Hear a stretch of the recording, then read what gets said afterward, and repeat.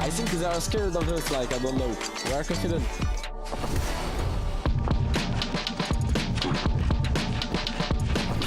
Hey, what's up, guys? It's Vivid here. Today we're going to be joined with Podesai. I got a couple questions for him. First and foremost, Podesai, how are you doing? Great, perfect. I'm feeling good, and I'm hyped for the Major 3. How's the confidence level feeling for you and Snazy? We did bad like last major. We didn't qual, and I think this major is like the first one was close. On the two last game we die, and that's why we didn't qual for the global championship. But I think this year, if we are uncontested, I think we can do something really good. Let everybody know where you and Snazy will actually be landing. We 6-0 the two last team landing on this, so I think we might dunk on. We are landing at Olympus.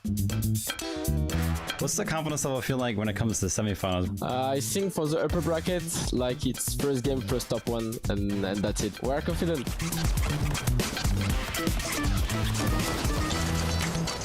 You and Snazy have been together for a very long time now, over a year of competing together. What's that kind of like being with a duo partner for so long? We know each other like very well in Fortnite and in real life. I think we have like the best mentality. When the performance is not here, we don't care. We just work, and that's why I think this merger is ours.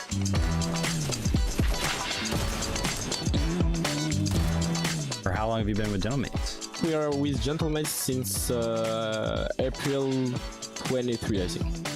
So like 14 months, I think. There's a lot of support in the crowd for you guys, right? How was that?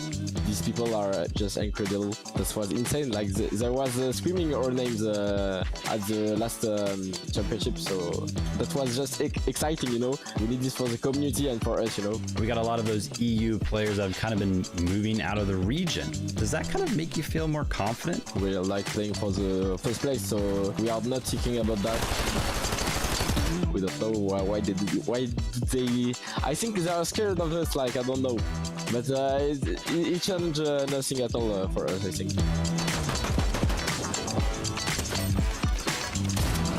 Any messages you want to send out to your fans? I hope you're gonna follow the FNCS Major 3 upper bracket and grand final if you qual. Don't hesitate to follow me on Twitter, Podesai, Twitch, Podesai, Instagram, Podesai, and everywhere. Thank you. It is Podesai everywhere. Of course, good luck in Major number 3. Hope to see you at Globals.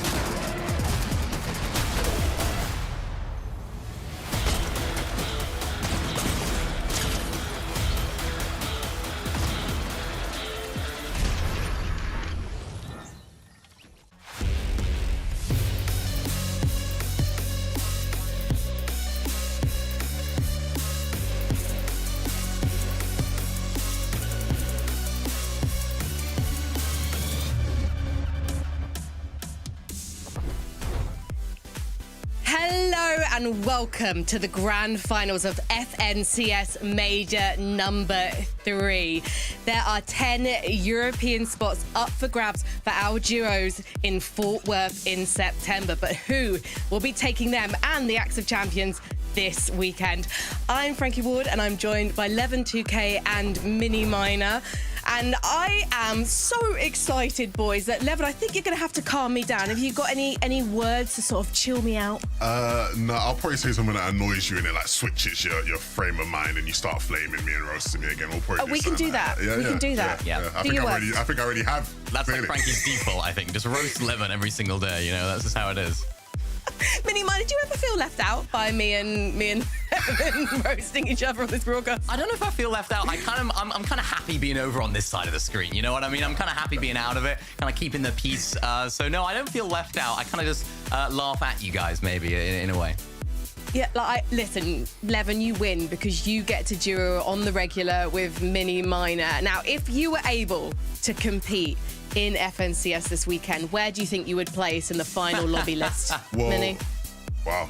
Okay, I'm so straight to me, first. why not? All right. Save the best no, till I last, backed Levin. my Geo11, but last. No, man, no. We would be, because we land Brawlers Battleground, so we'd be do. contesting Janice and Pixie, we'd dominate them off spawn, and we'd win the whole thing, I think. I love the confidence there. And you know what? There's been such tough competition this year. So let's take a look back and a look forward at the competitive roadmap. So I cannot believe that we are nearly at the end of Major number 3, boys, because this year has been phenomenal for the FNCS. Levin, have you got any highlights from the Major so far? Oh man, I think we've seen so many great wins so far this year, right? Malibuka and Sash picking up their first, or at least Malibuka picking up his first.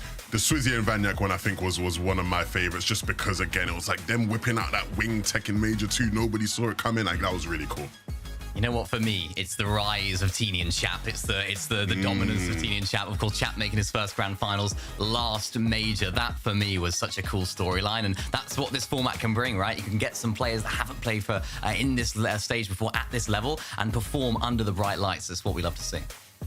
Well, you know what? I would be slightly worried about us having an extended break before we get to see Global Championships in September. However, we do now have the Esports World Cup in the competitive roadmap, Mini Miner.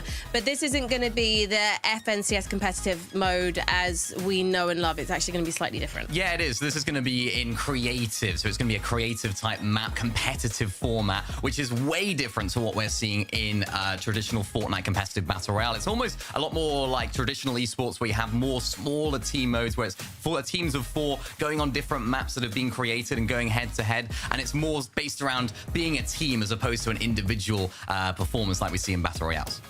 Yeah, and I think we've seen so many of the top players in Battle Royale really embrace it, right? A lot of the teams who are now qualified go into the Esports World Cup are some of the best players in Battle Royale, and some of the team combinations we've seen, it's almost thrown me back to, you know, the squad days years ago, right? It's been really fun to see the combinations and see those guys qualify, and it'll be even more fun to watch them later down the line.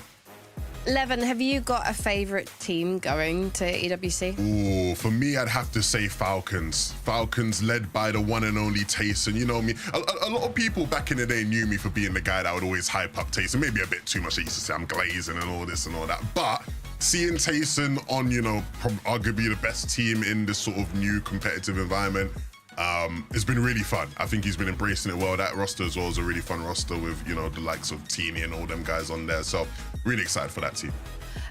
Mini Miner, is it quite nice also to see a return to teams of 4 as well? This is quite unusual, really. Yeah, as Levin said, it's kind of like squads, right? You have teams of 4, but it's a very, very different sort of vibe in terms of how the game is played. I think it's a lot more structured. It's a lot more based around, maybe not more structured than Battle Royale, but it's like it's a different type of structure, I suppose. Yeah. You have to be practicing in a specific way. You have to be grinding the same map. There's less of that unexpected nature that we have in Battle Royale with the different zones, the different loot and stuff. You know what you're going to get. You have different roles, and everyone's going to be playing those roles to perfection, hopefully, in the Esports World Cup come August. So I think it's going to be great to see that, because it's a different sort of competition, and I love it because we get to see people that we're used to seeing in different forms of competition show what they're worth in this style of competition as well. So for me, it's a really great opportunity to see some of our favorite players do what they do best, which is just be an incredible esports talent across different styles and competition.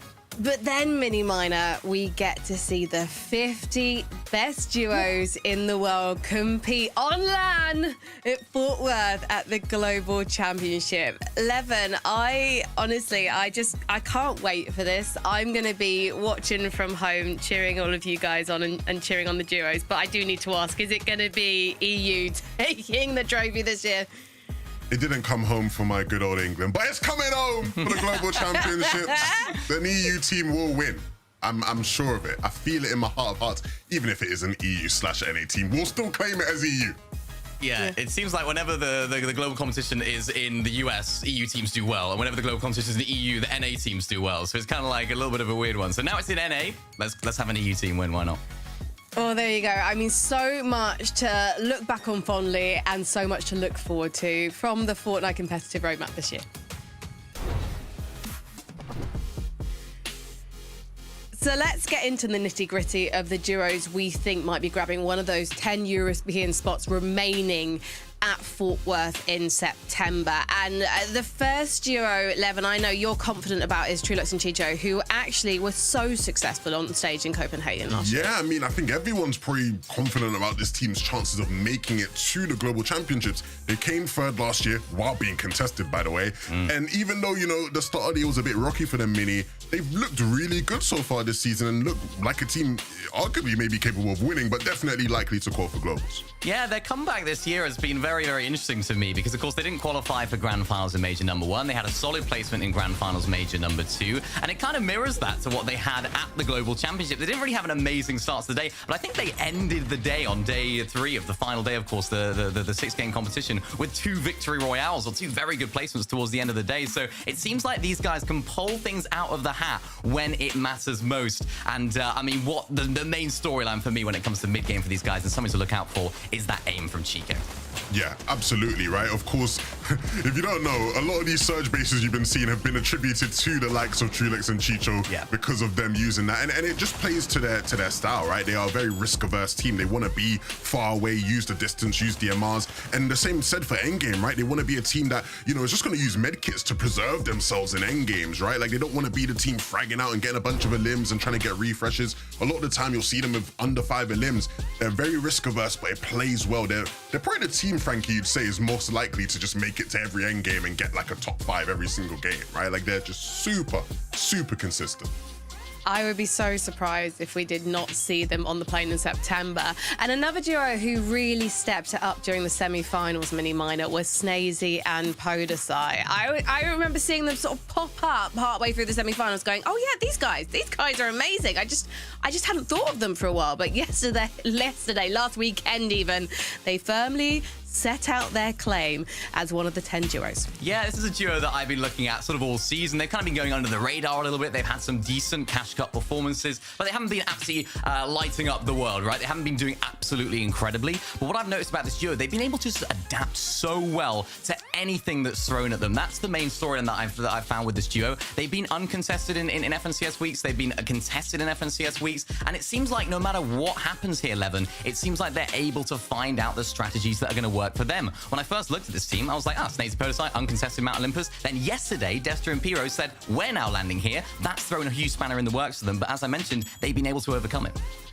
Yeah, our good friend Vivid did an interview with him, right? With did the little in the lobby. And in that, Podesai said, yeah, we're confident fighting off Spawn. And I think that's shown. And it's almost a glow up for them, right? I don't know how many people remember last season when those guys were landing at Fencing Fields contested by Tayson and Veno. And a lot of the time they were getting absolutely bossed. It was not fun at all to watch for any of the, you know, the MA ultras who were supporting them. But this season, they're just on a whole different level. They aren't afraid of anybody off Spawn. And, you know, I think most people would probably expect them to win this battle more often than not.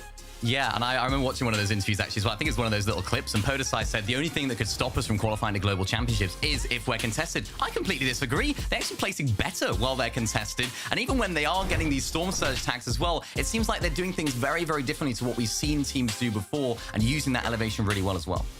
Yeah, absolutely, right? They're a team that I think, again, is like, I think they're still trying to pick up and figure out their read. I think Mount Olympus isn't always the easiest spot to play Surge from, especially now with some of the changes to the Slurp Cacti.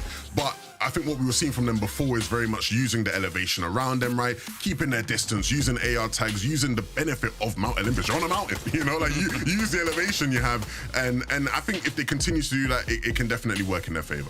It's just that fluidity about their game that I really love. I love the way that they're able just to roam around the map. If this was me in U11, we'd be getting eliminated, we'd be getting beamed. It wouldn't go very well. They're positioning themselves so well. I mean, look at this here, getting beams on players, taking fights. But of course, it doesn't always go well. And I think that's the risk for these guys today. It's the risk for their game. It's the risk that they're going to have to take because they're going to need to get these Storm Surge tags. The Storm Surge off spawn is going to be nice, but they're going to need a little bit more. And if these fights don't go too well for them in the mid game, it's going to look a little bit dicey for them. I think that's part of why maybe the off-spawn, you know, contest from Destry Imperials might benefit them in terms of a bit of early damage to alleviate the necessity to go and look for fights in mid-game. You know who looks for fights at any opportunity that comes their way? Or maybe I'm wrong on this one, but I like to see them try anyway. Nathan and CZV11. They're a team that just feels like a human highlight machine, and yet they haven't won an FNCS title yet. Very generous, I'd say, human highlight machine. I don't know if I'd describe Nathan and CZB as a highlight reel machines, but what I would say about them is that there's lots of opportunity for highlights because they constantly get to end games. I feel like in all the tournaments this season, mini minor, they're a team that you expect to see in the top 5. If it's a cash cup, a performance eval, you expect Nathan and CZB up there. Although it was like that last season, and then come grand finals, everything fell apart. Didn't look good out of Grand Glacier. And so the question now becomes, can they, you know, amend that this season and actually do something from that spot? Yeah, this seemed really interesting to me because, yeah, as you mentioned, they do seem to perform very well during the season. The Cash Cups, the performances are very, very good. The FNCS Week performances are very good. And even their drop spot, I remember at the beginning of the year, I think they were getting contested by Tayson and Veno there at Grand Glacier. Yeah. They were struggling for Storm Surge. That drop spot, we were like, yeah, you know what, that's not the drop spot. And then Tayson and Veno, of course, moved down towards Fencing Fields. That drop spot's been in the game for the entire year. So they've had the practice, they've had that ability to learn the meta, learn the Surge from that position, and they seem like they've mastered it right now. I think the key thing, though, to look at, right, which I think has been so interesting for them this season, is I actually want to look at where they've been their best and where they've not been their best. Let's take a look at the map, right? If you look at the games from semi-finals, right, whenever the zone pulled to the north, they had great placements, right? 9th, 4th, 3rd, 5th. Playing out of Grand Glacier, it looks like they favor those north zones. If we look at the average placement when it wasn't a northern zone, 21st. Like, they just couldn't make the games count when it wasn't a north zone. And I spoke to Nathan about this. I actually asked him, like, what's going on here? And he said, look, when it's southern zones, everybody sat on their cactuses. It's so hard for us to catch up. We can't get to a cactus quickly. Now that's changed, right? The meta's changed now. You can't sit there on a cactus and just recharge it all the time. And so I think they'll be much better off when the zones aren't at north, and that could help them make it to globals this year. Well, let's see if they can do it across the next 12 games we're going to witness this finals weekend. Right now, though, let's check out our human talking machine, Takata and Jacob Pia. How you doing, boys? Thank you, Frankie. I'm doing well. I'm sure you are too, Jacob. It's grand finals, so how can't we? I want to talk a bit about what Levin brought up, though. The Slurp Cacti. We've talked about them all throughout the qualifiers, the semifinals, and now in the grand finals. There's been some big changes. If you're not familiar, these Slurp Cacti that are mainly around the southern part of the map, if you pickaxe them, break them, they'll regenerate shield or HP. And the good thing is you could just get tags, go back down, pickaxe the cactus, and they would keep regenerating. You could farm as much shield as you wanted, so you could get a lot of Storm Surge damage without putting yourself at risk. But now, all of a sudden, poof, they're gone, Jacob. They're no longer in the game. They no longer regenerate. They're there, but they don't regenerate. So these players have had to make changes. They've had to adapt. Are there any big names, Jacob, that you think are going to have to change their play style a lot. Yeah, I think Nathan and CZB was one of the teams that Levin mentioned, and I thought was a good one to kind of look at. But with the freedom, the cactuses no longer being there, there's a lot more focus on controlling your own destiny, and I'm looking towards the top side of the map. Anything north of Restored Rio, so Trulex, Chicho, Queasy, Thomas, these are some big names. I think with the playstyle being changed because of the cactuses, they have the most experience in the lobby as well. Surge Tower knows Surge Tower. I think they're going to figure things out. Yeah, it's interesting because on average throughout this major, specifically with the Slurp Cacti in play, the minimum damage threshold for Storm Surge has been significantly higher than in previous majors. So now will it go back to normal? I'm not sure. We'll have to find out. But before we head onto the desk, I know Frankie has some questions for Vico. So let's see how he's feeling right before the grand finals.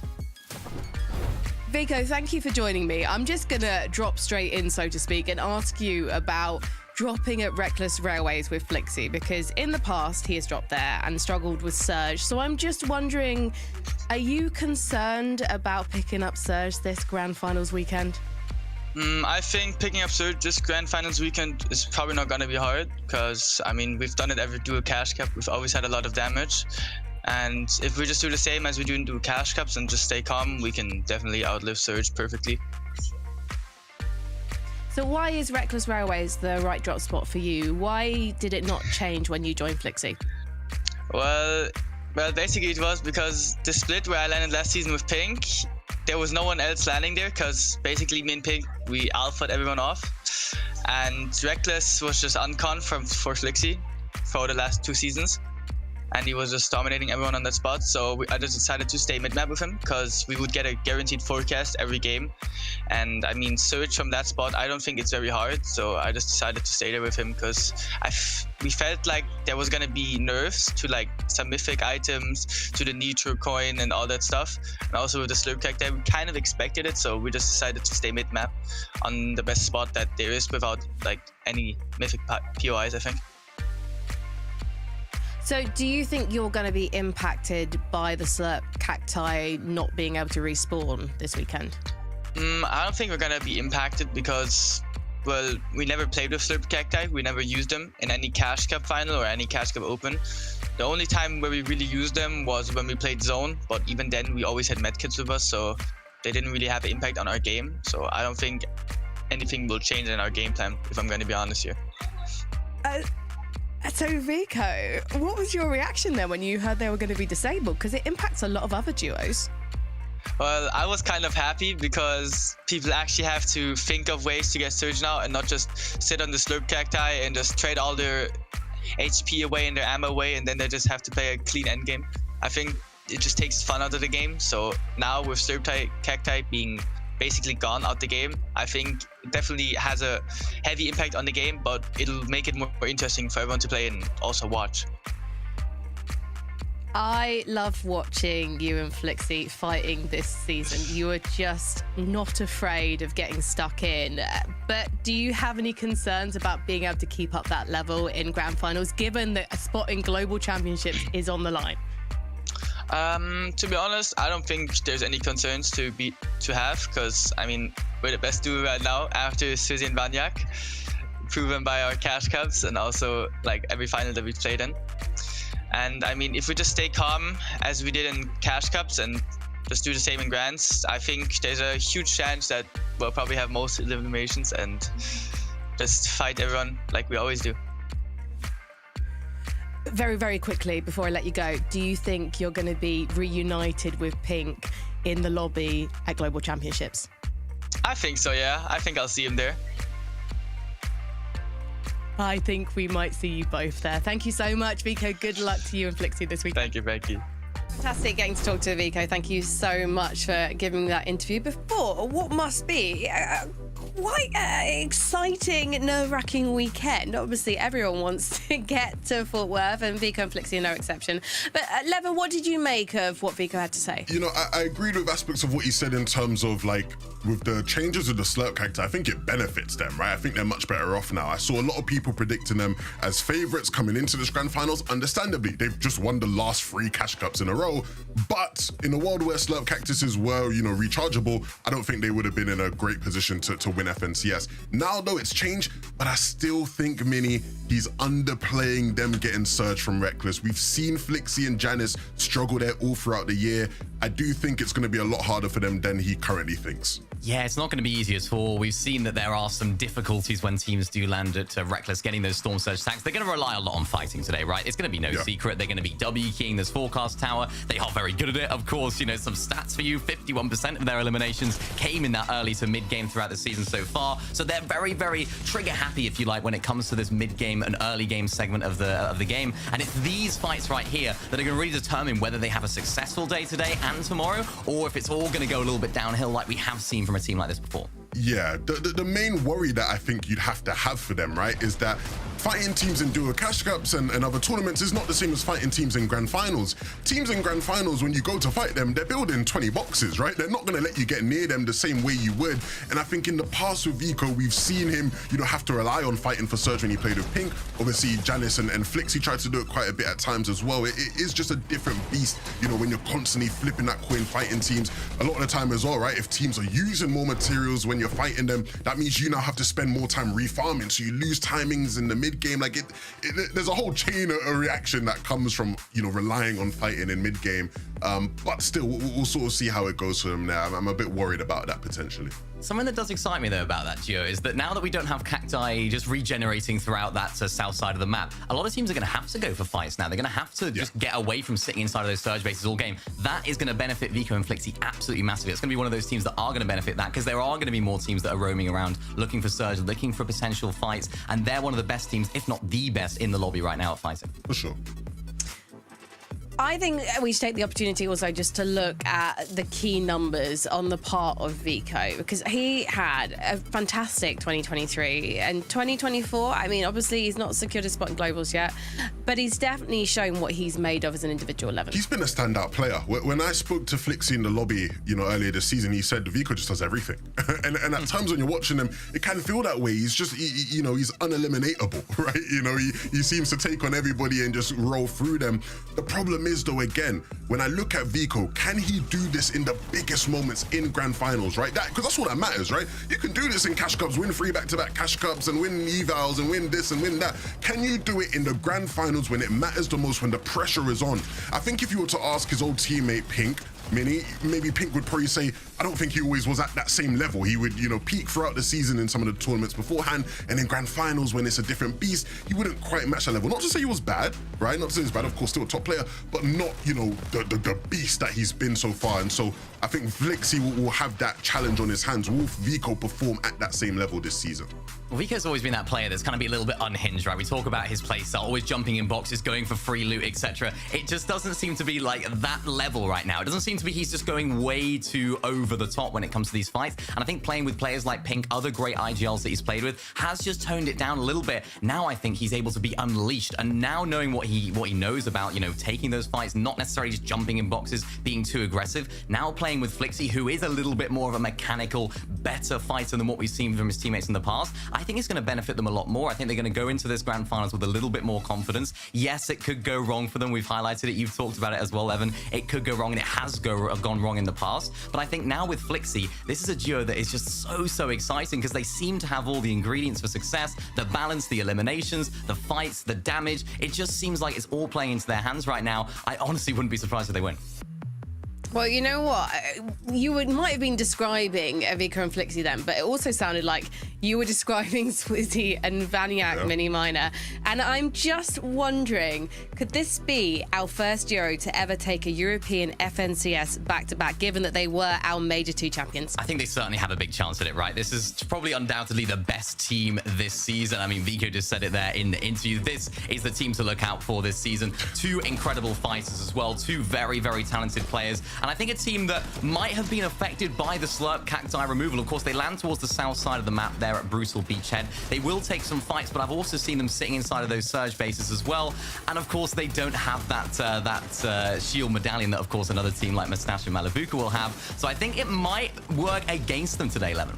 Nah, I don't agree with that at all. I think it benefits them. When you look at the games from the semi-finals a lot of the time, right, they weren't actually playing in surge bases that much. A lot of the time they were trying to fight on windmill. Obviously that team would often be, you know, like a Seti and Cammy or something. They were actually relying on fighting a lot more than I initially had thought they were.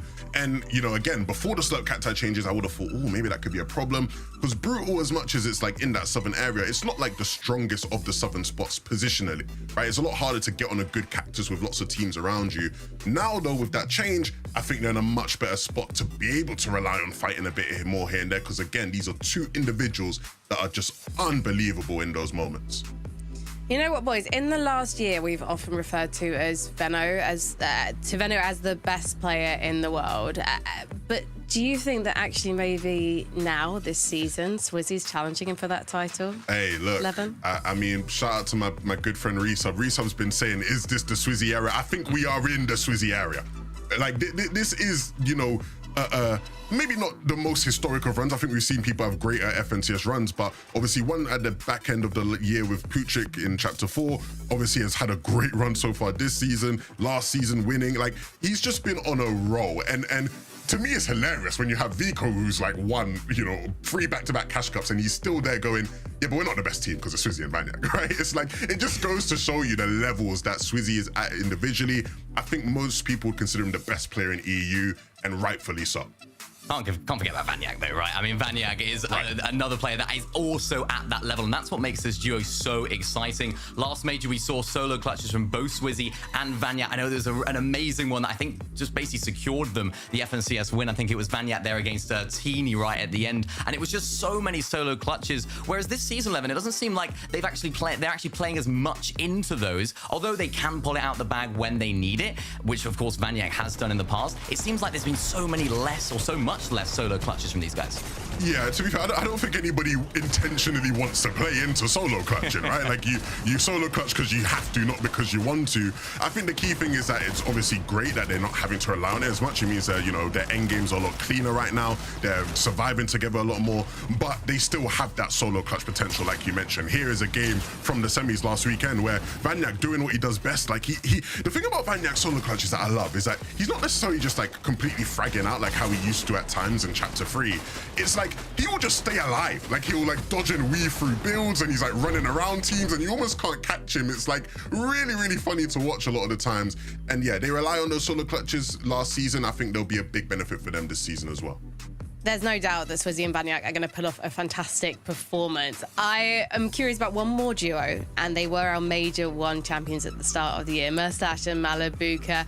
Perhaps Major 2 wasn't their best season, but from last weekend's semi-finals, I'm actually feeling good vibes about this duo right now, especially watching Mustache clutch things out, Mini Minor. Yeah, Mustache is one of those players that I looked into, and I was thinking, Mustache seems to peak at the beginning of the year. Major number 1, he always seems to absolutely pop off. Of course, people will remember Chapter 4 Major 1, managed to win it with Tayson, didn't quite have that same level throughout the rest of the year. And this chapter, I should say, seems a little bit similar. Chapter 5 Major 1, Mustache led Mustache with Malabuka, I should say, with 37 eliminations to Malabuka's 14. Chapter 5 Major 2, they had 17 eliminations each. Now Malabuka's actually leading Mustache in eliminations, so it begs the question, is Mustache able to keep up this level throughout the whole time? It seems like he's solo clutching a little bit less, Levin, and I'm interested to see what he can do today, because he's one of those players that does turn it on when it comes to grand finals. Yeah, I think he's the key player here for this team. You almost sort of know what you're going to get from Malabuka, right? He's not he doesn't need to frag out as much, but he's always going to have big clutches. Mustache is the one that obviously they give the machinist medallion to. He's the one that gets the best AR in the game. Like, he's the one that you really need to step up and have big performances. He did that in Major 1. You could argue he was the best player in the world at that time. He was playing phenomenally. Now it's about whether he can actually do it again here, because now with the changes to the Surge meta, a lot of people are looking at these guys as the true favorites now. You're landing at the best spot regline rig. You have the best win condition with the AR and the medallion. Like, all eyes point to them, right? I think when it comes to like who is the number 1 favorite to win FNCS in EU this season, they need to play into their strengths. I think it works for them being such an aggressive duo to have these items as well to pair with that. They're looking really good. But Levin, you mentioned the Mythic AR a few times there. Obviously, these boys are dominating early game Redline Ring. They're securing the loot they need to hopefully secure themselves a victory royale this weekend. Why is it such a game changer for them? Like I just said, it just plays into an aggressive playstyle so much. You have 2 items, right, in the medallion and the AR that lean well to being aggressive. What do you typically expect from Malibuca and Mustache? Aggressiveness, right? That is what they are so good at. And so the ability to just wipe teams using those items is going to be very, very prominent. Also playing height with it. I think when you look at NA, Peterbot and Poyo are the ones that usually have this AR, and they use it so well on height because they just suffocate the rest of the lobby. You almost can't go up on height. Malibuca and Mustache Mini aren't necessarily a height team, but I think they need to play into that a bit more to use the AR to the best of its abilities. And I think that's been a bit of a problem for them this season. And whenever I've watched them, I don't see that consistent game plan that we're used to seeing from Malibuca and Mustache, maybe that we've seen from Chapter 3, for example, where we know they're going to be playing the mid to low ground layers. We know they're going to be going for pre-edits. It seems like they're in a bit of a no man's land right now. It's like, do we play high? We should do. Or do we play low? I think they're going to have to make a decision this weekend to find success.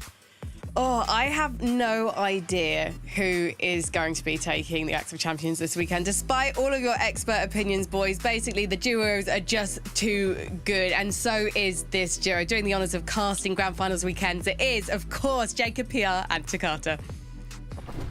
Thank you so much, Frankie. Nobody knows who's going to take it home. Will Swizzy and Vanya be the first duo to get back-to-back major championship titles on EU? Will a surprise duo be able to take it home, seeing that a lot of EU Titans went to NA for this major? Only time will tell, Jacob.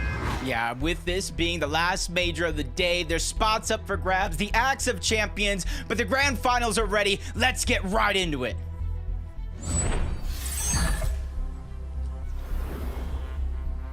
It's time to kick off the EU FNCS Grand Finals. Game 1 is always one of my favorite matches, Jacob. You kind of get to see how the vibes are, how the players are feeling. A lot of duos do have some problematic early games, contestations that they're going to have to get themselves through to make it to the late game. Yeah, it's not going to be easy, especially with the changes that we're talking about with the cactuses, where a lot of players were easily able to get their storm surge. The thresholds were so high that players were having to think outside of the box or sometimes inside of their surge tower to try to get their shots. There's a huge amount of flexibility and not a lot of time to adapt for this grand finals, and that's why we're really going to see who is the best Fortnite players in terms of adaptability.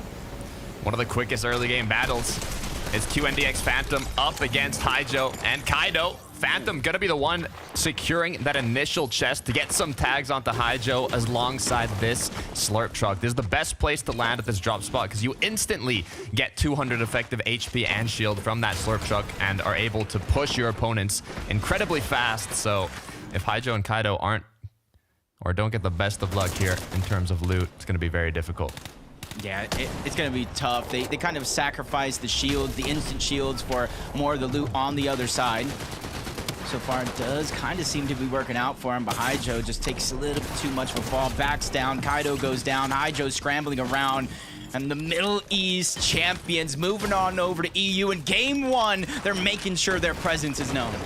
That's a drop diff in my books, Jacob. Beat them at the drop, got the slurp truck, and closed it out by the book. Good way to start it off, but it's 12 matches that these duos are going to have to play out, potentially against each other if neither switch up their drop spots. But let's head over to Mount Olympus. Snazy and Podosai already with 2 eliminations. Yeah, and our analysts were talking about this team when we started the show. Mount Olympus, uncontested versus contested. They were talking about how this team performs a little bit better when they are contested. And that was before with the cactuses. Now with the switch up, this surge is going to mean much more for either one of these teams. But on the other side of Podosai and Snazy, Philip Monk and Byron, they were the ones that kind of earned their spot for this grand finals. They didn't just qualify in through a couple of quick placements here and there. They got one of those victory royales. Yeah, Fyron actually being one of the 17 players that are competing in their first ever FNCS finals. So he's alongside a more finals experienced player being Flip Monk, but Fyron, it's his first one. We'll see if the nerves get to him or if he can perform. But going against Podosai and Snazy, I know it's going to be difficult, Jacob. Yeah. You can see already a little bit of heals. He does have the treasure map, which should get him a few more bigs. And this is the fight that I was talking about. Podosai just taking note of every single movement. Snazy was there, but he didn't even need the help as we continue to go fight to fight. And do you think, Takata, this many early game actions is kind of standard, or do you think this is because of the players fighting for Surge early on? I mean, Surge, like we said, isn't going to be as prevalent as it has been when the Slurp Cacti were into play, but it's grand finals. No matter what happens, no matter what the meta is, Storm Surge is going to be at an all-time high. The level in this lobby is at an all-time high, so being able to get that damage early on can kind of set you up for that late game. But the issue is a majority of teams that do end up securing those VRs and even finishing in first place in the grand finals or just getting higher placements overall tend to be uncontested. We've seen success from contested duos, but in general, on average, being uncontested does cause you to perform better. We'll see if that's the case today, though. Yeah, it's just a whole different of comfortability. You can loot up, you can get your materials, start your rotation. We continue to watch Dexy play a little bit aggressive, going for the piece control. Another team with him and Eclipse qualifying through a victory royale. Really proving they have the blueprint to get some big wins, but it usually does start with little fights like this, just out sort of Rebel's Roost. Contested this time around, but they want to make sure that they not only get as much loot as possible, but get some early Storm Surge and just get one team out of their path. Shots coming through from both ends here. Dexy now dropped the 15 shield. Looking to see if he can get a bit of real estate onto his opponents. AR shot comes through, but you got to be careful to not overextend. Dexy's been cracked now, 67 HP to work with, and is going to be forced to play it a bit slow here. Recuperate what he's lost. Yeah, able to kind of take their time. There's just a lot of freedom here, but because this fight did start so early on in the game, it really comes down to material count. How much did you farm up before you got to this point? You see between Dexy and Eclipse, relatively healthy. They're able to maintain their position above Maxi and Mystic down below. And just depending on what their material count is, you can kind of tell why they're turtling. They don't have the materials that can make this an all-out build fight, gain some advantage on the high ground. So they're just kind of left right now. They're left waiting on that low ground with very little flexibility. It's really up to Dexy and Eclipse how this fight continues to go. It's they either have to disengage or they're just going to hold them in that spot. And with the zone moving south, I'm not sure that's good for either team.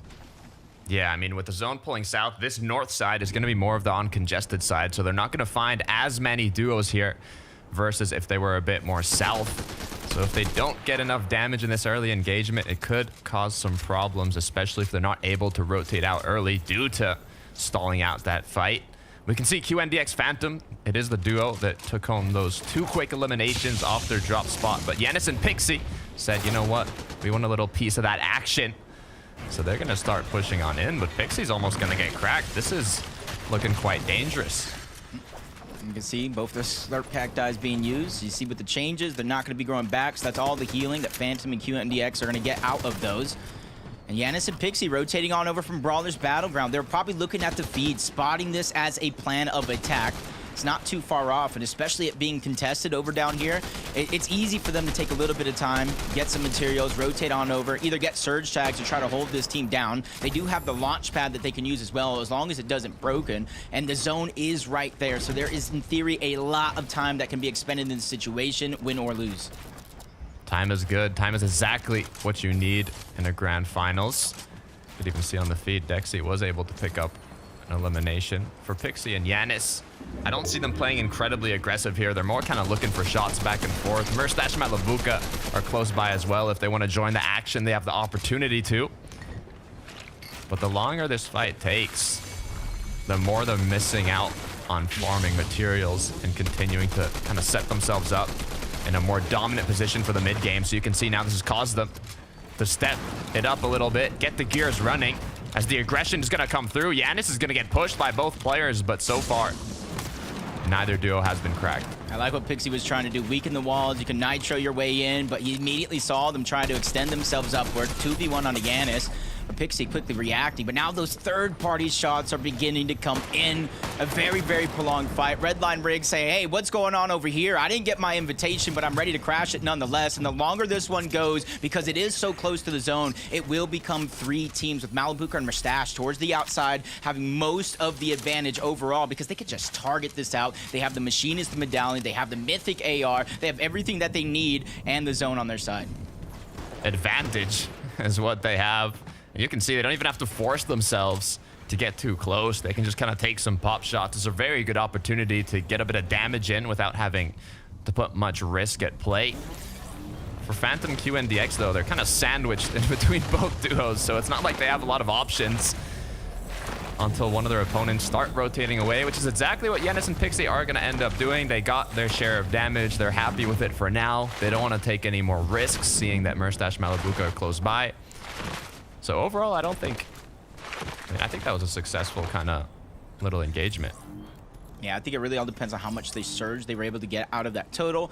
But you see the zone is moving south, staying in that fight. Yeah, you can kind of get more surge, maybe some eliminations, but more and more teams will move from the north, take over the spots. When you got there first, you landed at Brawlers. You should have one of the best spots in the game to build your tower.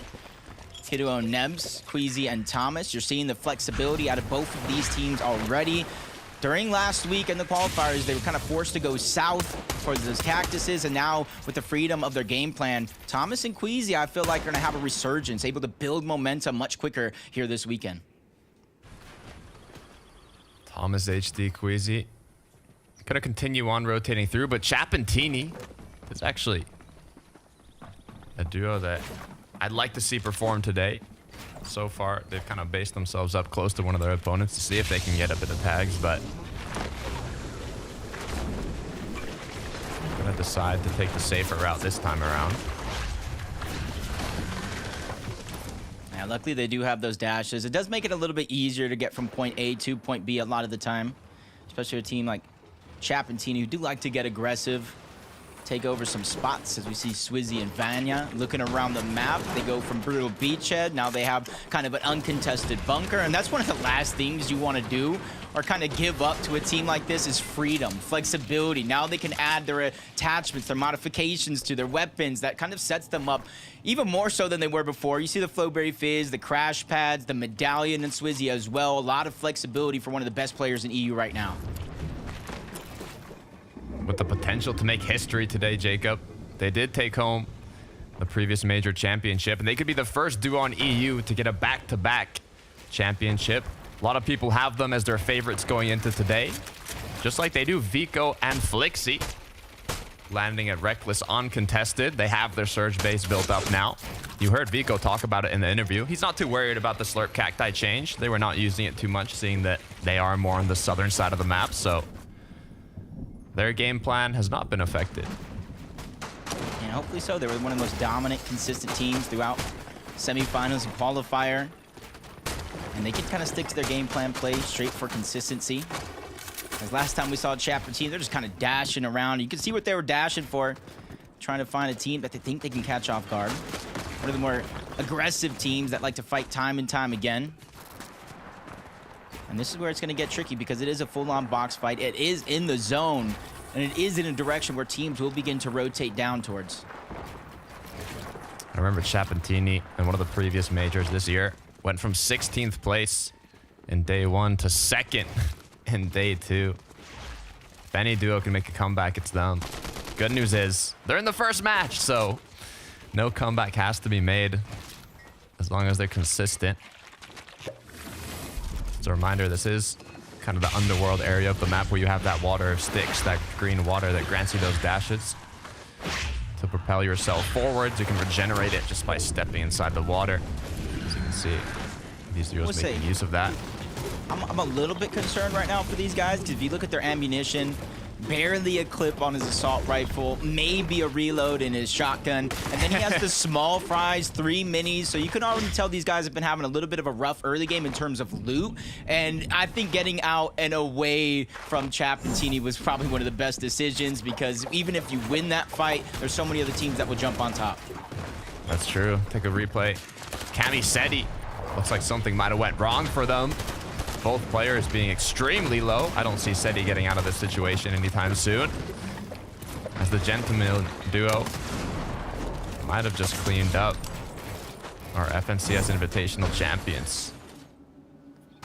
Not too worried just yet. Like we've been talking about, this is only game 1 out of 12 games. It's a marathon, not a race. And then on top of that, Takata, day 2, 1.5 times multiplier, which means as long as you perform decently enough today, you're going to give yourself a shot to perform well in day 2, close that gap if there is one, and hopefully either take home that Axe of Champions or at the bare minimum, a global championship spot. A lot on the line, Jacob. It is the last major. before the Global Championship. We'll be filling up those final spots for the in-person event of the year. As we go back over to Rift Island, it's going to be Kiro Mapi up against Chapantini here. Seeing who is going to be able to secure the flag. Trying to back him off as much as possible. They're doing a good job keeping that bottom control. The only thing right now is there could be a small possibility that Chapantini are just trying to extend upward enough. Yep, to the capture point still goes through. They're giving it up. Kind of letting Mappy and Kiro feel a little bit comfortable so that way they don't just push up, because you saw that they were weak. They were trying to heal. I think best case scenario for now for Chapantini, reading the situation, I think playing it right. Yeah, you can see how many duos as well in the surrounding area are also kind of boxing up. You can see Queasy Thomas not too far. Zone's about 45 seconds till it closes and 5th zone appears. Storm Surge is most relevant in kind of 7th, 8th zone. I'm curious to see how those numbers kind of change today compared to the semifinals, especially with the Slurp Cacti changes.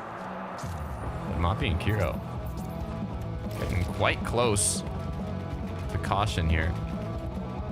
Yeah, they got a nice shot onto one. Teeny's just trying to get a flank. Mappy is down, but it is going to be a trade. 1v1's going to break down. You see him instantly trying to go for his teammate, maybe even trade revives. He thinks it's the best case scenario for now, especially since another team has landed on top of Rift Island. That's Focus. That's Belusi. They probably saw something go down. Even Queasy and Thomas said, hey, this might be a good position for us, but they get quickly tossed off the island, which allows for enough time to be bought for Kiro to finish the revive onto Mappy. They're going to clean up the elimination onto Chap, so it does look like they're going to win that 2v2 for now. This FNCS or Party Royale, look how many players are on the Rift Island right now. Thomas HD Queasy quickly decided against that idea though when they saw the risk that was involved. Good news from Mappy and Kiro. They're back in the game now, picked up. Bad news. Do they have any heals? Do they have med kits, Jacob? I'm not sure. Just looking at Teeny on the other side, being very, very quiet. He can't even heal up, even though he does have the heals. 2 materials. This is just a rough spot to be in, because as soon as they go ahead, stand next to that wood wall, I feel like they're going to give a good shot to see Teeny. He's ready to edit, run out of there as fast as possible. And you're seeing what happened to Rift Island. It was a comfortable 2-team island for quite a little bit until Queasy, Thomas, Radeon, Belusi, all these duos jumped on top and tried to claim it for themselves. It's the best point of view in order to get Surge on the majority of the island. Take a look at Kovacs now, 57 above. It's kind of that position where you're not in desperate need of Surge, but in the blink of an eye, it can change. On the other side of the wall, you have Podosai and Snazy. More than comfortable enough with the amount of damage they've already secured, which means they don't have to play aggressive. They're all in the defense here, just taking pop shots when Kovacs and Duo push in. Nitro is going to be popped, though. They're not in the zone yet, so they are going to be forced to rotate. Going to kind of recycle the builds from Podosai and Snazy here and follow them in, hopefully, with the hopes of picking up some tags. Ooh, a nice little flank attack. He has the wall weak, breaks in with the Nitro. Doesn't necessarily want to fight on this rotation, especially since they're right there in zone, 5th zone. Ooh. This is when we start to get very, very close proximity to one another, making it harder to survive if a third party does start to jump on. Podosai and Snazy beginning to rotate as well. Nobody really wanted to get too close too early, except for these guys here who are deep in the zone. They're fighting for a lot here, because as soon as they make it out, they not only get the loot, but they get the zone right on their side, and there it goes, a trade. Thomas is going to win that one, but the focus from the lobby is coming in. He needs to get out. Just 3 ticks of HP is all he can take, and he's going to survive for now, and there's more than enough time for him to backtrack, get Queasy back on up as soon as he pops those colas. There's a reason Thomas HD has the 2nd most top 10 FNCS finals finishes out of any player in the world.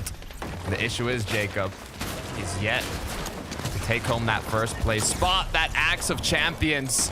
And with the push coming in from Pred and Radeon, looks like game 1 is not going to go their way. That's just tough. That's a very tough situation to be in. And then Teeny from one tough situation to the next. He's using the cannon. Oh my gosh, Mappy. I was thinking he's using the cannonballs outside of the box and said, Mappy, you ain't going nowhere. Whoa. Get back. That's a huge pickup from Mappy. 5'11 above. Take a quick replay. No shot. Not missing a single shot. Teeny thought he was slick with it. Cannonballing away. This was recently added last week. But good news is that Teeny has been putting in the work in terms of aim training. And it paid off. Back-to-back shots. I didn't expect the cannonball, let alone back-to-back hand cannon shots. Really entertaining already, starting early on. 28 people still alive, though, so even with those elimination, placement points have not begun to set in just yet. 3 teams still need to go down.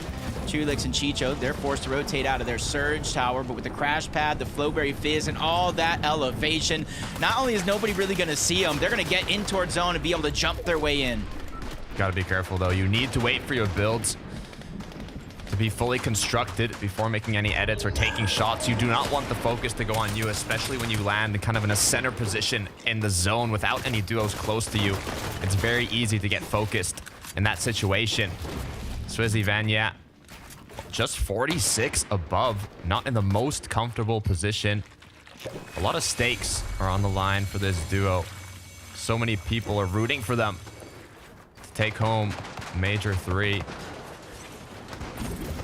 About a new era of competitors. Hey, this could be it. Crash Pad coming out. See him instantly covering the distance. Others already pressured and safe, but not too far off to go. You can see the ones that do have this max pull. It's almost vital that you have to have the Flowberry and the Crash Pad, especially without too many heals, not only in your inventory, but around the map as well. Another Flowberry Fizz, Crash Pad rotate coming in. Good opportunity to land a potential shot onto Lunix. And not only that, a full-on knock. All they have to do is take cover here now with these spare materials. They have a long ways to go before they fully make it into zone. Storm Surge is ticking, causing these players to apply pressure and do as much damage as possible. But one more Crash Pad Flowberry should be enough to get them right in. Yep, and now they have options, different obstacles, but they're just going to go ahead and box up. 146 above the damage threshold, which is a little bit of a feeling of confidence, but where they're positioned now, they're really, really minimizing the amount of surge they're going to be able to get, because most of the teams, they will go up, they will go over, or they'll simply just go around where they're currently positioned. Good news is, though, that elimination that they picked up has kind of granted them the come-through ability to be able to put themselves in a position like this, as you have Eclipse right on top of their box, just 32 HP, one shot away from going down, as the Nitro's going to come through. No more heals, no more shields. In one of the most desperate situations you can be in a grand finals, Eclipse needs a miracle. Yeah, and a lot of these other teams are starting to take note when players are down surge, recklessly trying to jump into boxes. You have a little bit more choices of what you can do. You can fight it, bait a shot. You can just try to hold him out as Eclipse goes down. Him and Dexy are out. Merstache is going to fall. Malabuka now by himself. We were talking about this team and the red line rig and how much more powerful the loot is this time around. And unlike the semifinals, they're 520 above the damage threshold. They were struggling before, so they fixed one part of their game plan, but getting caught off guard is not something you can necessarily fix. Yeah, I was gonna say, I mean, they got good damage, but the bad news is teammates down. Malabuka's alone. Will he be able to clutch it out as a solo? I've seen him do it time and time again. Kiduo Nebs looking quite comfortable as well. Very close to the zone here. Majority of players still yet to have concluded their rotation, as once again we see a Crash Pad rotate into zone. Just trying to get some cheeky little shirt shots as they fly across the sky. Some of the best and safest shots you're going to get, especially with everybody else having to rotate in. They found their spot in zone, and they've fallen just a little bit on that damage threshold. Still above, but by 22, with a couple more surge zones to go through. That's not a full feeling of comfortability, but you're seeing they're being very, very meticulous of when they peak and when they actually go for these surge shots. With everybody boxed up, they know how dangerous and risky it is. In terms of duos that are looking healthy, Vico Flixie gonna be one of them. I saw CZB and Nathan just beside them as well. These are two incredibly powerful duos that can make something happen in this late game. In terms of high ground, it changes an average of 5 times during the matches throughout this season. So especially if you try and take it earlier on, you have to expect a lot of duos to try and contest it. You can see right now just being very, very careful. Changing layers, going up, down, just trying to peek where's this rotation. Zone pulls forward, gives him a chance to look at pings and walks. No damage really able to get through, but You can see that on the wood, which means they're probably almost out of materials, just like Vico and Flixie, who are looking very, very thin. And that's why they're looking for an elimination, a refresh for those mats and resources. Snazy now down below, but you gotta be careful. One of the most risky places to be in currently, as Podesai has lost his duo partner, left the node, but decides, I want to get back into the action. Picks up an elimination on Nebs, picks up the materials from the Elim, but now eyes are on him. Podesai has to find an escape, and the crash pad might just be it. Yeah, very early on, we have about 7 solos running around this lobby. Make it 6 as one of them's gonna go down. Podesai still doing what he can, but he has no HP, no shields to regenerate, so he's gonna have to either find a refresh or go through unnoticed. As you look in the sky, it's Mappy, Kiro. They found themselves positioned well above the rest, and this is a dangerous position for everybody below. We know how great Mappy is when somebody's flying through the sky. Now picture this with so much pressure, builds breaking, and chaotic scrambling going down on the low ground. Issue is, all I see is wood in the inventory. Kiro as well with a little mistaken crash pad into the zone is now going to be forced to lose quite a bit of HP on his way back for Swizzy and Vanya, though. They're back together, grouped up, healed once again as they go onto the corner side of the bottom half of zone. Clownski X-Force are now going to be the kings of high ground. Yeah, it's already changed hand once, and I think it might change again. There's still some crash pads in inventories. Mappy towards the backside of zone. Malabuka as well as he lasers somebody out of the sky. Clownski X-Force 4 eliminations, looking for their 5th when that one gets cleaned up. They have a decent amount of materials, but they are running out. Malabuka goes for the play one time, doesn't get it, and that's going to be regret because he goes down for it. Top 8 finish for Malabuka. More than enough, seeing that Merstash went down basically the whole end game. Swizzy Vanya, though, both players still up. We can see that the chemistry is strong with this duo. They are clear favorites, and you can see why. I think Mappy found another elimination as well, but they're just not concerned with that. They're just focused on their layer and nothing else, moving forward, staying ahead of the game, and that gives them the flexibility to look back when they want to, if they want to, and with the materials they're able to get with the right elimination at the perfect moment, Vanyak is able to place all of this space down below, and as long as he stays healthy on these materials, if it comes down to the final 2 teams, he got my vote. Flipmonk goes down. Probably the duo with the most builds in the match currently is going to be Swizzy Vanya. Up above, we saw Clownski and his duo partner had, what, 4 materials like 10 seconds ago. They have to be running low shortly. Going to be forced to drop down and play a bit aggressive as Radion and Pred, 7 eliminations. Now going to have to hunt for more. Yeah, all those solos littered around the lobby are no longer there. It's all duos left alive, some in a stronger position than others. The zone is going to continue to move up this mountain ever so slightly. Means a team like Radion and Protege have to get up, and they have to get up quick. And with everybody fighting above, that's a little bit of a distraction, but they take some of the focus. A lot of damage onto Radion. He's scrambling around. Teammate gets left behind. Swizzy and Vanya are the ones that are fighting him, and they both go down for it. The change in elevation, it's too much for these players down below. X-Force, Clownski capitalizing on this zone, making the most of the situation, is now all they have to do is look back and connect their shots. Yeah, nobody's gonna be able to contest them. They were just trapped. They were just boxed down below. That one was like taking candy from a baby the moment they got high ground from Kiro and Mappy. Perfect zones for Clownski X-Force. All they had to do at that point was play it by the books. They had basically no materials in the last 2 moving zones, but luckily enough, the zone did pull back, so they didn't have to use more materials. All they had to do was apply pressure from above. You can see 4 materials onto X-Force, but with that zone, they cleaned it up, and they secured the victory royale for Game 1 of the EU FNCS Grand Finals. Yeah, even with what little builds they did have left, you saw the crash pad to save them. Shoots out the crash pad, nobody can use it, and with 7 big eliminations, they are going to be your first team to take home a victory royale in the Grand Finals. Takada, things are already shaking up and looking spicy. Look, things are heating up. We have 6 matches today, 6 matches tomorrow, but this is just the start of the Grand Finals, Jacob. I'm excited to see how things change up. But before that, we're going to head to a quick break, and then we'll be back for a lot more action. See you soon.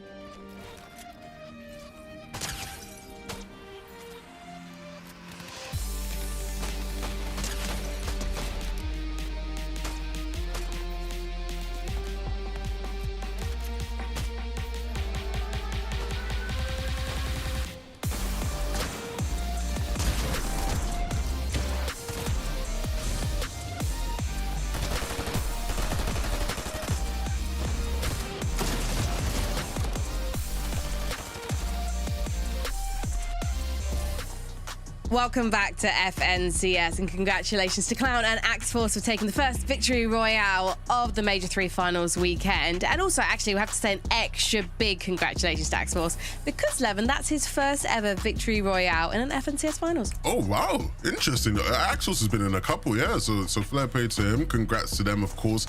And really nicely done, as the casters pointed out. They sort of took height at an untimely sort of moment for Kira and Mappy. I think Kira won't be too happy with how that one ended for them. An accidental crash pad placement that sort of messed them up. But either way, Clown and Axe Force will not be upset about that, right? They'll take whatever they can get, and the zone sort of played perfectly for them up this mountain, right? Everyone was struggling beneath them, really. Yeah, and that's important for these guys because, of course, they are contested over there at Pleasant Piazza. So getting big games like this in the very first games can do wonders for their confidence. As you mentioned, the way that they played height was really nice. Just the ability to see that a team have had a bit of an oopsie up over there on height and crash padding into the storm, and just having the ability and the confidence to say, right, we don't have that many materials. I think they only had about 200 between the two of them to go there and take height. Zone did play back for them, but it was a nicely played end game and a game that's going to boost their confidence massively, I'm sure. Mini Minor, were you surprised not to see Swizzy and Vaniac really challenge for height in this game? I know they kind of got separated as we headed into the end game, managed to reunite, but then they didn't really make a challenge. Yeah, they didn't. I think we have seen them do that a lot throughout this season. It was something that I was expecting them to do. Maybe not in game one, though. I don't think I'm too disappointed or surprised that they haven't necessarily just gone all out height, because I think it just shows that they have this element to their game. They can play mid to low. Of course, we broke it down at the beginning of the show. They're both incredible fighters. They both know how each other play, and they haven't really been playing as solos too much, and I think this is going to be crucial for them today, knowing how to play these layers really well. Yeah, I think, Frankie, you know, when we looked at last Grands, right, when they won, they played a lot of height, and that was sort of where we saw them a lot prominently. The key factor of that was they were able to do these really cool height things with the wings and fizzing that not many people could do. So a lot of the time they just catch people off guard on height. And it's funny because we sort of have a similar thing this season with crash pads where you can just go up really high vertically. But because almost everyone can do it, you don't have that same surprise factor. And I think that's part of why we're going to see them less on height throughout the weekend. I think we'll still see it here and there, but it's not going to be like the defining factor for them like it was when they won last season. What's interesting for me now, guys, looking at the standings, is Castrider 7th, where Vico and Flixie are, and they only have 4 eliminations. Now, that's great for most duos, but Mini Minor, I'm kind of surprised. I would have expected them to have more, especially as they got fairly far in the game. Yeah, they did. I mean, we wrote them down as the best fighters in the lobby at the beginning of the day, and I think we saw a different approach to them. We didn't see them just absolutely W king off spawn. We saw them playing that Surge Tower. I know Vico was sat up in one inside of Reckless, really, really tall tower up on top of the main building. So it seems like they're trying to just ease into it, I suppose, if you like, for this first game of Grand Finals. No doubt if they need to, they'll pull out some fights in mid-game, and maybe that end game wasn't quite to their standard that they would have liked, but still more to come from that duo for sure. And also, I have to say, there's more than I expected in a way from Pradaj and Radion. I know we're only 1 game in, Levin, but this is a duo that I feel like we haven't really spoken much about, even though I have it on your authority. They've been around for a while. But in the semi-finals, getting Victory Royale last weekend, I was like, who are these guys? And they're showing up again. Yeah, absolutely, right? Big ups to Pradaj and Radion. It's funny, I was watching Pradaj play some scrims yesterday, right? Obviously trying to get accustomed to the new, Surge meta. And they were struggling with Surge. They were down, but it's good to see that, the scrims sort of helped them figure something out for this game. Obviously, I think they're contested today by T-Chips and Deceptor, so interesting to see how they'll sort of fare throughout all the games. But I think the key factor clearly here was Radion just going ballistic in this end game, right? 8 elims, popping off. When you have a player that's going to pop off like that, you're going to have good games out of it. The key will just be, can they do this consistently? It's game 1 of a 12-game format. You never want to get too ahead of yourself by what things look like on the standings at this point, right? There's still so much more to go. Are you expecting Mini Minor, Mappy and Kiro to pick themselves up again after that fluff on the crash pad? Yeah, I think so. I know we've spoken about this team quite a lot throughout this chapter. Just, of course, Kiro and Kiddo splitting, now Mappy and Kiro coming together. It seems like they have so much to give. It seems like leading up to Grand Finals, they're such a strong team, yet they just don't seem to deliver when it does come to Grand Finals. That might be a little bit of one of those where it's like an example of where they might have a few nerves going into this one, because, of course, this is their final opportunity to qualify for globals, and it was a really interesting way that this actually happened. It just seemed like a bit of a snap decision for them to throw down the crash pad and, of course, go into the storm. It just didn't quite seem as though they were confident and comfortable up there. I think it was a bit accidental, right? I think Mappy wanted to just go to front side. They're sort of running a lot of mats, maybe land on a team and just try and get in box, right? And then Kiro steps on it the wrong way and just gets blasted out into Storm. It's a bit unfortunate. I can sort of see what they were trying to do there, but yeah, the execution a bit off. Levin, do you think that they wouldn't have been in that situation if they hadn't tried to take high ground so early? Because you just were saying they were running out of mats. Yeah, I mean, that's the story of the season. I feel like a lot of the times we see teams on height just struggling, and then it's like, well, yeah, well, what do we do when we're here? We have nothing to play with it. So I think we'll still see them go for it quite a few times throughout the weekend. I don't think it'll scare them off. In third place on the standings right now, we do have Prism and Casper. This is another duo I'm not too familiar with, so there might be a few newcomers to FNCS who are the same way Mini Minor. I mean, Prism, actually, to be fair, Prism, I've definitely seen him in quite a few elimination feeds on the good and the bad side. So tell me, do you think this is a duo that can maintain this position on the standings? Yeah, I think so. I think they're a very underrated team going into this grand finals. I see a lot of hype for them on social media. It seems like teams... a lot of people out there do have a lot of hope for this duo. And I like the way that Casper was playing the medkits here nice and early on, just squeezing out those extra placements. Was it second place there at the end? I think he managed to get. So really nicely done from them. And I think that's a strategy that is going to be so crucial that we're going to see from other teams today as well as playing those medkits. But Zone's definitely played in their favor in that game, really close to where they landed. So I want to see what they do if Zone's a little bit further. Look, I don't want to get too ahead of myself, but for the Mongo and Savage fans, these guys might be laying the blueprint. They land at the same spot. If those guys are doing good, then I'm looking at NA later thinking, oh my goodness, it's going to be a good day. That's what I'm thinking at least. Let me calm down. I'm kind of confused by what you mean by that and what makes it a good day, but we'll chat amongst ourselves, Levin, because it's time for game number 2 with Takata and Jacob here. Thank you so much, Frankie, Levin, and Minnie. And Takata, I got a question for you. With the way things shaked out after game 1, let's just go right into game 2. I'll get that question right after.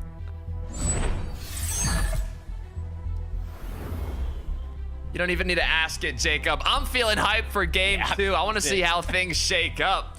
We do have a battle bus going from north to south, so especially for duos like QNDX and Phantom, they're going to be the last to jump out of this battle bus and begin that early game engagement, although it is going to be the ones that kind of finish that off-spawn battle faster than anyone else due to their drop spot. Pred or Predage here with Radion. We saw kind of Radion's pop off in the last game. If you can do anything close to that in this match, it could even be enough to put themselves in that first place spot. Yeah, it wasn't so much only the eliminations, it was just the timing of those eliminations, keeping them alive, able to get all those resources.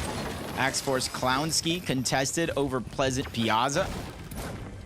In game 1, doesn't look like it proved to be too rough for them. Hizix and Donde are there as well, and this is a team that's been landing at Pleasant Piazza for quite a while, and I don't think anybody wants to kind of give it up for free. Yeah, you maybe disengage, but maybe you fight out just like this. Great shots to start it off for Axe Force, but nobody's there to kind of follow up on that, especially since he has to heal. Axe Force now continuing to look for options. So far, he's going to be the one that was potentially put into danger, but with the shots connecting and the elimination picked up, Axe Force now has done a great job to set themselves up for this early game. Yeah, quick elim. Player's gonna go ahead and try to disengage out, but it's not too much of a worry just yet, because it does look like he's gonna be able to escape, and Axe Force and Clousy don't look like they're gonna go on just a wild goose chase searching for him anywhere else, as Hydro and Kaido seem to have won the fight down here. So it does look like it's gonna be 1-1 in 2 games so far. And this is one of those matchups that you kind of watch. 12 games of fighting it out off spawn. Do you really stay here for 12 games? Do you really fight for 12 games? Or do mind games, especially between day 1 and day 2, start to play a role? I don't know, Jacob. We've seen it happen. But before I get too into it, Skavi and his duo are going to be the ones that come out on top. But look at the mini-map, Jacob. They're not done yet.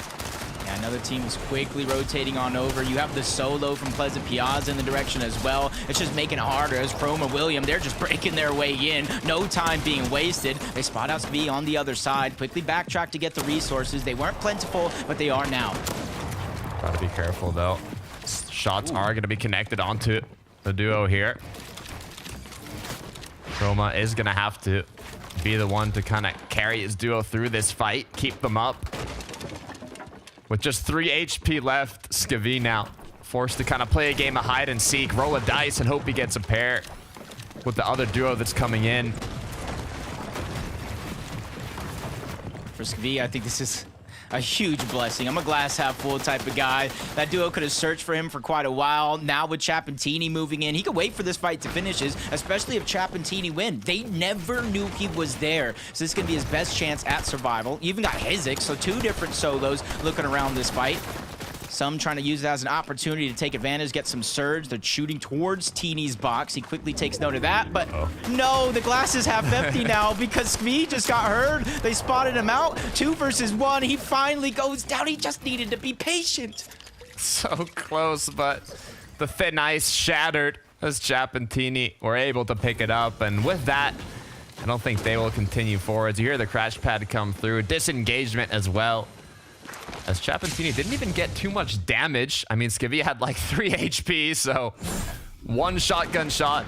That's what they're gonna have in terms of Storm Surge. But taking a look at a replay once again, Camiseti went down early in game 1, and we're gonna have a repeat here in game 2. Oh man, Akira and Easy just making their presence known at that split drop. And this is where I talk about the mind games. I was thinking from day 1 to day 2, but a couple teams are already losing their off-spawn fights in back-to-back games, so it's really kind of forcing that question. Do you switch things up, go to a total different drop? Do you just kind of switch things up, go to a different either floor loot or chest at your drop? Then again, we are talking about Seti and Cammy, so all the experience in the world, especially, you know, they do tend to start a little slow and make their comebacks later on in the game. I mean, we know Camiseti. They're one of the 8 duos that have made all 3 EU finals this chapter. But with 2 games having gone out in the early game with basically 0 points, it's not a good way to start it off. There is a 1.5 times multiplier on the points in day 2 and 4 matches to be played out after this today, so anything can still happen. But what went wrong in Red Line Rig, Jacob? Murstache is eliminated. Malabuka's left alone. Not only what went wrong, like, does they have the loot? Because in theory, we see that he doesn't have the mythic AR, but does he have the medallion, or do he kind of give it up? Because I've seen that before. Teams get to test it, they get left as a solo, they, instead of running away with the medallion, they drop it to try to make their presence unknown, as Dexy and Eclipse kind of out with revenge. I believe that's Turtle and Cheeps on the other side. It's a team that you have to watch out for, but maybe less so now that Eclipse was ready to get 1 elimination onto Cheeps, leaving Turtle by himself. Cheap sent back to the classroom as Eclipse now is going to see if he can find his duo partner. The 2v1 upper hand for this duo, but Turtle living to his name here in his little turtle base he's made down below, looking to see if he can hold off.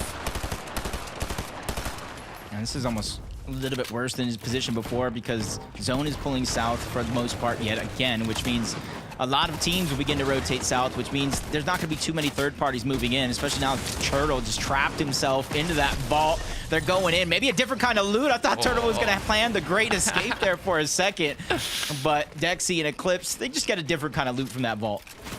Turtles aren't too fast, so it is difficult to make a great escape. Eclipse Dexy now with a little confidence boost from those 2 eliminations might be able to take some shots, I'd say mid-range, from these duos, being Nathan and Sky Scroll on the other hand. They don't need to do anything aggressive with those 2 eliminations, just see if they can get more damage. If they do see that engagement go full on though, and they have that potential for another third party, they could play aggressive, but I don't think it's very likely. Yeah, especially since they didn't get like a massive north zone, but it is pulling relatively towards the center for now. And you talked about their performances when they get a north zone. Hey, at least they can work with something a little bit more towards the middle. Now they end up wall to wall with Maxi Mixstick. Another team towards the north that they have to watch out for as well. So they got to pick and choose their battles wisely here.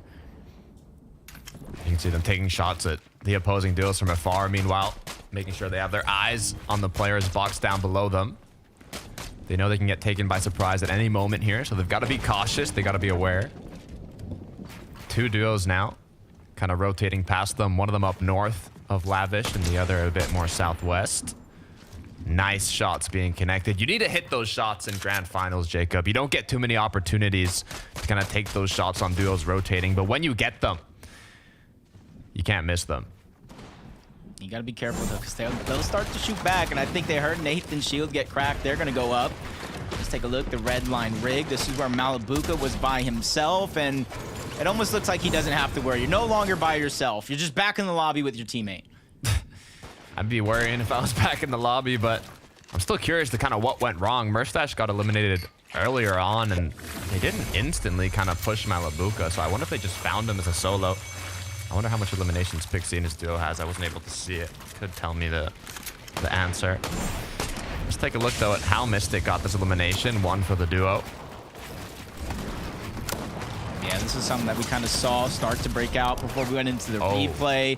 It was actually CZB that went down. I thought it was going to be Nathan there for a second because Nathan was the one that got cracked by the third party. They instantly heard that and went up, but it was just CZB probably trying to alleviate some of the pressure. He's going to go down for it. I can only assume that's Nathan all the way back in Lavish Lair. He has no choice but to go back, try to get his reboot card. And the biggest blessing for him is if a bunker opens up back there in the storm, they'll have no worries. Would be ideal. You gotta kind of hope in situations like this. The odds are in your favor. Thomas HD now has kind of, we like to say, that 2024 Storm Surge base set up, blocking those crash pads. But without any eliminations, they are gonna need to do a significant amount of damage. They have time for deal and reason. One of the other 8 duos that has made all 3 EU Grand Finals this year. And rightfully so.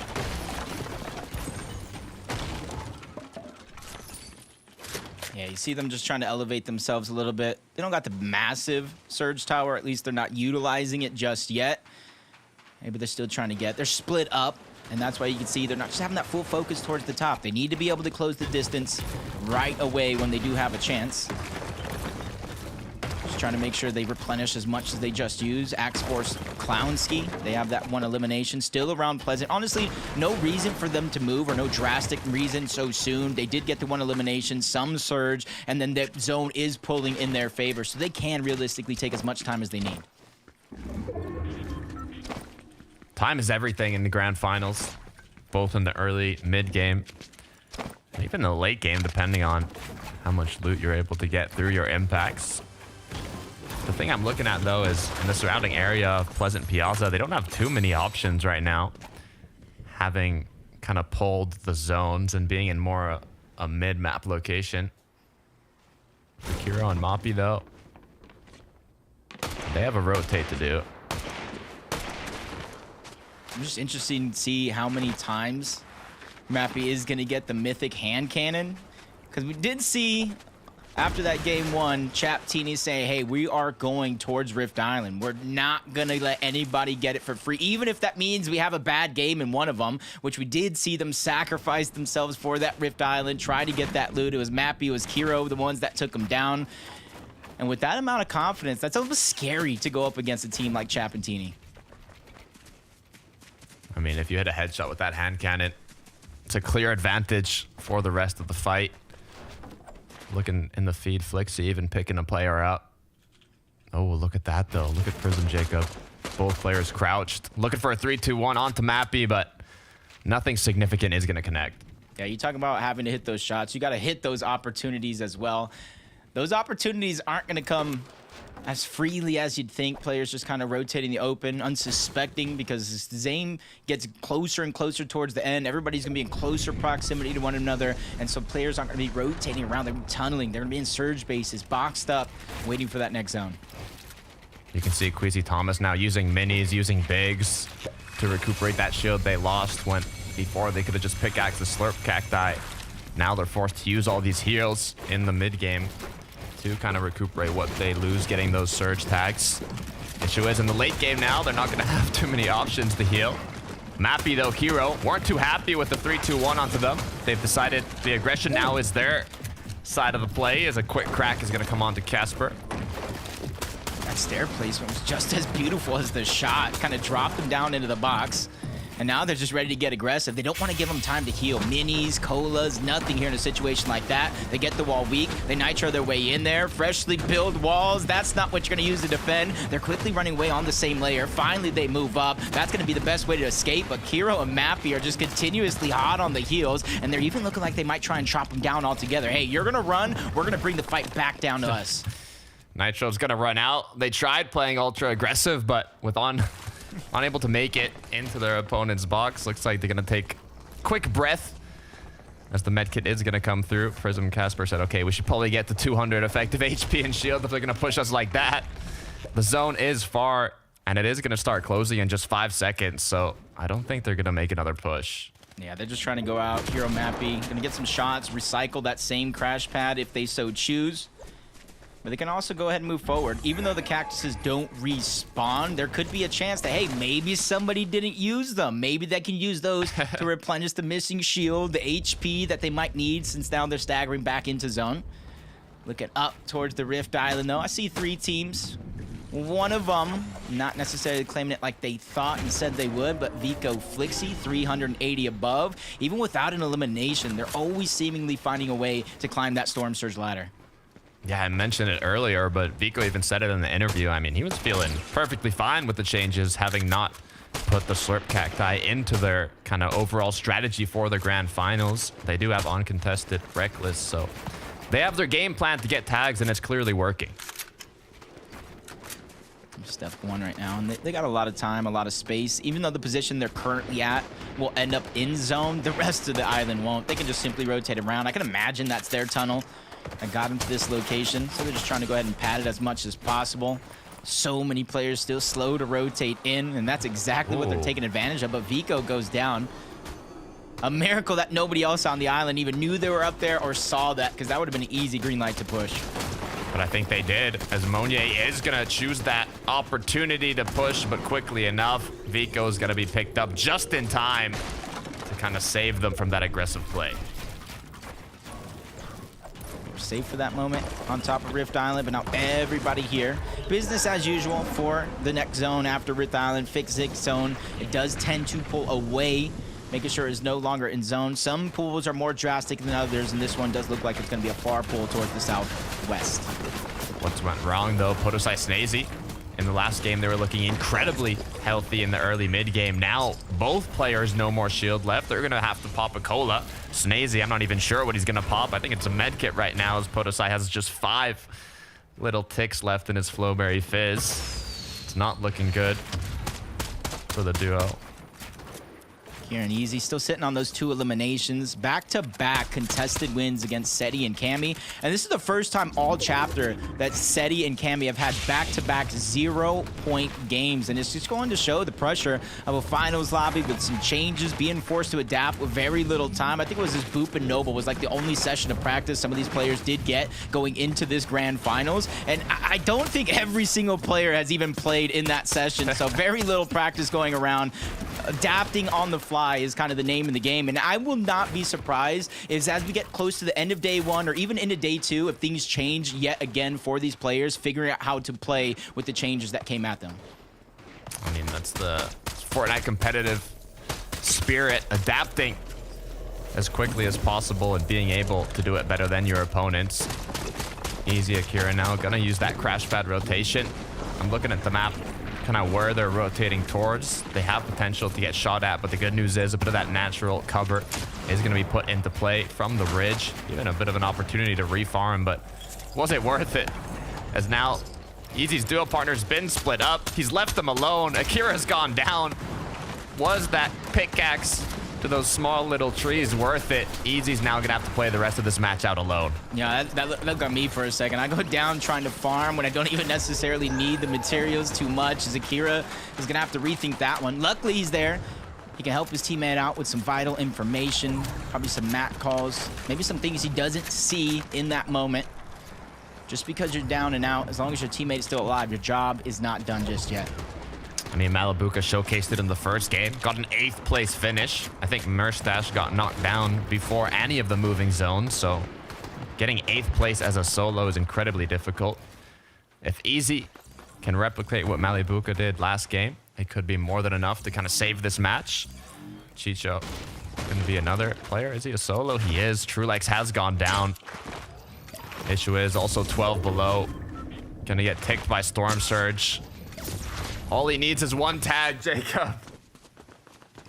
Literally just want from any of his weapons, aside from maybe some distance on the gatekeeper. Luckily for him, Chap and Tini are positioned so high, they just can't see off the edge of that mountain, because that would have been an easy push for a team like them. They're looking towards the backside of zone, to where most of those players have a ton of distance to cover compared to everybody else. As Chicho still getting tagged up, finds himself above the damage threshold for a moment and a chance to breathe.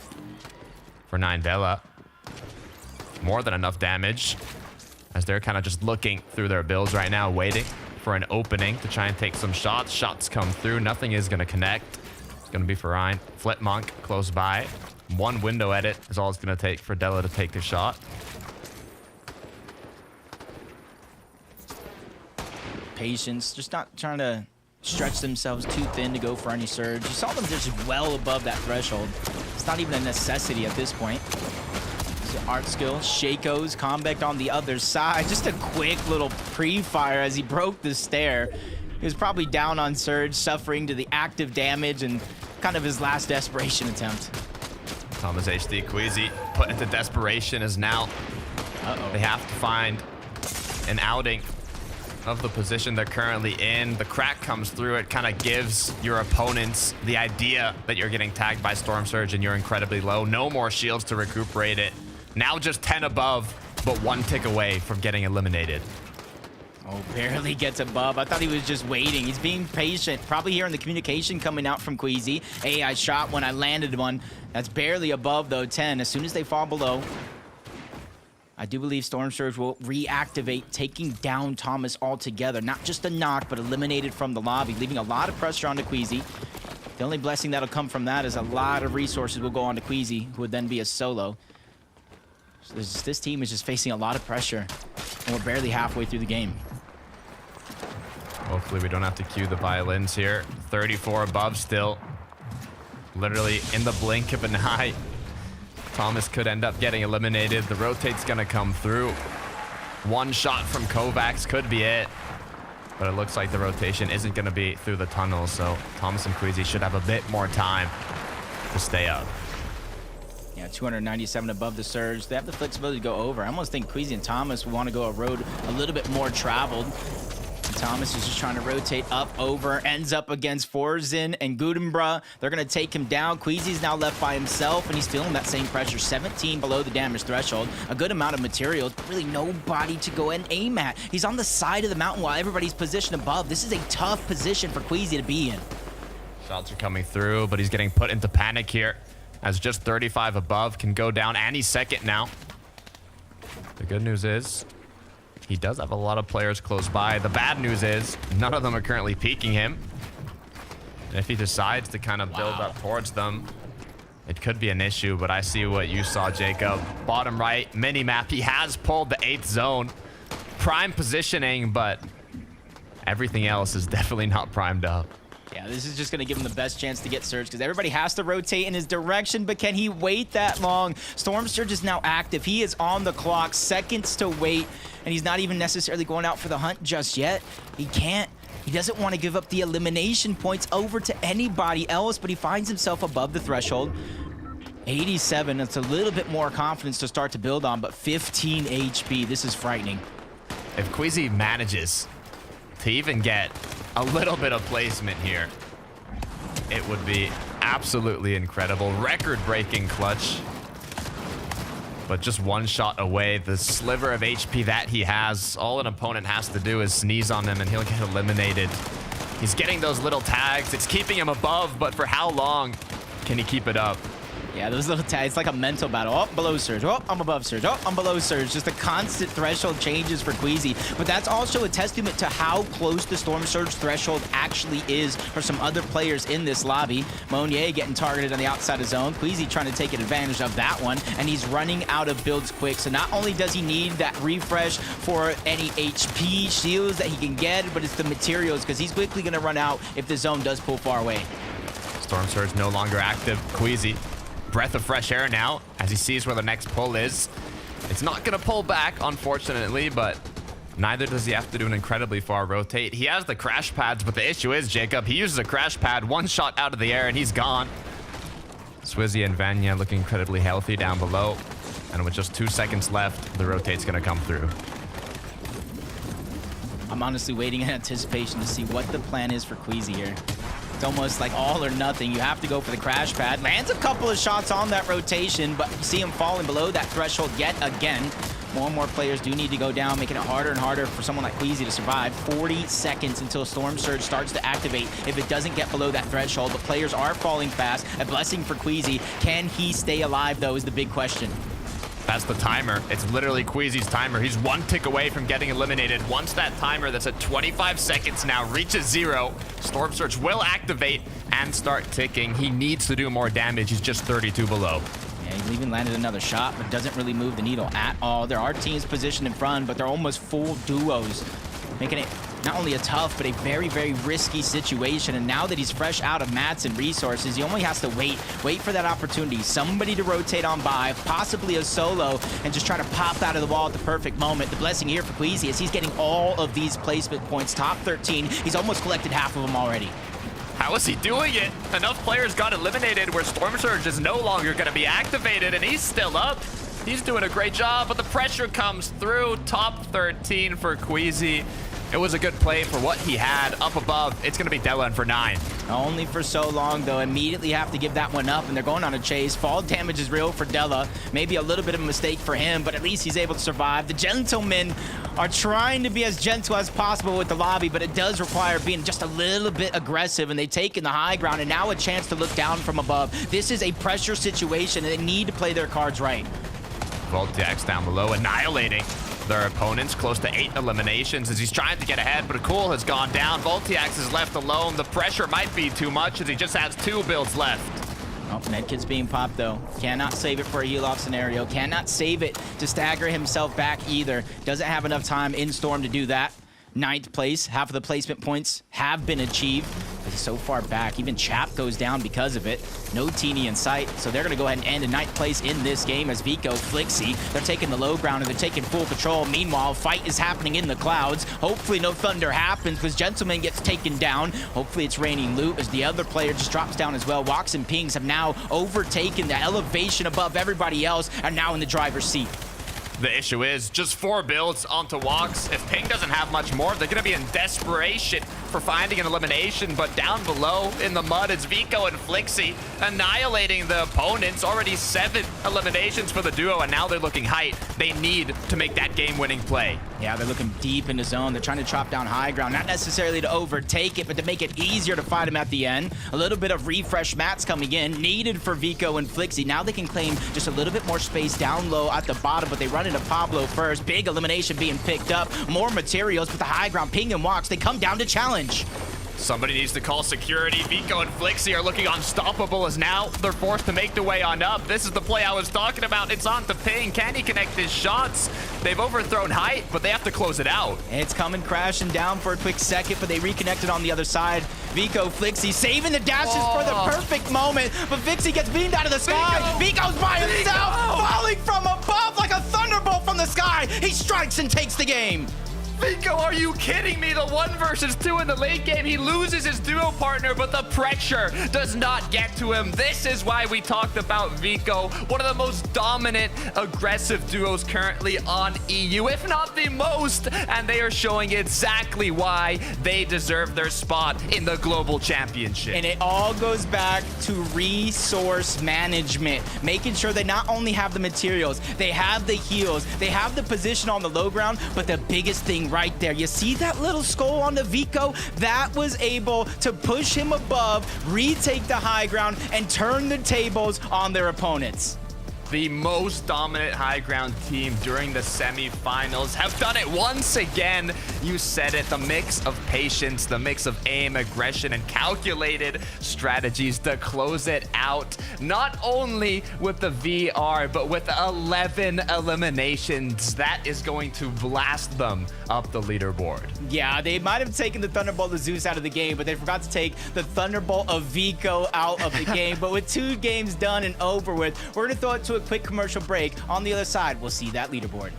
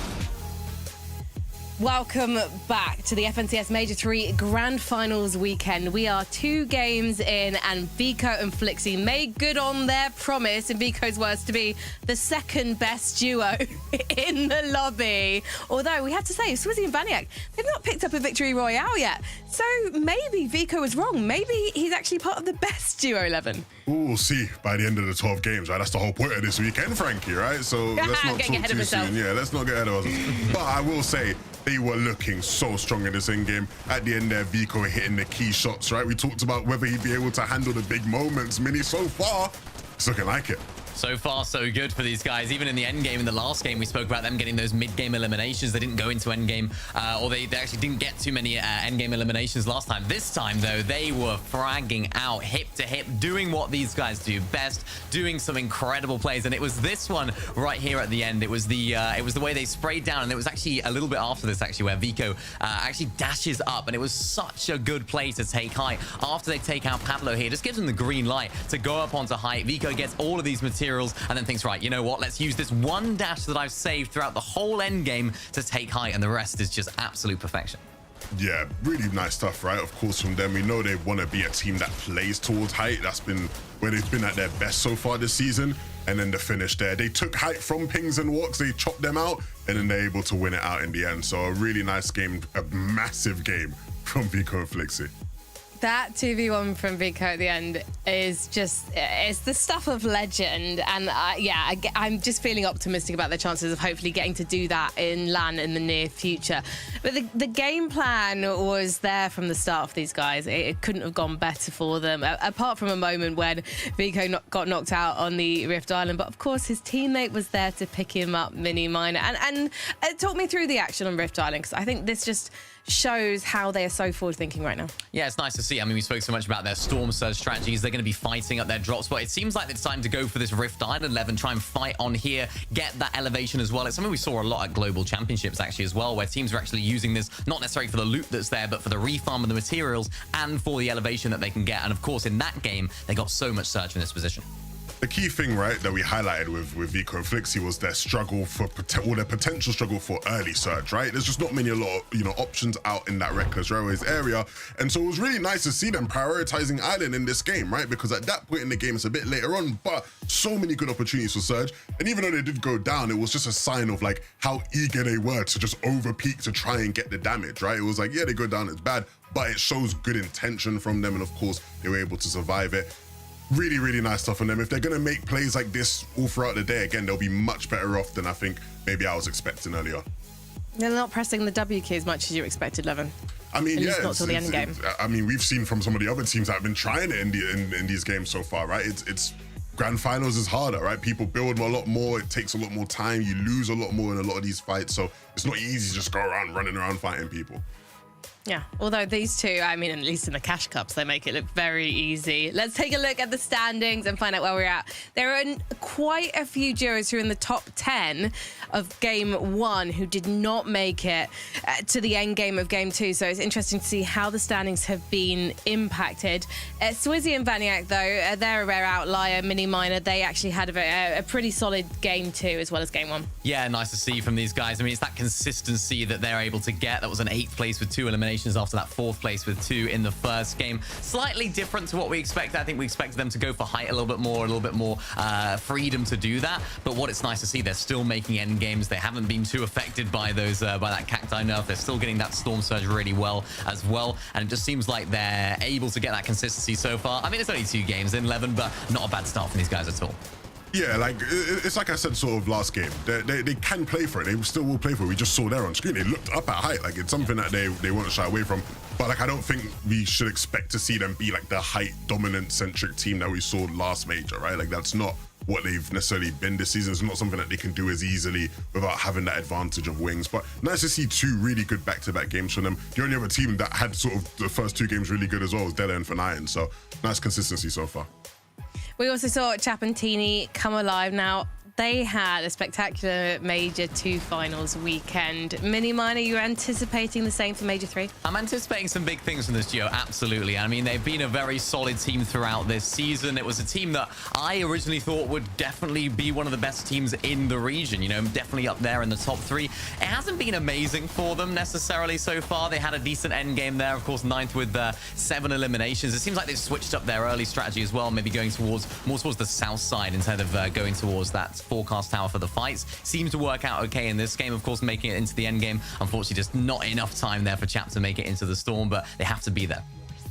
Mentality-wise, Levin, do you think things are different for a duo like Chapantini? Because they have already qualified for global championships. They've done, in a way, what they need to do to make it to the end of the season. Do you think it's something that makes them relax a little bit in the lobby? I think it definitely can be a concern for a lot of players in their situation. In their case, I'm not so sure. I think there's a couple other teams I'd say probably is more of a factor than them, right? You look at the likes of a Queasy and Thomas, maybe a Malibuka Mustache, maybe, you know, a Cami and Set in that sense. But I think for those guys, they're still young players who are hungry to just be the best and make as much money as possible, right? So I think there still is a lot more drive in them than maybe some of the other global championship teams that have already qualified. Well, the finals are still young. 4 more games today, 6 more tomorrow. And as Takata reminded us during that last game, 1.5 points multiplier on those final 6 games. So let's head back to the battle bus and see where game number 3 takes us. Thank you so much, Frankie. Look, there's only a 12-point difference between 5th and 2nd place. Frankie was talking about Swizzy Vanya being a bit more lower on the leaderboard than we would have expected, but it's 12 points, Jacob. Each elimination is 4 points. They are not far at all. The people who kind of have a little gap going is Vico and Flixie, but that's rightfully deserved. Yeah, there's 12 games throughout the week and 6 days, 6 tomorrow. Even if you don't necessarily have the game that you want today, there's still always time to make it up. The battle bus is gassed up and ready to go. Game 3, let's get into it.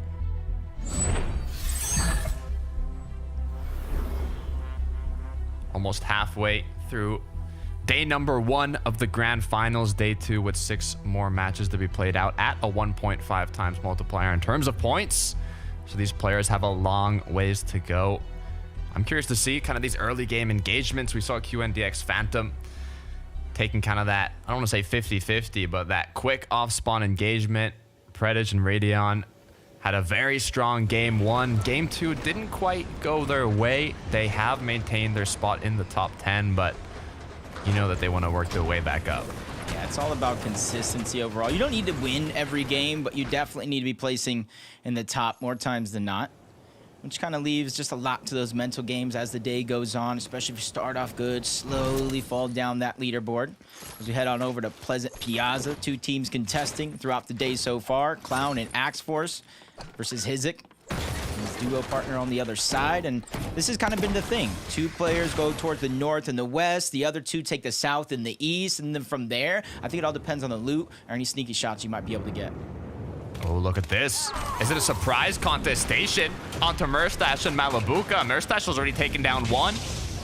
They now have the upper hand in the 2 versus 1, but they're going to still choose to play it a bit safe here, recuperate their shield, their HP, before taking that final engagement on the solo that's currently up. But looking at the mini-map, yeah, it looks like he's going to try and disengage here.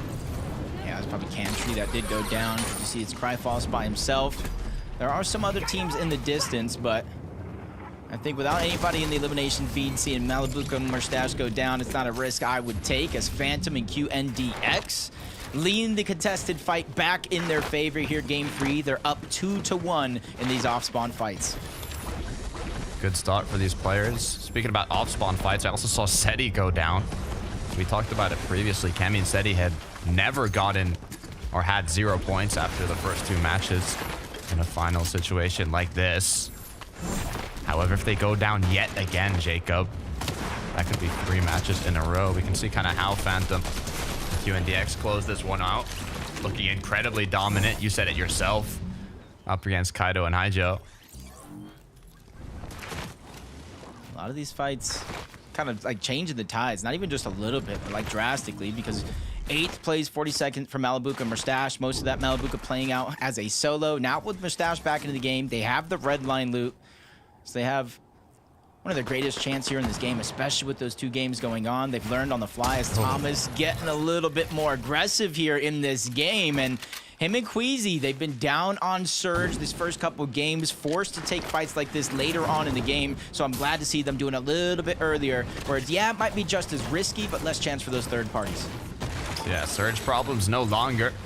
Taking out Kaid and his duo is actually going to be huge for Thomas and Queasy.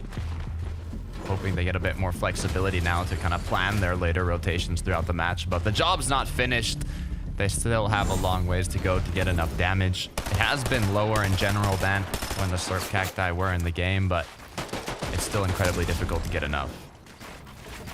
I can only imagine Cade just out of builds. It's like all or nothing in that situation. Ooh. Oh. Well, you could hide, maybe Mariah. they're both out of builds completely. He's playing 0 build there against Queasy. As Vidil and Reason. Looks like they're gonna be the ones dominating this fight as well, as they clean it up quite easily.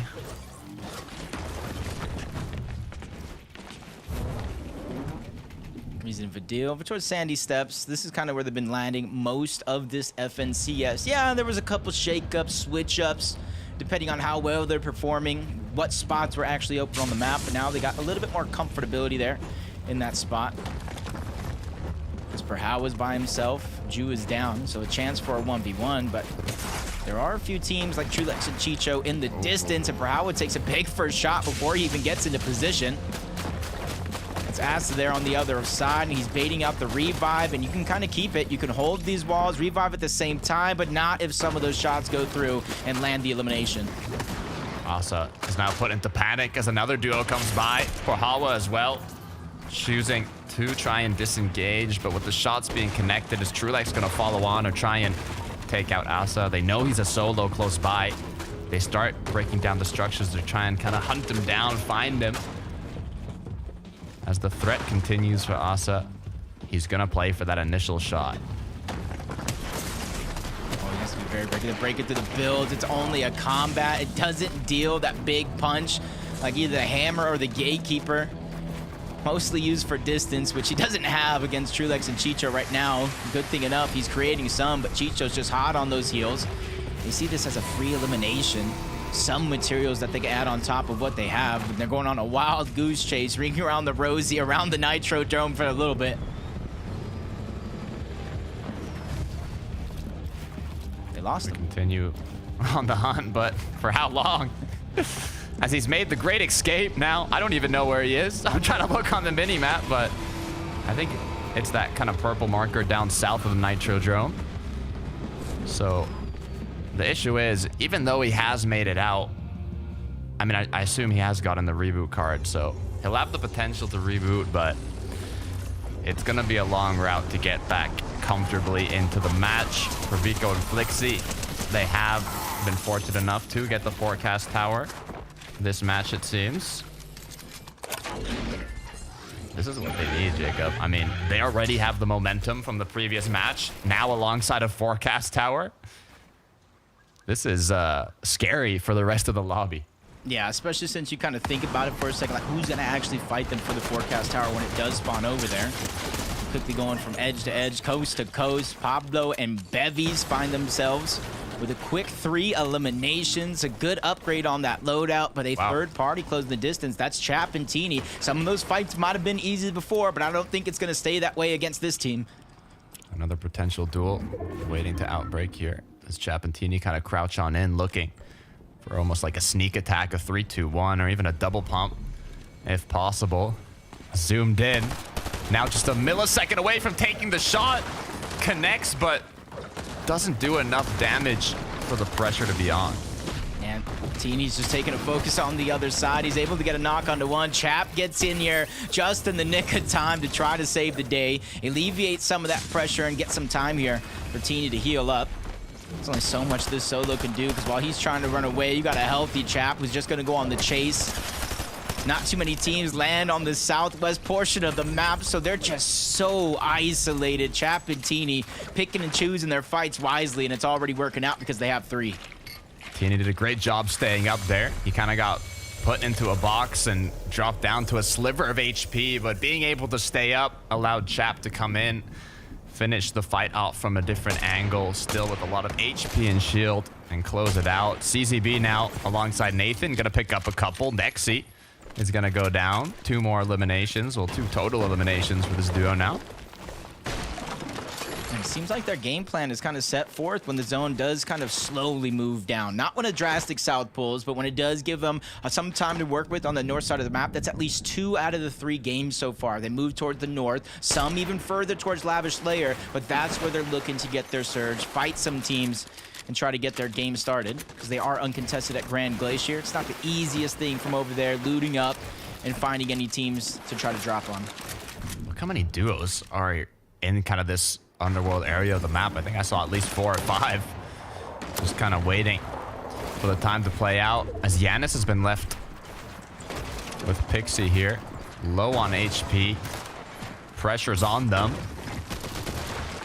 The good news is it is one of the initial zones, so it's not ticking too much. They can afford to stay in here, but what they cannot afford is a big shot from Snazy or Podosai connecting. especially since they're fighting over at Brawler's Battlegrounds. So they got the loadout that they wanted, and they do know where a lot of those scraps are left behind. So the longer this one goes, I would think Snazy and Podesai might choose to disengage on out. It's not a territory I would want to continue to stay in as Janus continues to take some shots while trying to back up in his steps.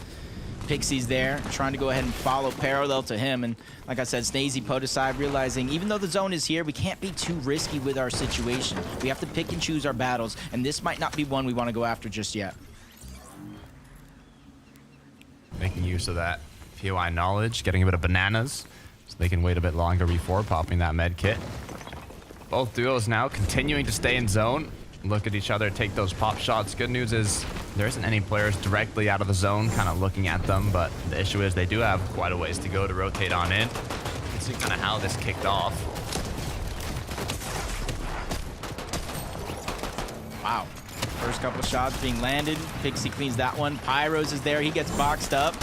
Interesting enough, the two teams contesting each other at Mount Olympus said, nah, we don't want to fight each other. And then they end up fighting everything together towards Battlegrounds. And that's what happens when two teams employ the very, very similar strategy. One might have done it a little bit quicker, but the second one catches up and throws a wrench in the mix. We'll go back to Underworld, though, with Ping and Wox. 100 points currently, holding their own on the leaderboard. They're currently in a basically three-way tiebreaker with Swizzy, Vanya, and Clown and Axe-Force. Clown Axe-Force having just one more point. So they kind of want to maintain that consistency to keep their name at the top. They don't really want to do anything too overly risky, even though they don't have any elims. Wox and Ping, we saw them kind of make it far in one of our previous games, but those are the situations you have to watch out for. They're staggering themselves so far back into zone to where if it does come down to a heal off, even if they have 6 medkits, it lessens their chance due to the storm sickness. So you gotta be very, very careful. I mean, you know, they're just doing it because they need the surge. Prism and Casper, they have their plan split up. Prism just rotating around, trying to get scraps, upgrade the loadout a little bit, but Casper is well above, positioned on that mountain that almost looks like a skyscraper, builds a box on top of it, and just trying to get shots on any of those teams, slow to rotate from Redline to Brawlers or anybody else that's using this path as a rotation. Kind of like this setup. They don't have to use the initial mats to kind of make the frame of their surge base, but issue is the zone is going to pull away from them most likely now. They are on the edge of it. As we'll take a look at Predige and Radion. Looking to see if they can kind of make a comeback from that game 2 where they didn't get as many points as they would have wanted. We talked about not missing these opportunities you get to land these shots on players rotating around you. In Grand Finals, you don't get too many opportunities, so you have to capitalize on the ones you do get.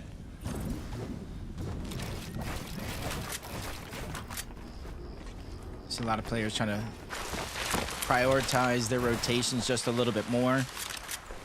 And some knowing even if the zone is far away, you saw that team that kind of just bounce padded out. They're just trying to get the scraps that might be left over from the bunker. But as Radion, you got to watch out for Desi and T-Chips. Perhawa just got taken out of the backside of zone, so it was looking a little bit more crowded in that area. But as Rift Island appears, you know as well as I do, there's a lot of teams that are making big statements about claiming that Rift Island. But it's up to those that actually go up and that are willing to make that risk that seem to be benefiting for them overall. Alabuka and Murstache have been having a bit of trouble this time around.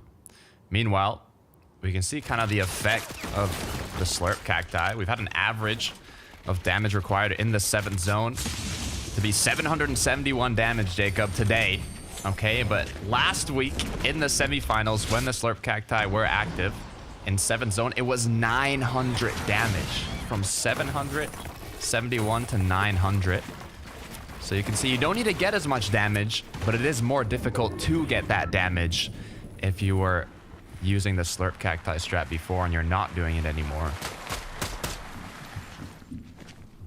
That's why when you look around at certain teams, it's all about the little moves you make throughout the course of the game, left instead of right, north instead of south. And the way some of these teams have practiced, you know, they kind of get used to zones pulling in one direction.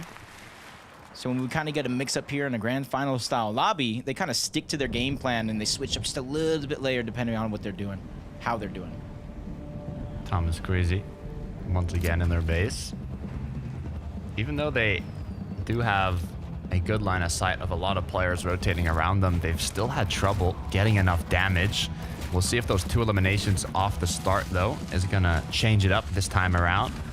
They're still doing their same surge strat, but now they just have a little bonus from that early game engagement.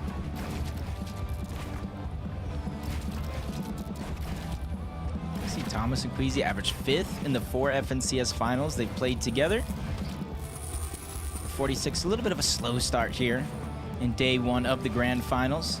But it's a team that I've said it before and I'll say it again, they have so much experience underneath their belt. I feel like they know how to react. They know how to change things up. Just want to see them kind of adapt just a little bit quicker. They started that here in game 3. They went for an early game fight towards Classy instead of just straight rotating toward the south. So this could be the game that they need to shake things up for themselves. Taking a look at the gentleman duo now, as they have more than enough ammunition to take shots at their opponents. All they have to do is land them.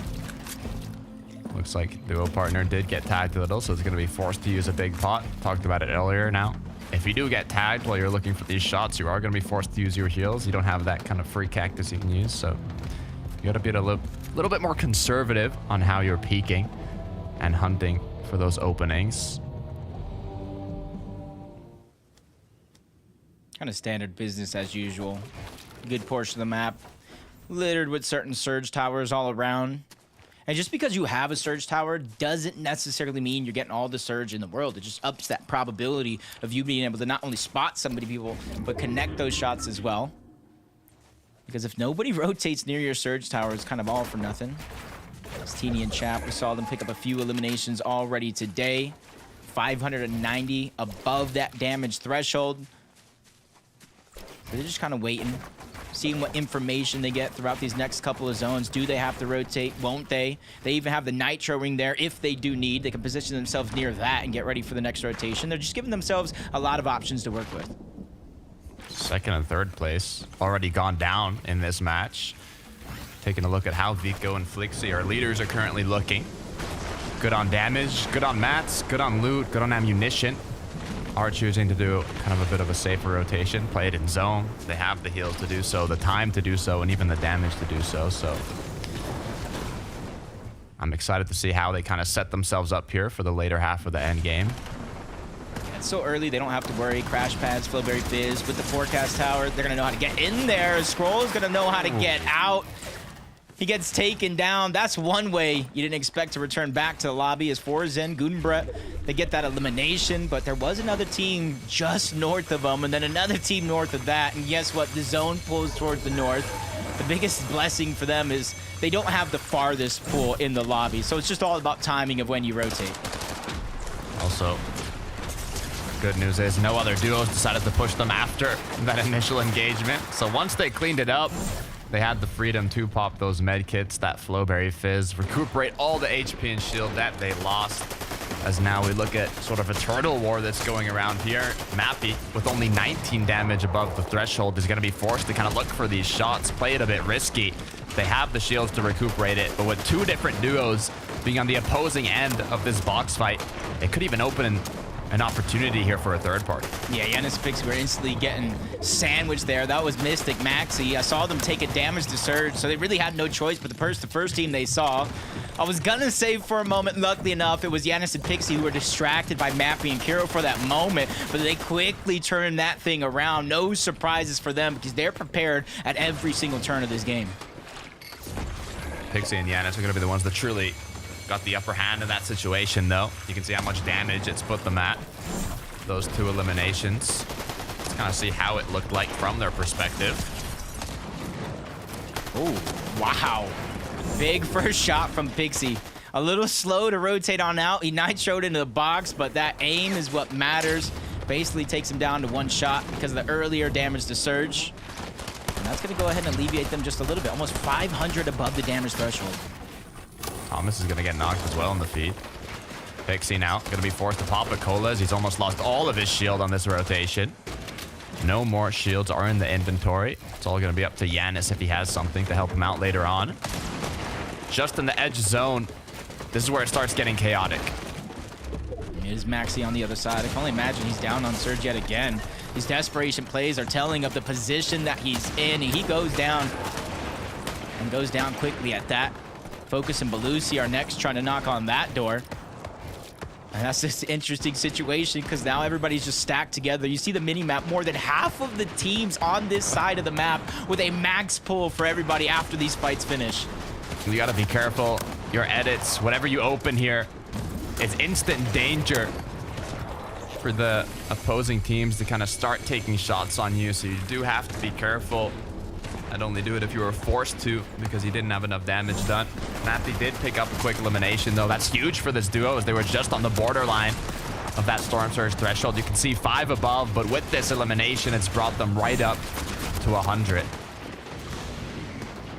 And that's just an interesting decision for a lot of these teams. You know, Storm Surge, before it was the Cactuses. You dictated your game plan around that. Now Storm Surge is forcing a lot of these early game fights.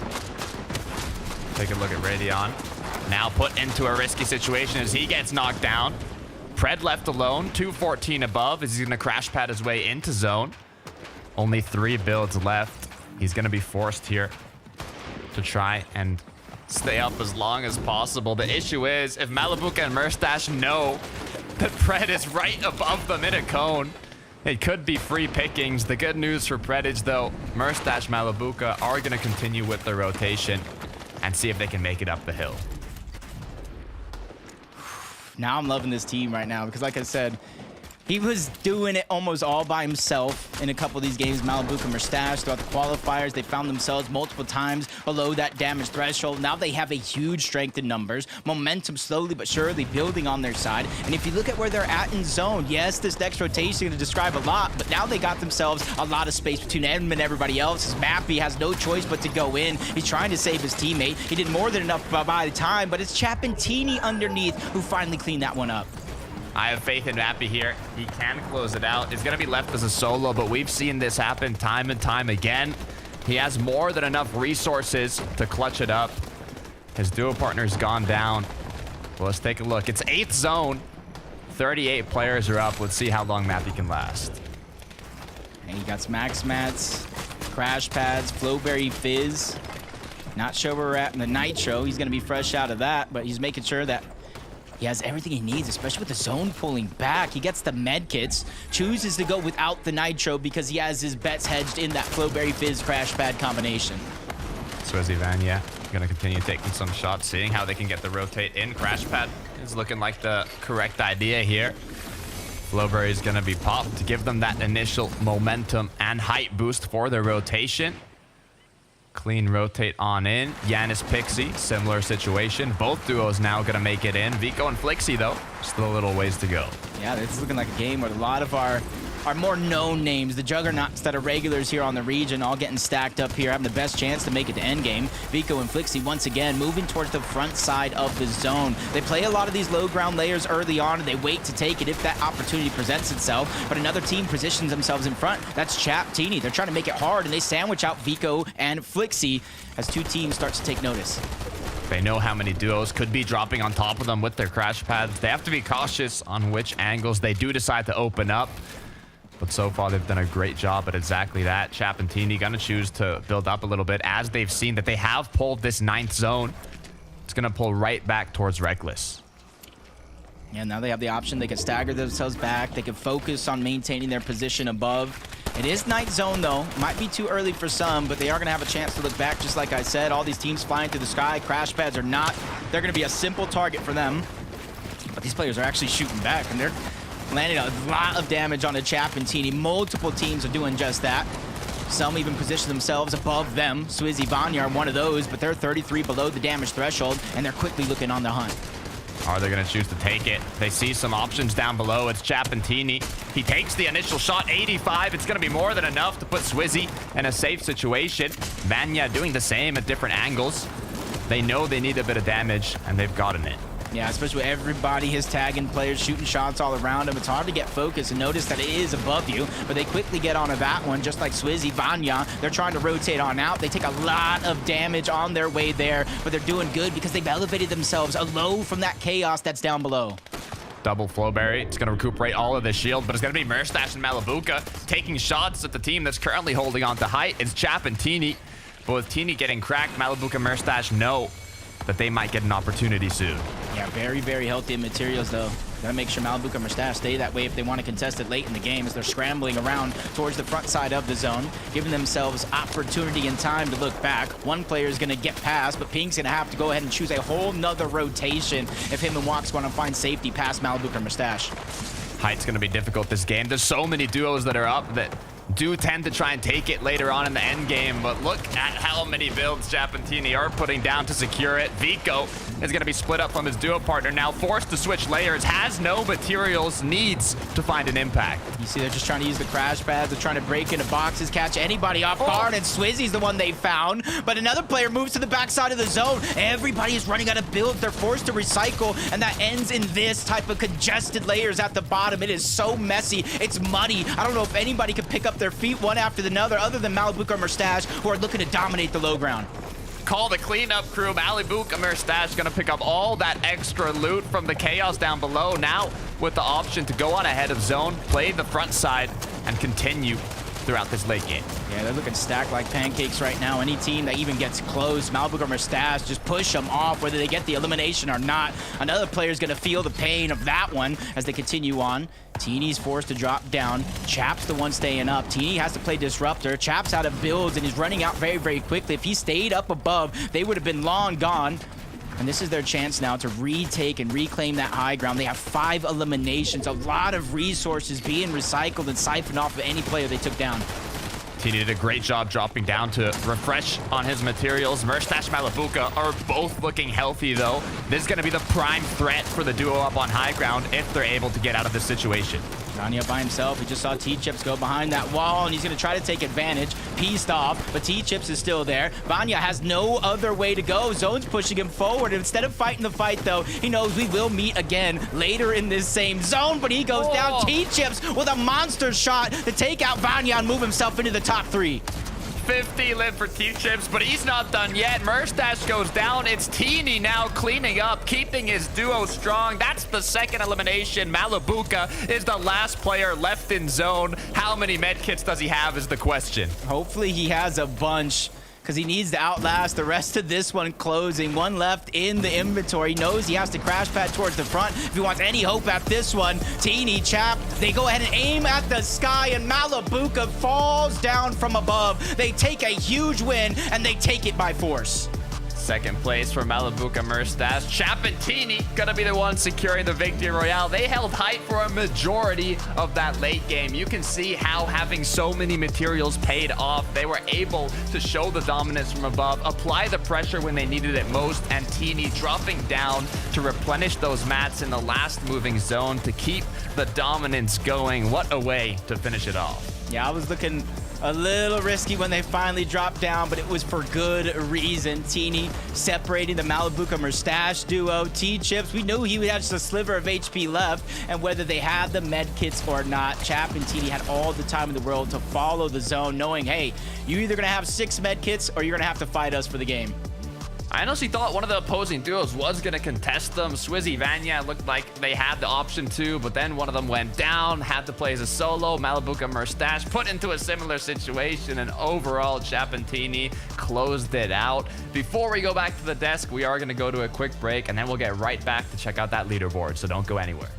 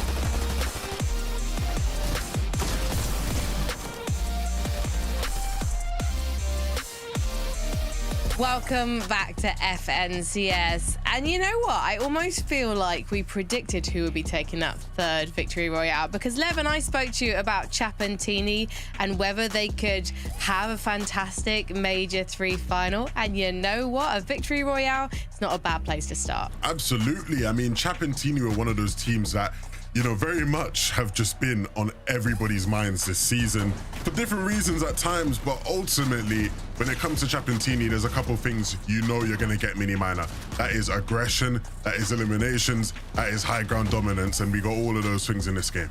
Yeah, we definitely did. I mean, even since the beginning of the game, they went all the way over to that beach on the west side of the map to try and take that fight, get that early storm surge damage, and get even a little refresh in the late game there as well, which is what I expected teams to do. I expected teams to play height like this. I expected there to be a team. I didn't know it would be Teeny and Chap. Maybe that should have been on my radar, but I thought we definitely see a team that would just play so much higher than the rest of the lobby. It seemed to be the only strategy that worked during the semi-finals, so I'm surprised we haven't seen that up until now, but it seems to just be the strategy to take height and then hold it throughout the rest of these games. It was really interesting as well because their timing was everything with the mats. I feel like there's less experienced teams out there, mini minor, who might have struggled to actually, I guess, save enough for the build. Is that something that's really hard to learn? I think what's hard as well is to not only just get up there. Yeah, we saw them get that elimination, then go up under height. A lot of teams will do that. It's very, very difficult then to maintain that. We saw Chap then going down. I think it was Vidil that he took out, went and got those materials, and then they were able to build back up. That's the difficult thing. That's the thing that a lot of teams struggle with, particularly when they're a little bit lower down as well, and so many teams are crash padding up. It becomes so difficult to find those refreshes, but that's what that team did really well in that endgame. And Murstache and Malabuka, they looked like they were considering maybe trying to steal high ground, but in the end, Levin, it just looked like, you know what, we're going to just try and chop them. We'll stay on the low ground where we can get some elims and cause misery for the guys up top. That felt like a really different game for Malabuka and Mustache. They were so disciplined. It wasn't the Malabuka and Mustache of old that were uber aggressive for refreshes and just jumping in boxes. There were opportunities for sure where they could have just jumped in. Even there, right? They get a big tag onto Deceptos. Back in the day, you would have thought Malabuka and Mustache, they just jump in, get the refresh, get the mats.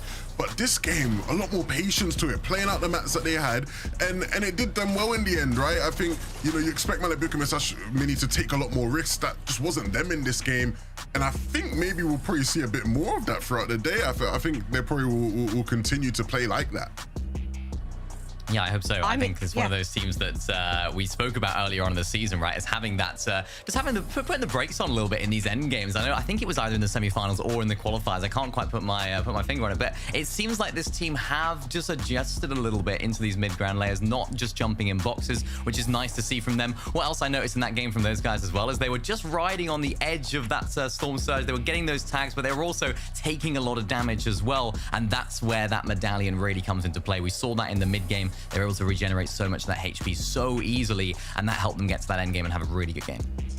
Yet again, Swizzy and Vaniac currently in second place on the standings have proved that they are a duo that just know how to keep up this consistency level. They weren't really in a position to challenge for high ground this time, but it didn't really matter. They just played for some well-deserved placement points. No, it doesn't matter for these guys. They are sublime.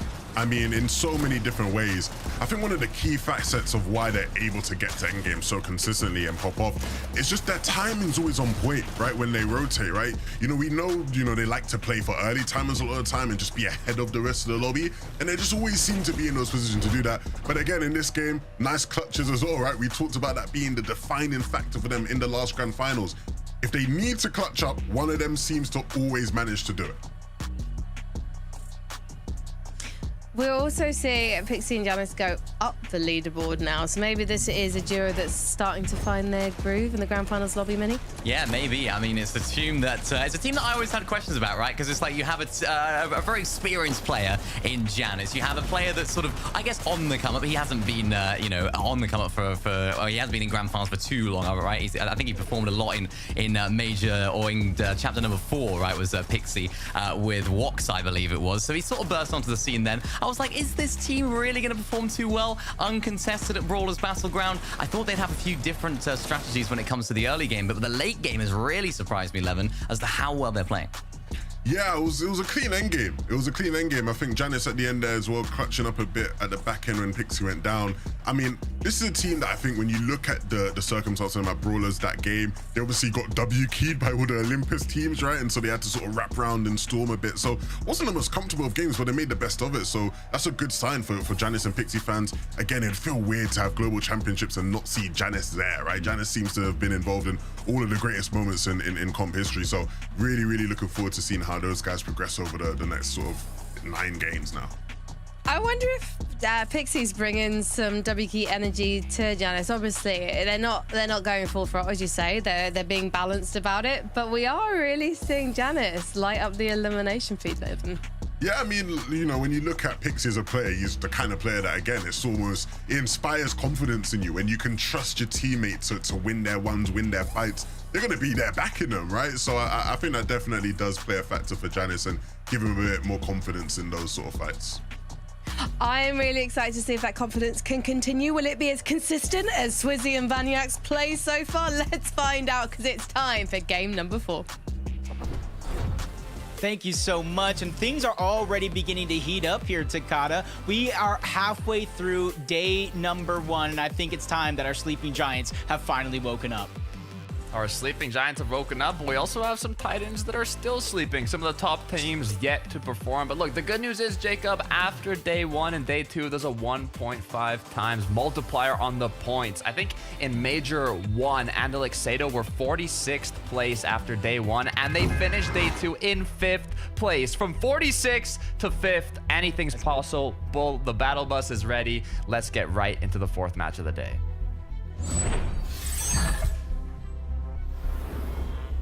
Fourth matchup today, and what Takada said meant so much to me, because throughout history, even though the bottom or the lower you are on the leaderboard, the harder it is to come back for the big win, there's 10 spots for the global championship up for grabs. If you're out of sight for that first place, you better be in sight for that one. Easy and Akira currently 3-0 in terms of off-spawn engagements against Cammy and Seti. Will this be the match they turn it around, though? As it looks like they do have the upper hand. Seti now has picked up Easy. 2 versus 1 as the duel continues. Yeah, and I want to say Cammy maybe even picking up a spare shotgun to toss on over to his teammate. Kira's just long gone. So even though it does look like they're going to win the contested fight, it's not going to be a full-on wipe like some of the games that we have seen before. I did see in the feed that Cryfoss was down, but so was Merstache. Or I should say Malabuka, but Merstache saving the day this time around. And this is what I want to see. When these guys are able to play as full duos, they're able to make it far into these end games. A 2nd place in that last one with 5 eliminations. This is one of those sleeping giants that I was talking about finally waking up. Now they're going to be able to pick up the mythic loot once again, the medallion, and continue out their match in Redline Rig. The good news here, as Malabuka having not gone fully down, is that they are not going to have to play the reboot, and the players in the surrounding area won't kind of use that opportunity to third party. So not too bad for Merstache Malabuka. They are on that first page in the leaderboard. I would like to see them a little bit higher throughout the day, but 6th place is not bad at all. All they need is one big match. Nebs and Kiduo, though, looks like they might be wanting to take some trades here. Yeah, for that moment, I was just thinking, like, for Lox and Chroma, just don't get headshotted with that DMR, because they will push you. And as soon as they saw them up there, not only to instantly build to protect themselves, they just disengaged on out. They don't want to fight against elevation, even if the point isn't a fight, but just a rotation. They don't want to take early damage and forced to use a lot of their resources and have to go back for any loot. Axe Force Clown, a repeat of this Pleasant Piazza duel that we keep on seeing. The battle to claim it. Both duos have had a player gone down. It's turned into a 1 versus 1 now. What I'm wondering is, are they going to try and close it out in a 1v1? Are they going to both go their separate ways? I don't think that's the case, Jacob. I see the confidence from Axe Force. Nitro right into the box now, just 1 shot away from cleaning it up. And that's the 2nd elimination. Clown Axe Force now showing why they're on the upper half of this leaderboard. Yeah, they need to continue this momentum, because after that first place, they had very minimal points. Nothing in game 3, and maybe about 4 to 6 points in game number 2. Go back on over this fight towards the outside. It is 2-1 to Phantom and QNDX up until this point where Kaido, Haijo even the score yet again. 2-2. I don't think either duo is going to be leaving with a scoreline like that, Jacob. We'll get right back into the action. Hopefully even tomorrow. The deal and reason, though, 78 points. They're not doing bad, but they could be doing a lot better. Orion kind of contesting over here. Might have to stay over here depending on where that reboot card actually is, but he has to be careful for Monier. Luckily, he's going straight up to that launch pad, so there will be no line of sight there. So this is a clear 1v1 if Marion wants to take it. The Lunax is full shield, so I like the patience coming out of Marion. Just not necessarily going 0 to 100 because he has that massive disadvantage because not only does he have a shield, he doesn't have a shotgun either. Yeah, I don't think Marion wants to take this, even if he has the perfect opportunity to open fire onto Lunax there. Monier is not only up above, but I don't even know how many materials Marion has. It's just not a winning fight he wants to take. His hope right now is that they don't find him, and he has time to pick up his duo partner later on, but oh no, I think this might be it. He didn't even see him at first. That was just one of those situations where you think he sees you, but he doesn't. Orion just trying to fight with everything that he has, but we knew how much of a mismatch that fight was before it even started. Not much you can do in that situation, to be fair. He got a little panic there, thinking that he was seen, but he probably would have been a couple seconds after. So it was good to take those initial shots. Eclipse Dexy, I think they went down in one of the kind of early game fights in the last match, so they don't want to repeat that, but having 0 builds right now, they're forced to take out this engagement. It's all or nothing. Yeah, and he's already weak, scrambling around, no build, so he can't even protect himself when teammates against him get PC. And Walks and Pings know he's a solo. Even though there's a couple teams in the distance, they quickly clean that one up. And that was very, very important to clean it up quick, but because there's 2 teams towards the north, 1 instantly towards the east. I got to imagine one of them maybe is even Nathan and CZB because this is the same rotation they've been making all day long. Yeah, I'm looking around. There's just too many duos in the area. If you're Walks and Ping here, you already secured an elimination and a bit of damage for the second one. You don't really want to put yourself at risk with so many threats in the area. So they are just going to continue rotating on through. Yeah, that's what we would call getting greedy for damage, for any bit of loot. Sometimes you just got to take what you can get, even if it's a singular elimination. As Nathan CZB, just north of Reckless Reels this time around. Different zone means a little bit of a different path when it comes to finding your surge, finding your loot. And so far, we were talking about north zone suiting them. This time around, it does look like it's going to have that north lean. Lolo looking to see if he can kind of find an angle onto his opponents that crash padded away, but you can see in the minimap how far he actually ended up going. I don't think they're going to find any openings here. It's just a question, do you chase it? You chase it off the side of the mountain. I think you got that one answered relatively quickly. It's a good amount of loot, and with nobody here on this side of the map, you could easily make your way back up that side of the mountain. Just take a bit of time is the only issue, and time is everything, but True. they should be good with that elimination. Thomas and Queasy, 46 points so far. They're going to win a big game here, hopefully, to close out day 1. It's going to be Sky Scroll on the opposing end as they kind of begin their little turtle box fight. Yeah, it's kind of scary to think when you look at Queasy and Thomas and their best game so far is 13.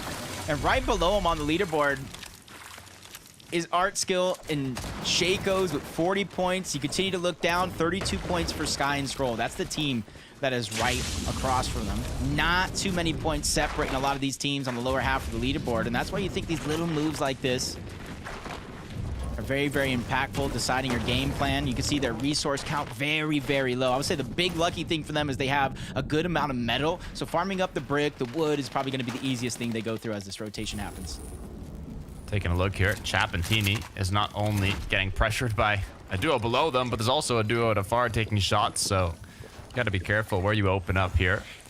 Heals are going to come through, Flowberry's going to come through, and it looks like they will make a rotation with the crash pad towards zone here. Issue is 1, 2, 3, 4 duos in the area. So it looks like instead of going directly to zone, they are going to choose to go backwards. and kind of take more of a safe route. Yeah, forecast tower. Hasn't spawned up just yet. They're the ones who usually claim it more times than not on that side of the map. I do believe they know Pablo and Bevies is over on this side of the map, so they're being very, very cautious, which is why they backtrack.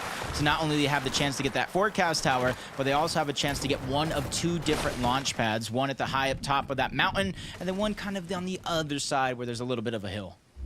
That environmental mobility that kind of helps you get back to zone as quickly as possible for 9 and Della. It's like their search base is kind of getting destructed as they're down below. Good news is they can replenish that quite quickly, as they'll now take a look at the opposing team who was kind of taking shots at them. Don't want to trip though. Falling from that height will not be fun. Almost looked like he was just about to jump on that piece there for a second. Yeah. Surprised if anybody else just got a little bit of jump scare there for a moment. Vico Flixie, not running too far from Reckless Railways. They don't necessarily have to. Yeah, they could have started a little bit of an early rotation going towards the north, but as it's pushing towards the north, all those teams towards the south are going to rotate in this direction, maybe towards the east, maybe a little bit towards the west, but this is going to give Vico Flixie the best chance for some early game surge by staggering themselves like this. Making sure to make use of their time. We talked about it being everything.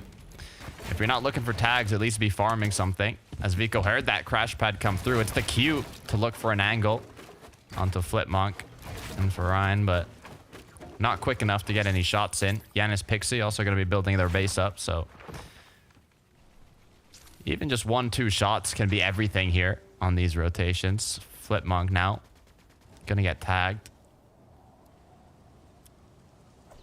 It's just tough because once you see one surge tower, you kind of don't want to rotate into it too much. And then you see two at the top of Reckless Railways, so it's kind of a counterintuitive effort with both of those teams building those surge towers there. Nobody's likely going to rotate in them, especially since there's all that space on the west. The zone is pulling towards the north. Kind of see no edge of the zone right now, and we're almost at the farthest point north towards Classy, so the zone will continue to move in this direction, and hopefully a lot of teams start to take note of that, position themselves accordingly sooner rather than later, so that way when all these other teams come in low on surge trying to bully you for their shots, it may not be you because you built such a big base away from everybody else.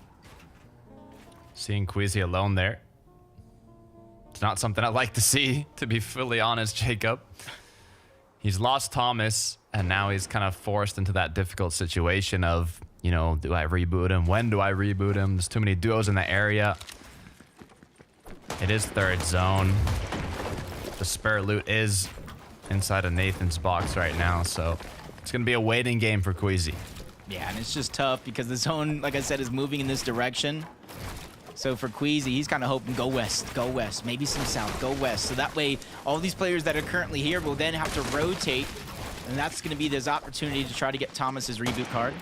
But as of now, it started with 2 teams to the north, and now with another one rotating into the south. That's 3 teams now surrounding Queasy in a solo position. Switching on over to Swizzy Vanya. They have bumped themselves up into second place. We talked about there only being a 12-point difference in the last match from 5th to 2nd. Them being in 5th and now being bumped up to 2nd. Can they overthrow Vico and Flixie, though? They've been the most consistent duo so far, but Vico and Flixie had that pop-off finish. It's kind of helped them create that gap between 1st and 2nd place, but this is a marathon, not a race. If Swizzy and Vanya can keep it up in day 2, we might see a change come through.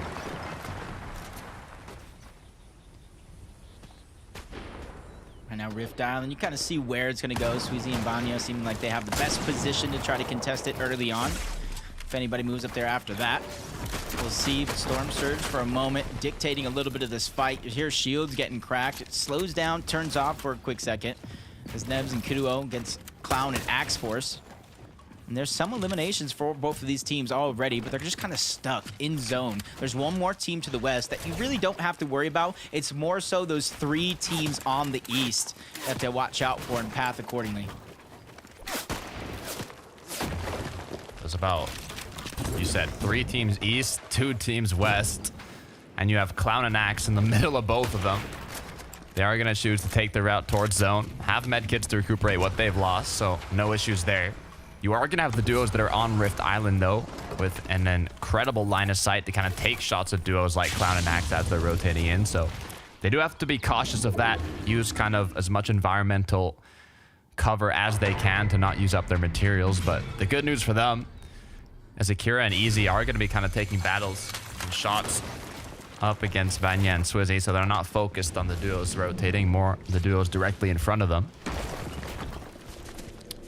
I just shivered just a little bit. I just shivered just a little bit. Swizzy with the mythic hand cannon. He already has the mythic combat. So right now he can pack a punch from far away. Polish and Vodus, they were the ones that quickly were in that line of sight, but you see they get targeted, quickly box up, just like a lot of teams would. Pixie and Yanis, a little slower to rotate on out, but with this rotation, they're going towards the east, quickly moving towards the north. With all the teams that were previously in this position moving towards the south earlier on in some of these zones, that leaves a lot of space for Pixie and Yanis to try to claim. You kind of see them moving up towards the north. They're going to get a sweet spot, and if the zone continues to move in this direction, they're set for the rest of the game. I'm curious how CZB and Nathan might perform as well. I know Levin was talking about it. When these zones pulled up north, just like the zone we're seeing right now, they saw a lot of success in their matches, not having to rotate too far.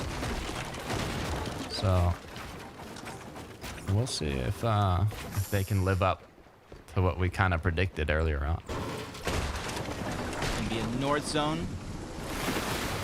Got a couple teams trying to rotate very, very quickly towards the north. Nathan, CZB, Takata, you talked about them for that quick second, and they wasted no time going north.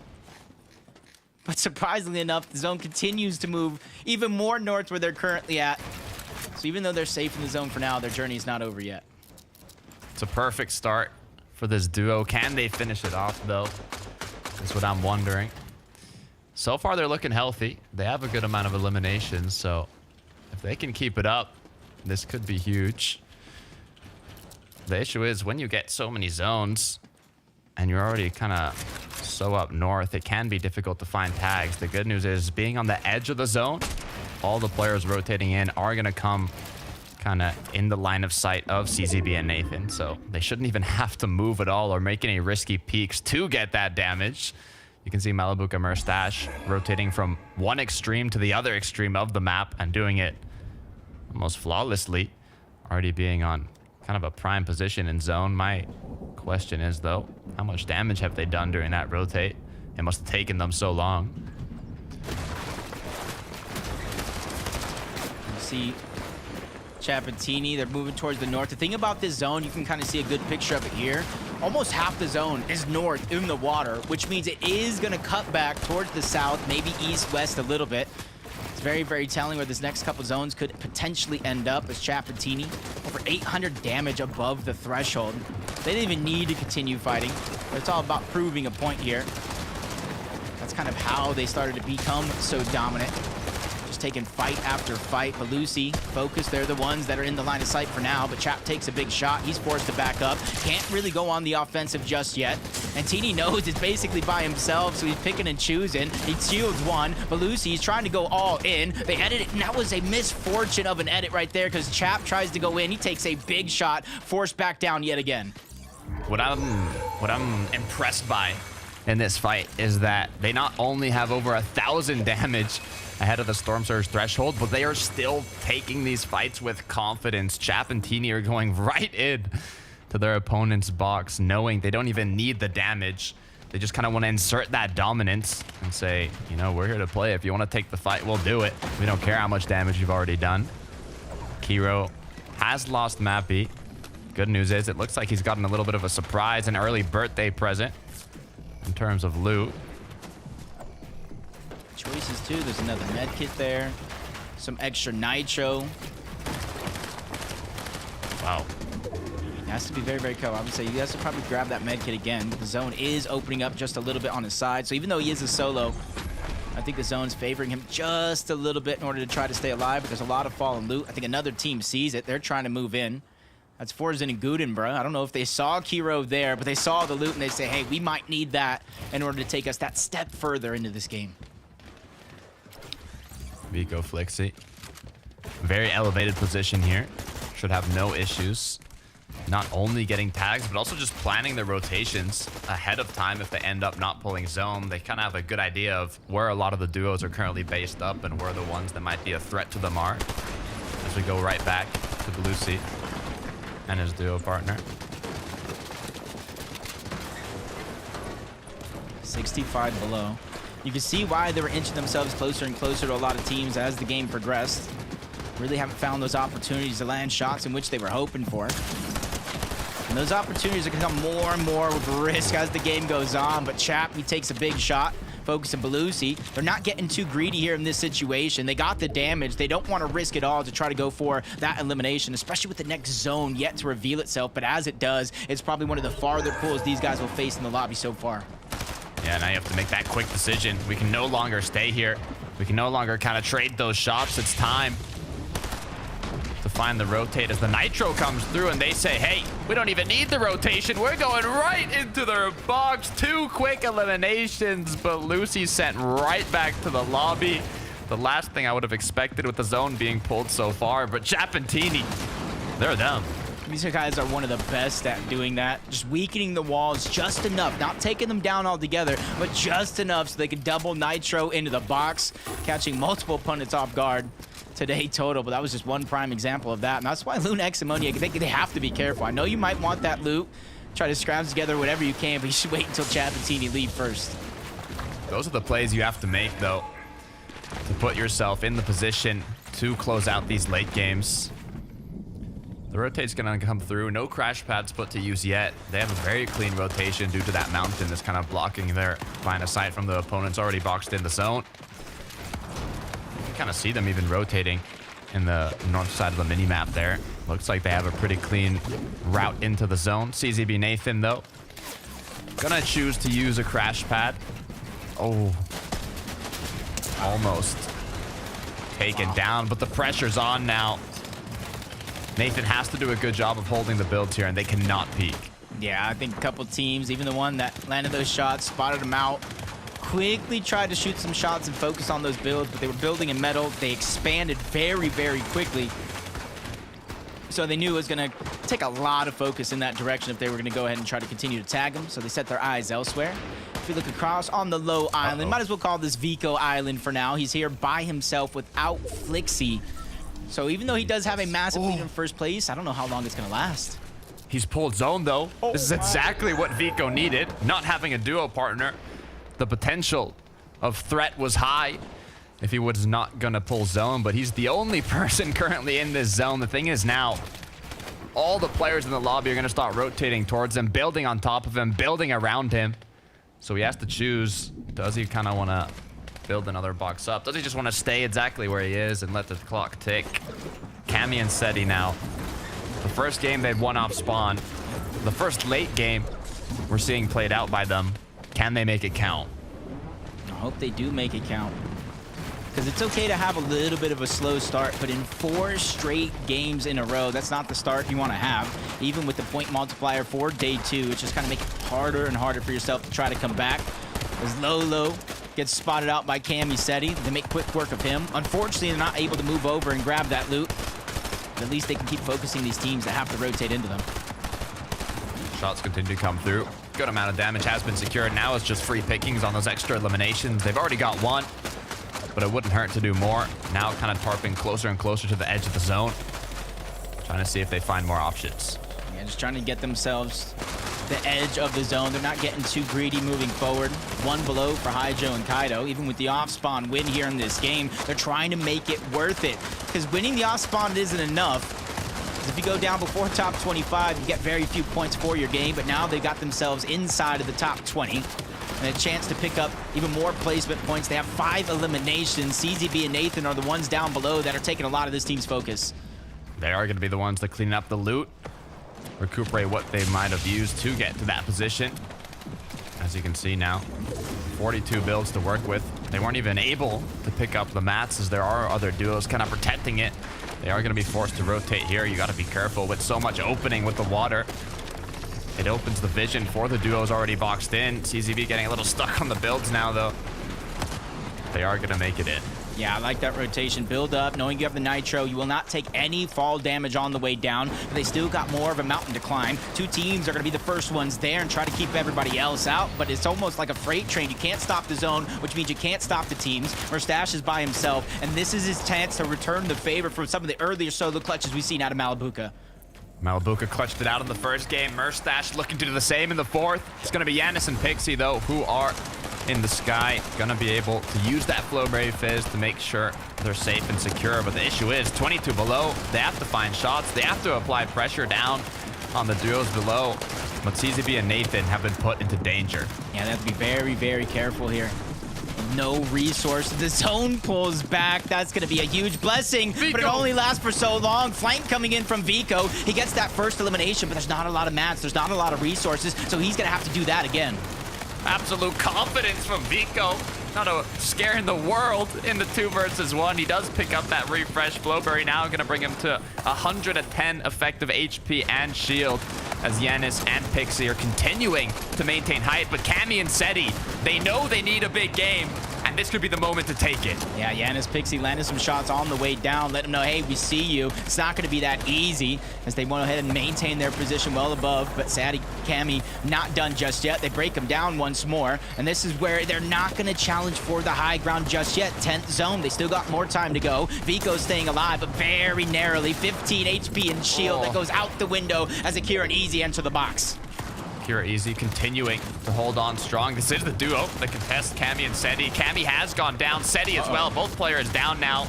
But their opposing duo, Easy and Akira, they're looking strong. Hey, when both teams are making it happen from the POI, they even look towards the backside of the zone, find another couple eliminations, trying to steal that loot as quickly as possible. Zone is pushing them in. Their time is definitely running out. But Yanis and Pixie, they're smiling ear to ear. Nobody really has contested them other than the one team that already went down. They have space. They're applying pressure, but the player is stuck here in the mud. It's Ping, it's Walks. They have the option to play aggressive. They're going to take it. Akira goes down. One player left. Their momentum is slowly but surely has slowed down just a little bit, but Easy's still alive, the only solo left in the game. He's getting pushed by 2 different teams. It gets taken down by Walks, but you have to be careful. Chiefs and Turtle are still there. They're the ones that are shooting down, causing a lot of the pressure. It might come down to the height versus low, the 2v2, but there's still a lot of pressure down below. Sheeps gets knocked down. Turtle falls shortly after. It's now Walks and Ping all up against Pixie and Yanis. Yeah, this is their chance to move up that leaderboard for sure. 2v2 situation. Ping's already weak. Walks is taking a lot of damage, but Yanis is down. Pixie falls like thieves in the night. Ping and Walks steal that game away. They clean it up. Someone calls security. Walks was able to finish it off without a sweat. That was an intense last moment for both duos. Cammy and Seti from 50th on the leaderboard, clutching it up to be right back into the match, to Walks cleaning it up in those last seconds. What a way to close out the 4th match. Yeah, that was one that was kind of a nail-biter of a finish. You almost thought Pixie and Yanis had it in the bag. They had high ground. They had full control. They're even pressuring the final 2 teams on that low ground, but Ping and Walks, they have turned it around. Multiple eliminations. Even though they're not getting a massive amount of builds from all of this, those are the builds that they've been used to claim the high ground and eventually take the game. This is the game they needed to take that top side of the leaderboard. They were playing well, but they needed that big match, and this is exactly what's going to give them that shot to bump themselves up to potentially close to that 1st place spot. So it's going to be an interesting one as the leaderboard shakes out. We need some time, so we're going to throw it a quick commercial break, and we'll see who's in first after that.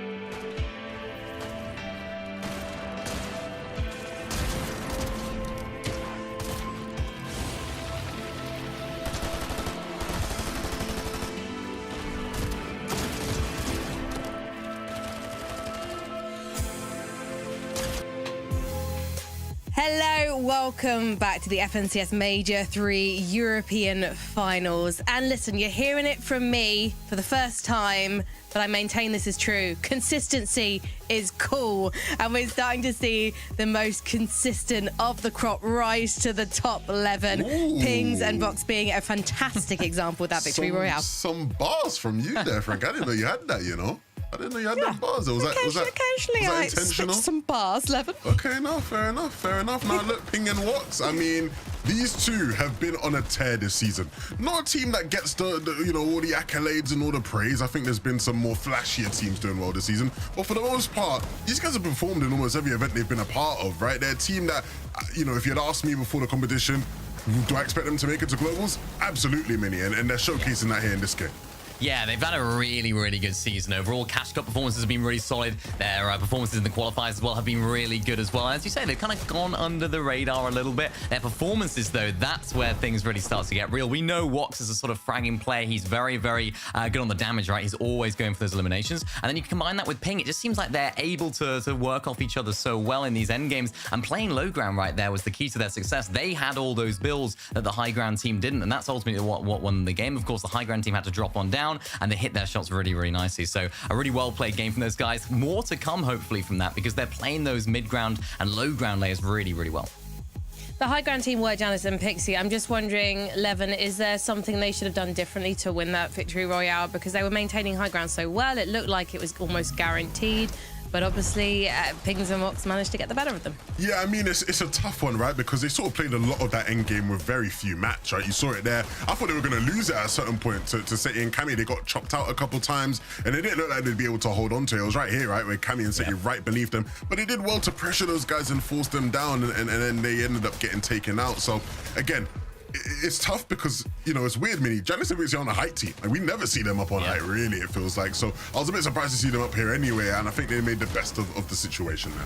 I was surprised that nobody just decided to crash pad on up. You could sort of tell that they had no materials there. They were on wood. They were right at the backside of zone. They weren't extending out. And, of course, Cammy and Seti did notice that. But as you mentioned, they did, of course, end up going down. So had that been a little bit differently or gone a little bit differently there with Cammy and Seti, I think that high ground could have been under pressure from those guys.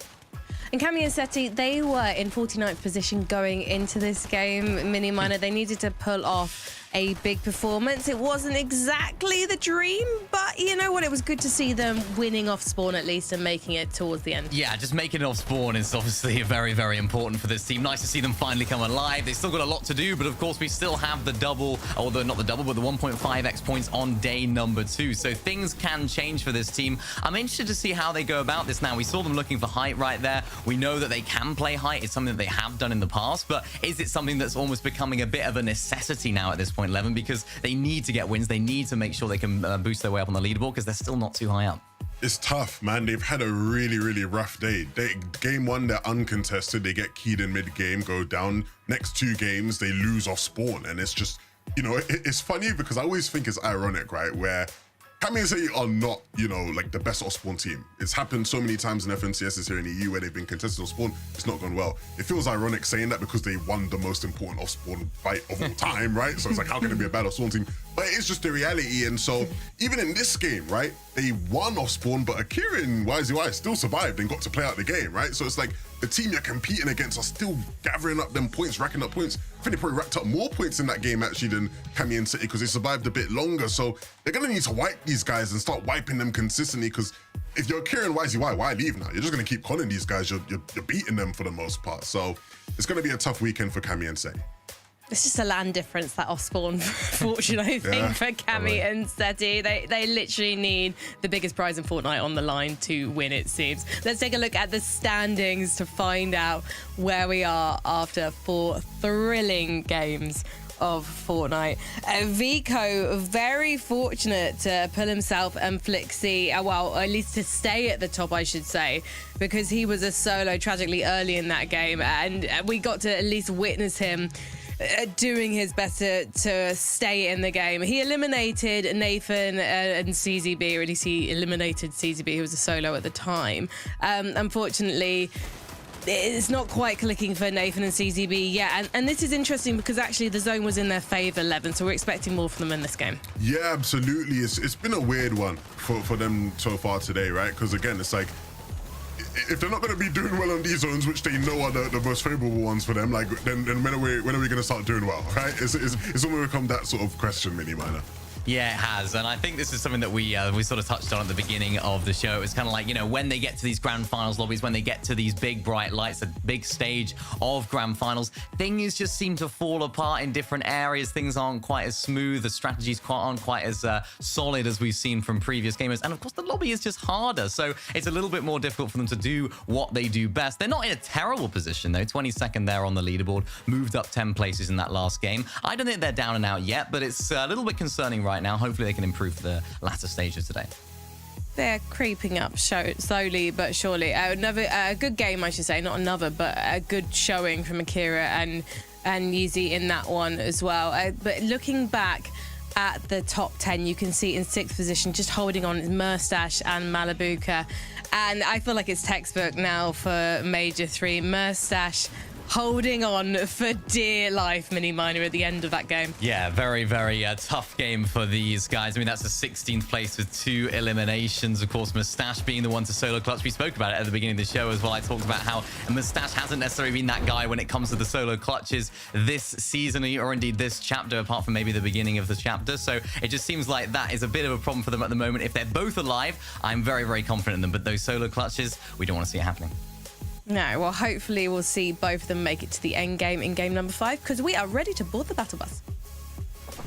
Thank you so much, Frankie. I hope so too. But I mean, speaking about solos, Vico was left alone throughout every moving zone in that last match. I don't know if Frankie touched on it, but he finished 11th place, Jacob. That is not bad at all. It was enough to maintain their spot currently on that throne in the leaderboard, but still more matches to be played out today. Another 6 to be played out tomorrow with the multiplier, so the job is not finished. Yeah, but it's just little moments like that, small moments like that that mean so much. If we take a trip down memory lane, remember Major 1, how many points separated the champion and that 2nd place? And this is looking like it's building up to be a similar photo finish, as long as you could take Vico down early. But the next game is ready. Let's get right into it. In terms of off-spawn engagements, Camiseti, it's not been going their way, but we also have QNDX and Phantom up against Haijo and Kaido. They're 2-2 currently, tied in terms of wins and losses. Redline Rig, we thought Merstash Malabuka would have it uncontested, but now they have decided that they are going to be getting themselves into an engagement. So they're ready for it, which is the good news. Can they hold on, though? That's the big question. Yeah, it's Cantry and Cryfalls. They qualified out of the same POI, but Malabuka and Merstash, I don't think we're in the lobby at the same time. This, though, is going to be a different game for them, uncontested this time around. But it doesn't change the result, because I see in the feed, Chino is going to take down Cantry nonetheless. I wonder where, yeah, Cantry has decided to switch up his drop spot once again. And for QNDX and Phantom, they have not got the upper hand in terms of the drop spot. They didn't get that slurp truck, so the HP and shield advantage is for Haijo and Kaido. Not only that, they picked up the first elimination, showing their superior end here of the off-spawn engagement. 3-2 for Kaido and Haijo. Yeah, I just kind of wonder after day 1 what's going to happen. To start this game off, just to give a little bit of reference, Kaido Haijo 18th place, and then you got QNDX and Phantom at 23rd. Nobody's really winning even if you win that fight. It's Chino and Kavi. They see the solo. They already took down 1. Just a lot of struggles happen when you switch up your drop and you're not necessarily prepared. Shots connecting, but not enough to finish anything. They did get an elimination, which is good for Dejinho and Skavi. Taking a look at Clown and Axe Force once again, though. It looks like this time around, it's going to be Hizix who cleans it up. What's the scoreline for this one, Jacob? You remember? Oof, we didn't see every single one, but I do believe it's leaning heavily in the Axe Force Clown favor.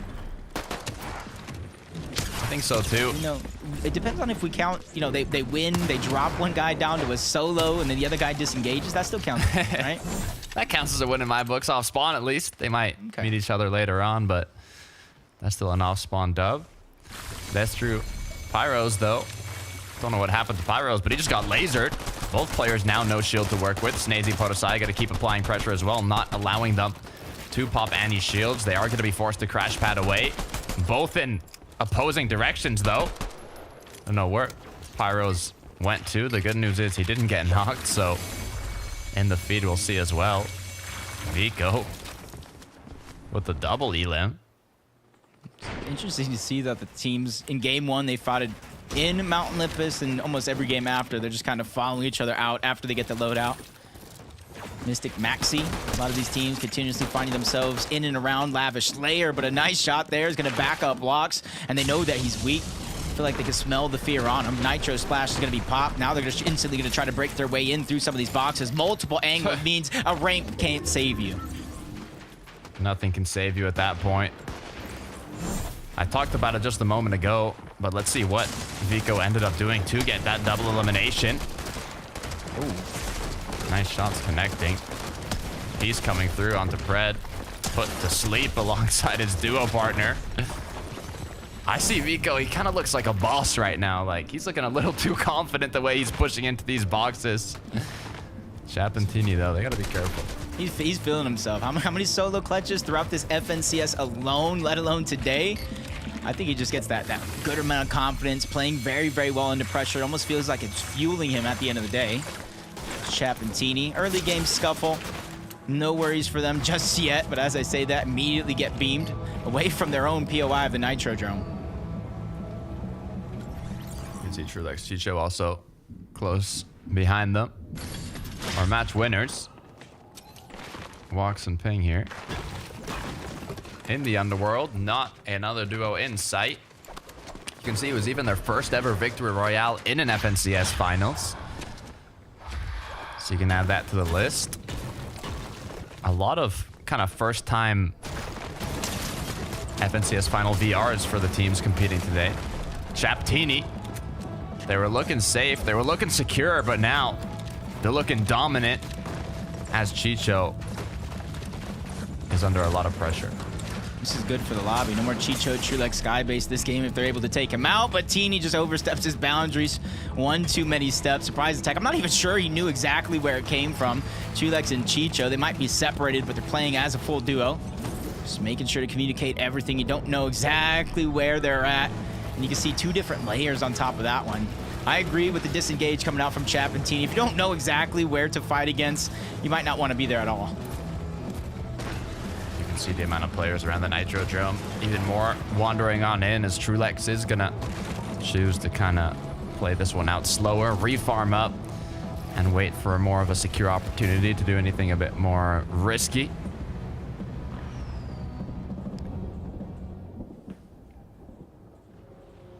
And then you got Nitro Drone that's like so contested. You even got NPCs all over the place.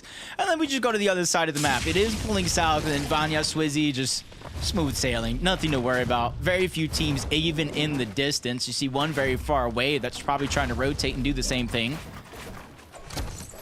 They just got a lot of space. They're almost going for these treasure maps. It's only going to give them a little bit of shields.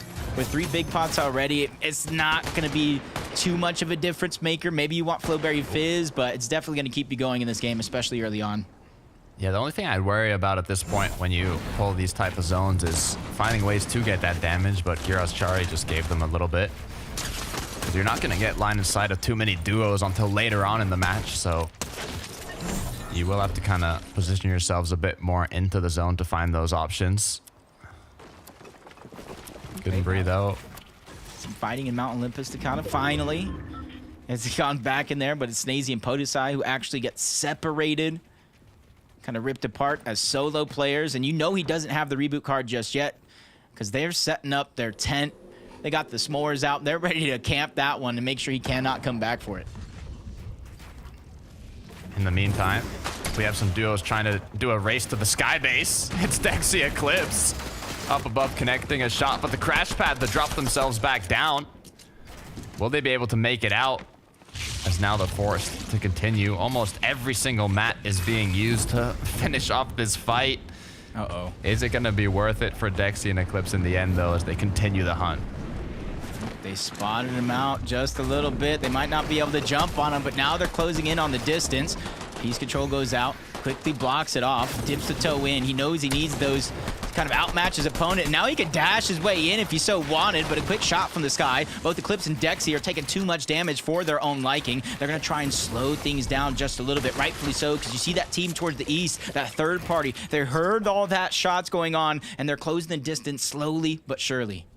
Both duos now left with no materials, forced to farm back up. Meanwhile, Cheeps and Turtle are going to be the ones coming on in to see if they can clean up what was left unfinished. Kovacs, though, now kind of taking some pop shots onto Pahala, but nothing overly aggressive yet. Fighting over that bunker. Hasn't necessarily opened up just yet, but you don't want to give the other team just kind of the best chance to just move in, steal away all the loot. Comeback and Perhawa just trying to hold their ground. Kovacs is making sure that he has as many of the pieces underneath his control. Zone moving in. It's not too far from where they're at, but if they intend to box fight for this bunker, they're going to stay in the zone. The good news is it is third zone, so it's not necessarily going to do too much damage, and they can kind of afford to tank a little bit of that storm damage. Sky and Scroll looking to see if they can kind of plan a sneak attack. You have Cheeps and Turtle close by, unaware that Sky and Scroll have vision onto Cheeps right now. The 3-2-1 could be all it takes. Zooming in, but unable to connect those crucial shots that you need to hit in these grand finals. Oh, Sky was looking, he was feeling confident. He knew they were separated just a little bit, but he takes too much damage as he falls towards the side of that hill. Still closing the gap, forcing them to play for a little bit more piece control. And now it's the situation where Turtle and Cheeps, even though they have full control over this bunker, they can't go down into the bunker because then it leaves them into a 2v1 situation or ultimately traps them down together if they both go down. 30 seconds until the zone starts closing. There is 3 duos that are up on the rotate towards zone. So if either of these duos kind of make an escape and try and run away after being cracked or tagged, they could run right into a healthy duo, which would be extremely dangerous. But the battle for the bunker is what's on their mind right now. It does look like another team is slowly rotating in this direction. Yeah, they're elevated a little bit lower on that shoreline next to the dashes, but they continue to hear these two teams fighting it out. They could get a little nosy, close this distance, and make it harder for either one of these teams to survive.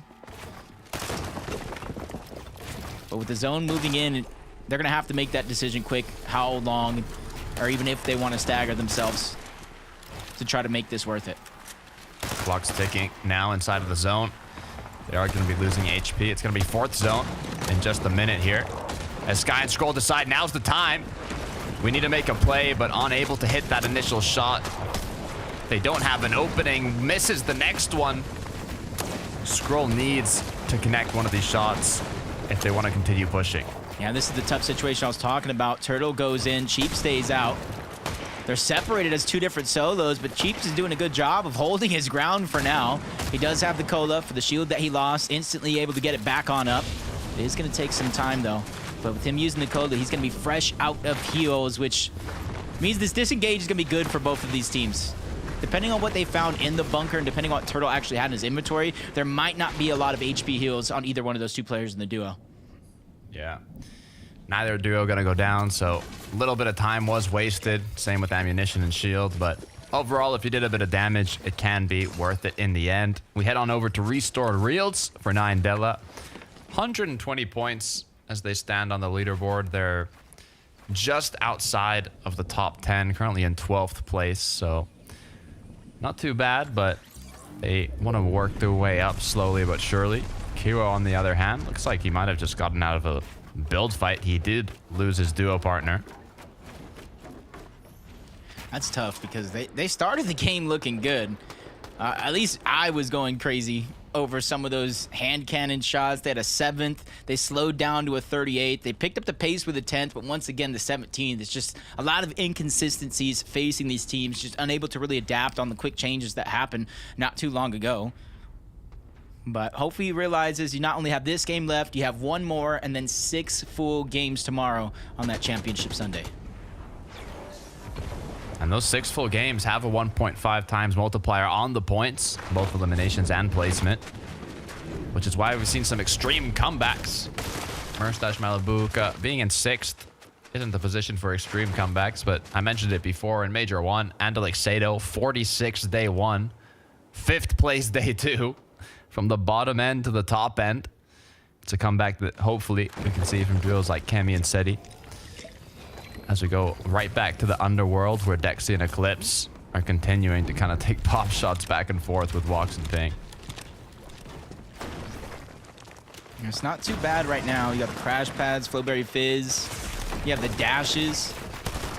And since it is early zone, but the damage, you can't be taking damage like that if you're Dexy. But if you're Walks, you got to be confident. Lands that shot. Quickly cleans up the knock. And now they have a 2v1 onto Eclipse, and you see him crouch. He's just trying to hide as much of the audio as possible. They know exactly which direction he went. They go in, Pings goes down, but luckily they have the numbers on their side. Walks quickly cleans that one up. And they are 1,300? Am I reading that right? 1,300 above the damage threshold? What is That's got to be the highest that we've seen today. Even, I mean, I don't remember when I've seen someone with more damage than Walks and Ping. I don't know where this damage has been coming from, but clearly they're doing something right. It makes sense. It makes sense. So far throughout the day, 4,400 damage for Pings alone. Walks almost 3,800 damage. First and third. The only person that is kind of keeping up on that leaderboard is going to be Vico himself, almost 4,000 damage. And it's going to show you don't always have to fill up with eliminations to get that damage for Storm Surge. Sometimes picking your battles wisely actually does pay off. Sometimes planting a Flowberry Fizz can also work out. If you have a duo that decides to rotate on through with the need of a bit of shield. This Chapentini kind of just playing the slow route. They did place that Flowberry Fizz in front of them, hoping that a duo will find it. But meanwhile, we have Swizzy Vanya up on Rift Island. Not a single duo contesting them, it seems. He's not just yet. We do have some teams rotating in that direction, but there's options. You don't necessarily have to go up to Rift Island, even though it does look like Queasy and Thomas going to hit the first rift down below, but they're probably just scouting out the location above, seeing what they can grab. They go right down below, and that's the thing that I was talking about. You don't necessarily have to go up to Rift Island. There's a lot of rifts that can help you with your rotation, and since they are in zone for now, you can kind of box up, play it slow, play it steady, wait for the next zone to pull away, and if it does, you have a rift for easy rotation. You even have launch pads. You have a lot of natural mobility around this Rift Island. You can see how many players, too, are kind of just positioned in the surrounding area, which also opens up vision, too. Gonna take shots. CZB Nathan didn't perform to what we would have expected from that north zone pull. But maybe they can do it now with a bit more of a difficult zone. As it looks like Turtle and Sheeps have got themselves into another fight. Don't even see Cheeps anyway. I got Turtle on the run. 24 below. Nice slide by Lolo. Quickly gets in through. Tries to go ahead and block his opponent off. Doesn't find the build that he needs, but Turtle runs out of space. He tries to go for a quick haymaker shot, but gets taken down. Him and Cheeps fighting for that bunker seems to be the disastrous move that they made so far. Good news is, being in the underworld, having that river of sticks, they do get those dashes to make it on into zone a lot quicker. So no issues there. Chapentini, though, this is not a fight I kind of like to see. There's so many duos around them that even the winner of any of these battles might not actually be a winner. Yeah, letting a team like that heal. They're taking their time. They see in the feed a knock happen. The Nitros, the patent play from Chapentini. They're not letting a ramp stop them, or at least not for now. They're quickly moving through, and they find that solo, take him down. Hey, they may not have fell for the Flowberry Fizz bait, but it's still working out nonetheless because they clean up another elimination, and they get 2 bodies worth of loot right there. That was the danger of having so many duos. I said, you take the engagement. Even if you end up winning, you're not going to win in the end because the cleanup crew is going to come through. It's exactly what they were able to finish off. Queasy left alone once again. 246 below. It looks like it's going to be free pickings for CZB and Nathan. Just unfortunate that you ran into a team that's kind of beginning to heat up here. 100 points so far. Not the start, and you were talking about not the play we expected them from that last game, but better late than never. There's this game, there's one more, and then there's the point multiplier with 6 games tomorrow. You just want to get as close to that first place spot as possible to kind of ease up on that pressure for day 2. Kovacs trying to plan the potential rotates he has here, but being 7 below, damage is what they want. A huge 110 damage shot is going to come through. Nitro following that as the pressure's on now. They want to close it off, but they might just have to take their route towards zone. He's just running. He just has a sliver of HP. Kovacs is just crashing through each and every one of these boxes. But the biggest thing is those layered changes. That is what's keeping him alive for now. As Huddy and Kovacs just try to reunite here for a moment. Huddy still has some HP to regain, I should say shields. He just has to reunite with his teammate. And does look like Hizix and his duo reunite as well. There is going to be a huge strength in numbers, especially on these rotations that keep pulling so far up the north. 150 above. They've made it into zone now, but you got to be careful. With the amount of duos that are around here, all it's going to take is one crack and the pressure's going to be on you. Kovacs trying to do what he can to hold the build, stay up. And it looks like they have a little time now. Just hide underneath. Just hide underneath. Maybe they won't see us. That's the plan right now. You saw the focus had stopped. They got a chance to breathe here. You see the drastic elevation changes up that side of the mountain. And then they still got to go farther north. This is looking like it's going to go towards maybe even above Grim Gates, towards the underworld. And if you're not prepared, it's going to hurt a lot because you see how many teams are not only taking active Surge, but are right on the line for Storm Surge as well. Good news is when you're Vico, no problem to get that damage. Quick pickings as another elimination is going to be added to the list. Cool now. Left alone down below. No shields to work with if the Flowberry Fizz is going to come through. A very far north pull is going to cause this duo to use a crash pad Flowberry. They might even have to use a second one. Yeah, and they gain the elevation. That means this next one they're going to use is get them even further than that last one. And they staggered themselves enough to where they can peek through the shots and get some Storm Surge. Just kind of pad it just a little bit. You know, they don't necessarily need it. Teeny's by himself. I don't know where Chap went down at, but he is barely above that threshold. And you see it consistently moving. That's how active the lobby is at this current moment. If you look, though, he is choosing to take more the uncongested side of the zone.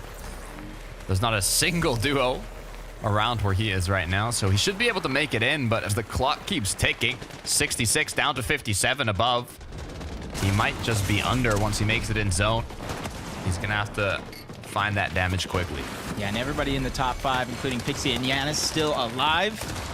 And these are the types of games you need to continue to perform in. When everybody above you in that top 5 is still alive, they're just gaining points, placement points, elimination points. And for you to go down here, it's barely in that 25-point. Placement points are barely starting to get in. They set their eyes on a whole nother team, land some good shots for Storm Surge, but with the zone pushing them in, they're not going to get too greedy.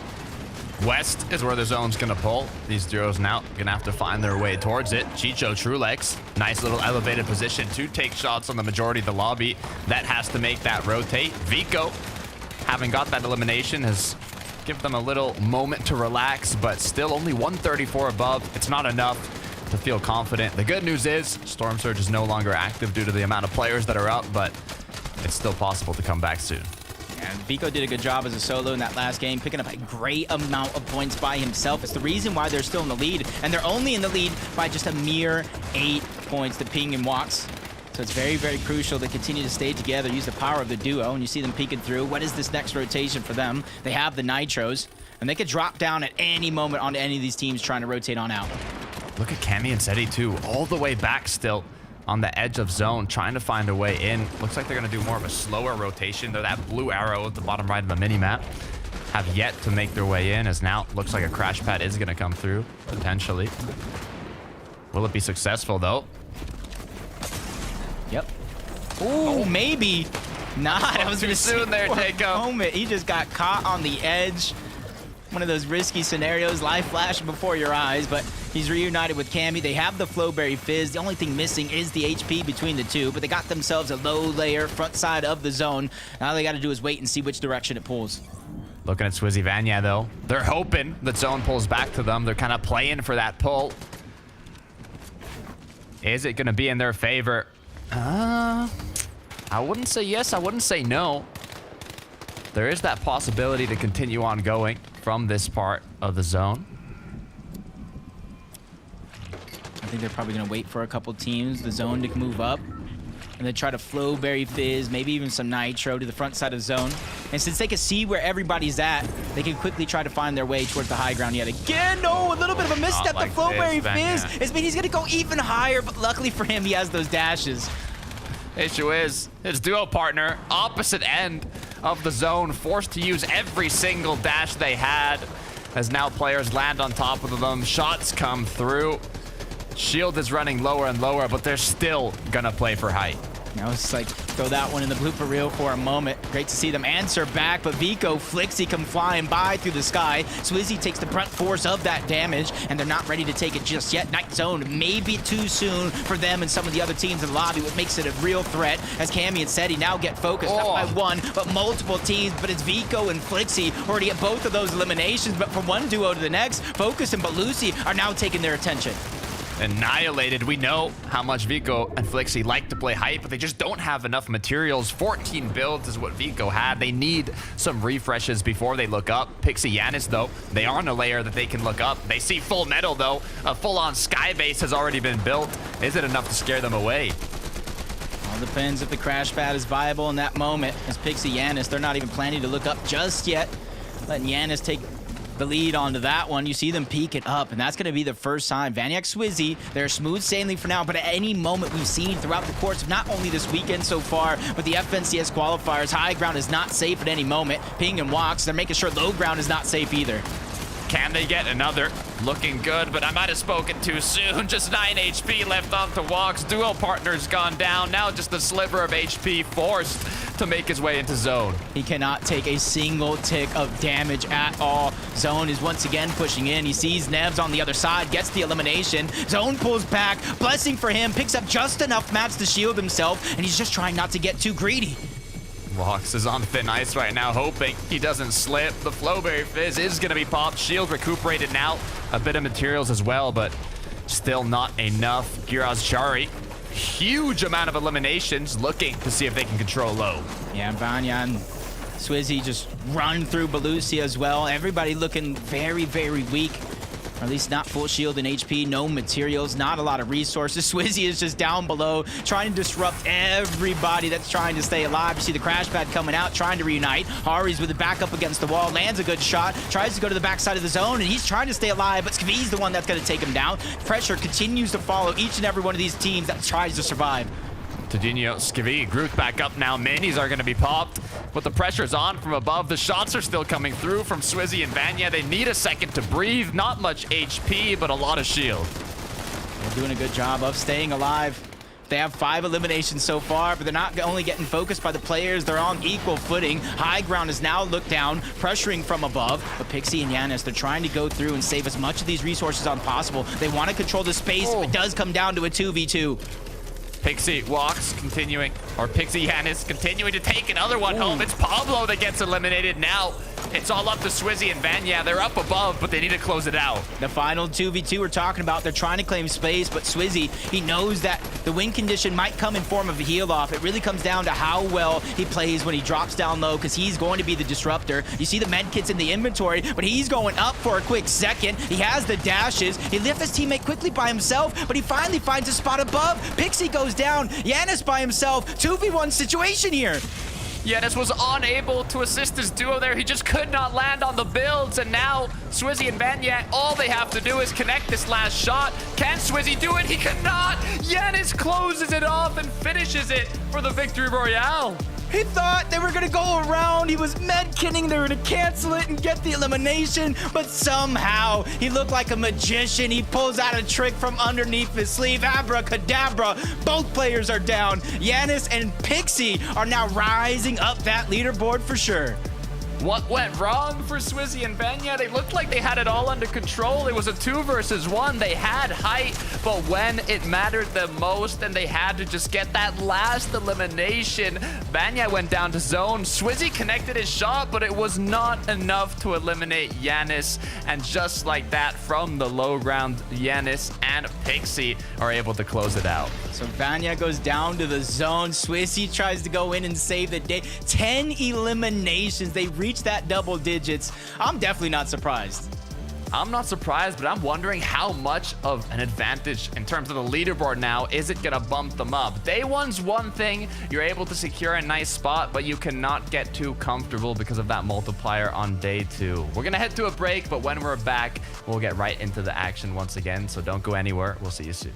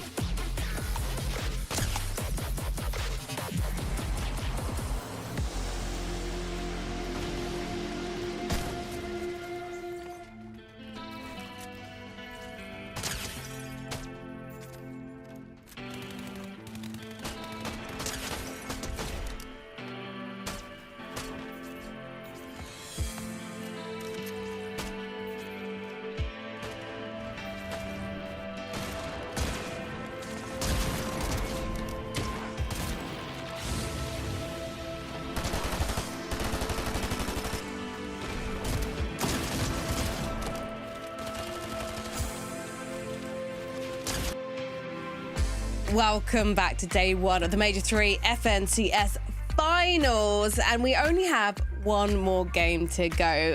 The question is, will it deliver like the end of game number 5?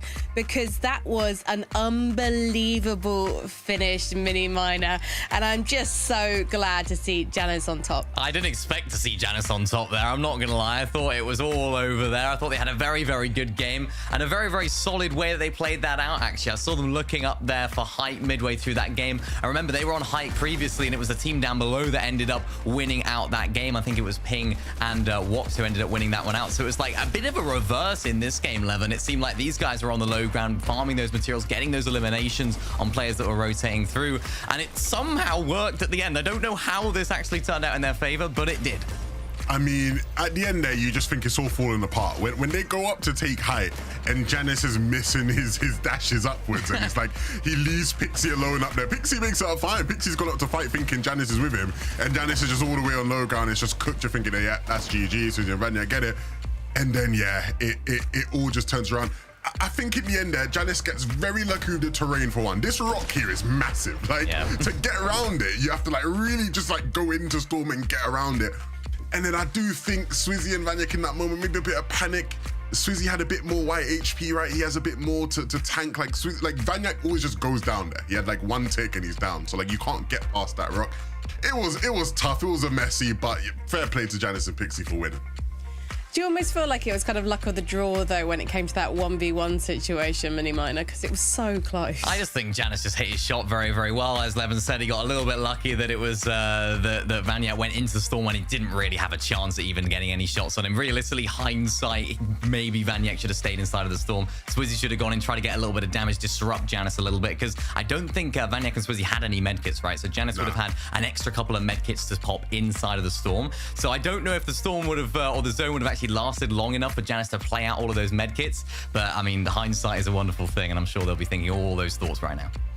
Levin, if you're one of the duos watching the action this major, would you reconsider high ground for the fact that it actually seems to be so rare for duos who have managed to keep it all endgame to actually drop down successfully and take that victory royale? Obviously, we did see Vico do it earlier. It was an incredible 2v1.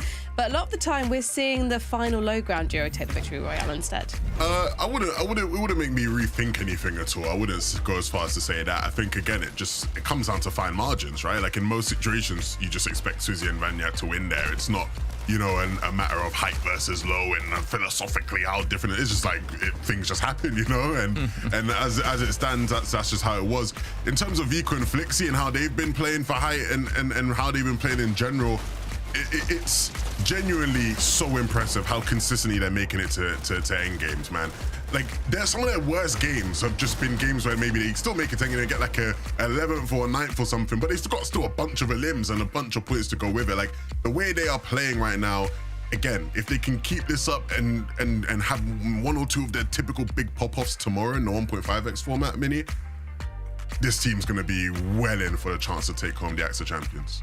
I want to just jump in here really quickly. Mini Miner, were you expecting at the start of the day to see Ping and Vox at the top of the standings? No, 100% not. It was one of those teams that, yeah, as Levin correctly said earlier, they were sort of expected to be inside of that top 10. They've had a really, really good season, gone under the radar a lot as well. But it just seems like they're really, really coming into their own in this grand finals right here. They had a little bit of a rough start with that 16th, but so far it's been all top 7th. Of course, that's 5th place in that last game. Wox, we have to take our hats off to, because what a fantastic little clutch here from him. We spoke so much about how good of a player that he is individually, and right there, Levin, he just showed it.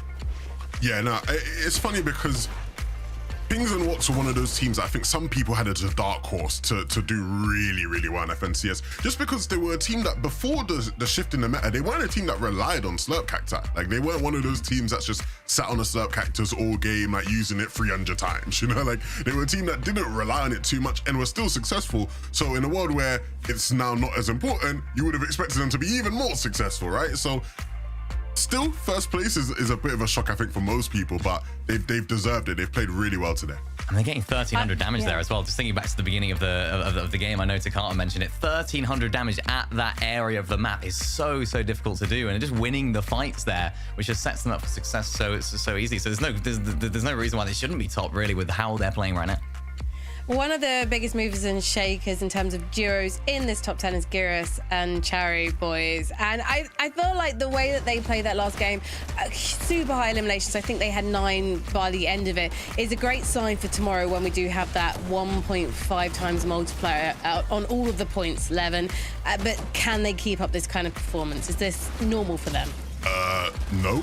I wasn't like if you told me, hey, there's a team right now that's like near double-digit elims and like they're popping off in mid-game and there's like a big solo clutch happening right now, and you asked me to guess which team is it gonna be, I would not say Girus and Chari in like 100 times if you asked me. Like, I just wouldn't say their name. So very impressive from them, right? It's not a diss, it's just genuinely like a big surprise, and they're playing really well. So fair play to them. I was not expecting that.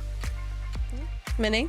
Yeah, no, I completely agree. I think this is a team that haven't really had that great of a season. When I'm looking back at some of their placements in the Cash Cups and various qualifiers, I haven't really seen too much to get too excited about, but they performed well in the semi-finals and, of course, now performing incredibly well here.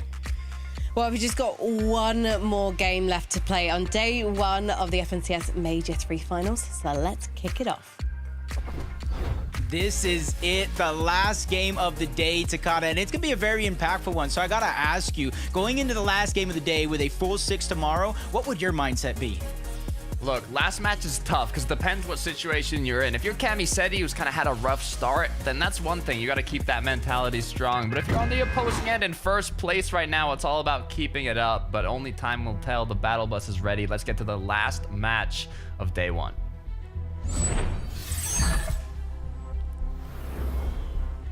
These games today have been nothing less than just pure excitement coming down to the wire. We got some huge clutches, even that last one by Yanis. Making sure he played his cards absolutely perfect, forced them in the zone to go get him. But an off-spawn fight we haven't seen too much of so far. Monier and Lunex. Even though we haven't seen them go up against Marine and Cade, we have seen them come out on top more times than not, playing these games out. Marine just going on the full offensive. Cade is there to try to follow up on some damage. The Nitro Splash is dropping him around, but it doesn't look like he's gonna survive. And because of the Nitro, he does get the elimination. To fall damage, he goes down. Marine now, from getting picked off as a solo in the previous match to coming out on top. This is what they needed to close out day 1. You asked me, Jacob, but the thing is, what really matters is the prep now. Between day 1 and 2, you kind of get a sense of how these lobbies have been played out. And the potential for a comeback is massive with the point multiplier. So you really have to make your day 2 count. It matters more than anything for your grand finals. So for players like QNDX, Phantom, Kaito, and Haijo, I don't think they're going to change much. They've both been contesting each other as much as they possibly could, but not a single duo kind of made it far enough for the Slurp Truck this time around. Interesting job for both teams. I wonder if that was intentional by Vision, QNDX, and Phantom. They are down 2-1 or 2-3 in the fights that we were talking about. Haijo and Kaido having at least one more victory, a little bit more confidence. And this is big because you talk about changing things up for day 2. If it's 3-3, it almost leaves you asking a bunch of questions. One's going to get dropped. QNDX trying to fight back, but he has a massive health disadvantage. Kaido, it quickly ends that one with the Gatekeeper. So now they're up 4-2 going into day 2 tomorrow.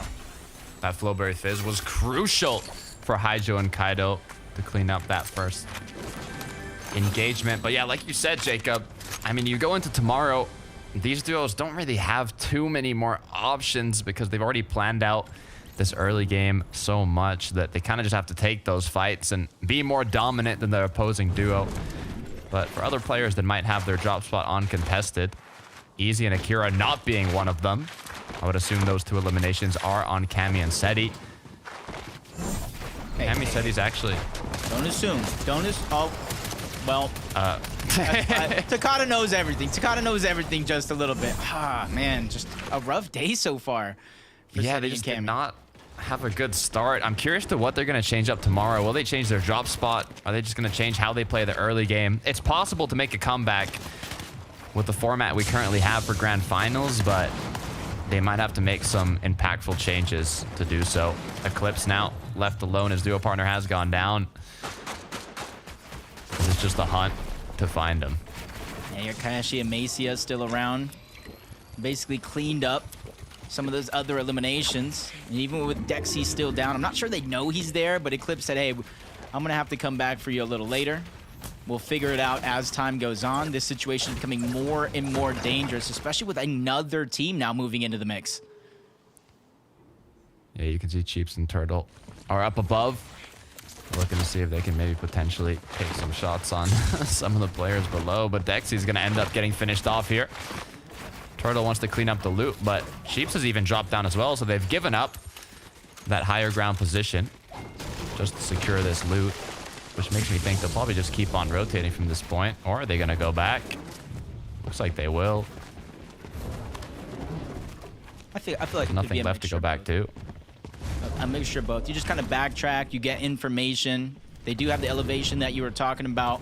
So there are teams nearby, but on this side of the map, it's a whole different biome. It's like a forest. You get in there, you get lost sometimes. It's easy to hide behind some of those trees. So even though they elevated themselves to get as much info as possible, I'm not sure they were actually able to acquire much. You can see Mappy and Kiro kind of throwing their heels to where they're going to build that Surge base, so they can reuse it. If you don't have cactuses, at least get extra heals, extra shields that you can use later on. Uh-oh. Fight. Pablo and Bevy's just getting a little bit more confident, and they hit a good shot to really start it off. And both of those guys are separated. He's quickly trying to break through one wall, but they're best at that one. They quickly back on out. Cone separating them. First knock's going to come through. Chap is down. Teeny's scrambling around by himself, and he's in a 1v2 situation. Pablo and Bevy's have the strength and numbers, and they use them wisely, taking out both Chap and Teeny. And their last game of the day is done and over with. They're stuck watching like the rest of us. Those are some huge eliminations because Chap and Teeny, you can see, we're 5th place on the leaderboard. And you know who was 6th, Jacob? Pablo and Bevies, eliminating the duo that was directly on top of them in the leaderboard. Swizzy Vanya as well, gonna pick up a quick elimination. That's huge. Yeah, you gotta imagine Chap and Teeny at least gonna drop down to 6 with Pablo and Bevies being right on their tail. Swizzy and Vanya with the zone moving away. You see how they quickly made their rotation much faster than that last game, where if it was in Brutal Beachhead, they stayed there for quite a long time. They know the terrain, and I feel like they don't fear going down on Surge as some of these other teams, because I feel like Swizzy just has a plan for everything. Oh. Having a plan is crucial for these matches, and I'm curious what I mentioned earlier to see how the plans change for these duos going into day 2, especially the ones that haven't seen as much success. Pixie Yanis, though, that headshot is going to be incredibly impactful for the amount of total damage they're going to need. Akira Easy shouldn't be too worried as they did pick up Camiseti right off the bat, but maybe it's the other way around where Swizzy and Vanya want more. And we know how aggressive this duo can get. That's actually a smart play. He quickly nitroed the wall. Yeah, if he got damage, that was good, but it's more of taking control over this entire bunker. He already stole it away from Akira and Easy. And they don't even want anything to do with this fight anymore. Yo, you can have it. We're gone. We're sorry. We didn't mean to take it. And Vanya and Swizzy said, nah. You're more than just sorry. We're going to continue to try to chase you around until you get far enough. There is a nitro ring there that they could try to use to continue to disengage, but Swizzy and Vanya just feeling more and more confident as each and every day goes on, and there goes something to slow that confidence down just a little bit. Reality check. Reality check. That's why you got to be aware of your surroundings. Third parties are always looking.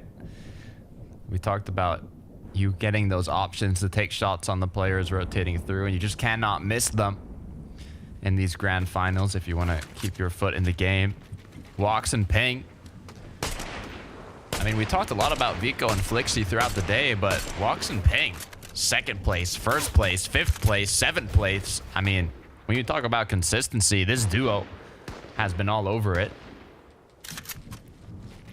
And you're 100% right, because if you kind of look at how much damage they've been able to do, 5,300, 48 damage so far. And that, to me, is maybe just as surprising as this team throughout every game so far today. I know we still got this last one to play out. They have not taken Storm Surge damage one time today. They are making sure with these changes, they are running away as fast as they can and really not looking back.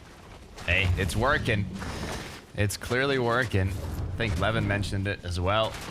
They were actually used the Slurp Cacti, I believe, less than any other EU duo during the semifinals. They only used the Slurp Cacti one time, literally. That's a fact. So they did not need it for their success, and it's showing today. This is another team right here that's kind of flying under the radar. Even though they don't have a massive amount of points, they started this game in about 10th place, and I was talking about the damage for everybody else. They haven't really taken Storm Surge either in 5 games so far, and they're doing just enough damage to make sure they don't have to worry about Storm Surge. It's not anything that blows your mind by any means, but the consistency is, as long as they can kind of capitalize on that fact, I feel like day 2 is going to be a good game for them. Everything changes in day 2, Jacob. Just thinking about it, it's got me excited. One thing is the leaderboard now, but from what we've seen in previous majors with that change in format throughout day 1 and 2, you never know what's going to happen. Vico and Flixie, though, like Levin said, if they can get a pop-off game tomorrow, just like they did today, that might be what they need to finish in the first place spot. Yeah, and they're only... Right now, Vico and Flixie at least are only 4 points down. And honestly, even looking at that whole leaderboard, some would be a little scared of the almost 80+ point differential between them and 5th place. But some of these players have been picking up 80, 90, 100+ point games. Now add in the 1.5 multiplier. These are going to be 120, 150+ point games. So it's going to be easy if you can catch that momentum and fire at the right time tomorrow to catch up on that leaderboard. Vico continuing to just kind of farm up. The shots come through, doing a good job of blocking them out. Reckless, pretty calm. There's a lot of duos, but not too much aggression. Murstache Malabuka no longer contested, it seems. They were kind of contested halfway throughout the tournament. That might have thrown them off a little bit in terms of the game plan, but they were contested as well quite a bit during the qualifiers. So now they're back in business, back to their original game plan. So let's hope they can make the most out of it. You see that 70% win rate off spawn this season. We're not talking about today, we're talking about this season. Showing how consistent they are and why they're uncontested. Even though they did have some contestation early on, that quickly went away as Vico Flixie did look like they tried to crash pad on top of a team. You cannot hear it coming, you don't see it coming. So it's a great way to surprise some opponents. See Conversation with Queasy sneaking up there a little bit. But so far, nothing too chaotic coming through as Vico actually is going to catch Sky off guard. They found him. You can only play hide and seek for so long. I like the attempt. He was trying to use the door, hide behind the door. But Vico and Flixie, they're going to check everything. They're going to check doors, stairs, nooks, crannies, making sure that you can't hide in any crevice of the map overall. We just go from one side to the next. You see how the zone is pulling more and more on over towards the east. Geras and Chari. They don't have a single elimination just yet. But they're going to have, I want to say, a relatively easy chance to get to zone because they also have multiple chances at that mobility. They have multiple chances to kind of have nobody really contesting them. And if they have the crash pads on top of that, they can launch pad into a crash pad, into a nitro ring. So the distance they have to cover isn't so worrisome to me. Gonna choose to play it slower, but like you said, the natural mobility that you get from those nitro rings allows you to be able to kind of just stay in zone a bit longer. The zones today have been a lot on the west side of the map. I think we had one north zone, which we were kind of hoping CZB and Nathan would get a pop-off game, but every other zone has basically been kind of west-southwest of the map. Quite consistent zone placements. I like the idea, just kind of recharge the nitro a little bit. Wasn't necessarily in the right direction, but you're able to save some resources. You're able to look for any cactuses that might be left behind. Let's take a look at Rift Island. Orzen and Guden this time. Guden Breath, one of the first ones, I do believe, making their presence known on top of Rift Island. Better late than never, especially since you got 164 points. Yeah, might not be in reach here for day 1 to take the top spot in the leaderboard, but as long as you close that gap in this last game, you're giving yourself a fighting chance. Sheep's Turtle gonna choose to take one of those rifts down to the Rift Island. Will they play aggressive towards the flag, though? I'm not sure. Vico Flixie now. Looks like they were able to pick up another elimination, if I'm not mistaken here, Jacob. Seems like it could be on the Panzer. Yeah, saw him as a solo. Quickly kind of trapped himself in that building knowing, hey, you're either going to come out one of these doors. They just instantly moved in the same direction he did and just kind of took him out. Easy cleanup for them. And since the zone is kind of moving in their direction, they don't have to worry about much just yet. Walks and Ping. We talked about it earlier. They used the Cactuses less than any other duo in the semifinals, having just used them one time. But then you have duos like Clown and Axe Force that used it 250 times in the semifinals. Even if you want to talk about NA, Cooper and Kanata 385 times. So you can see the kind of change in meta has impacted some duos more than others. The good news for Ping and Walks, though, is being in first place. It's all about just maintaining your spot. You don't need any huge pop-off game. All you gotta do is play it like you've been. Pablo, though, what went wrong here, Jacob? Yeah, I don't really know how Bevy went down, but I saw him just trying to beeline it over towards the Nitrodrome area.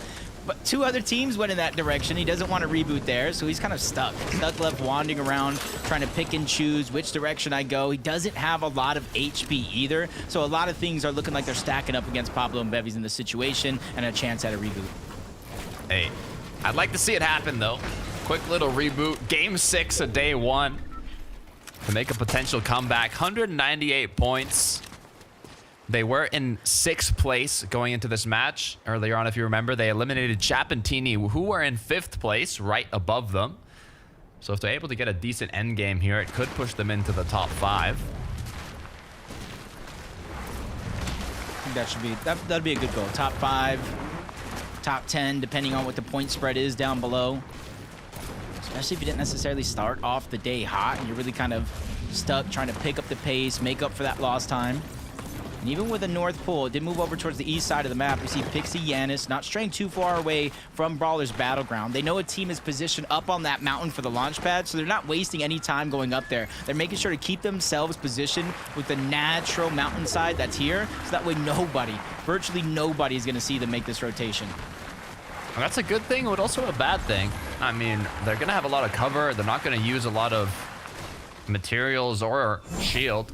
But what I was going to say is the issue is you're not even going to get a lot of options to take shots at your opponents. But seeing that they're 518 above the Storm Surge threshold, that could be the deciding factor on why they're taking more of that uncontested route. Quick elim for Vico, bumping them up to 3 now. Those are massive points. Because remember, it was 4 points that separated them and first place. So you almost got to imagine with the eliminations that they're picking up, a little bit more so than Ping and Walks. During the course of this game so far, they might have taken it back. I think they would have. I mean, if your calculations are correct, they got 3 eliminations, so already 12 more points added to what they started off in. Mapi Kiro, though, make their way into zone. Nice and clean rotate. As if we look at Ping and Walks now, 0 eliminations. But they're looking healthy. They're playing for the late game, Jacob. They're playing it out. Calm, collected, secure. What's scary, though, is there's so many duos around them here that at any moment, a brawl could commence. And with that crack, Ping's going to have to take a step back and recuperate that shield that was lost. Yeah, they're in first place now, but it's not necessarily by eliminations. It's their consistency that's keeping them ahead. This Force is just basically stuck by himself. He was trying to get a little bit more aggressive, back down that team, but other players in the lobby are now seeing they got a distance to travel. They're far away from zone, and it's getting very, very chaotic. So let's join in on the front. Even if they don't pick up the elimination or get any of the loot, that's just one less player, one less team that'll be in their path to the end game. Emil now seeing what he can do to close this one out. 100 shield, 16 HP. Has the Mythic Hand Cannon from that Rift Island. But can he hit the shots? Turtle's down below, not too much HP or shield. But Sheeps is still up. It's a full duo. There's not too many options here. Yeah, he's above Surge, so he doesn't necessarily need to make the risk to drop down and try to grab it. But as he rotates off one position, the team elevated high up on that mountain, beginning to focus out all of these players that are staggering themselves back. They have the option to do the same thing as well, as long as they have a crash pad to make their distance there. And for everybody that's getting stuck, it's going to come exponentially harder for them to try to make the way to a zone if they don't have a crash pad. Oh, Walks and Ping, they did use that crash pad, but it was the end of Ping. He got eliminated right out of the sky, leaving Walks alone now.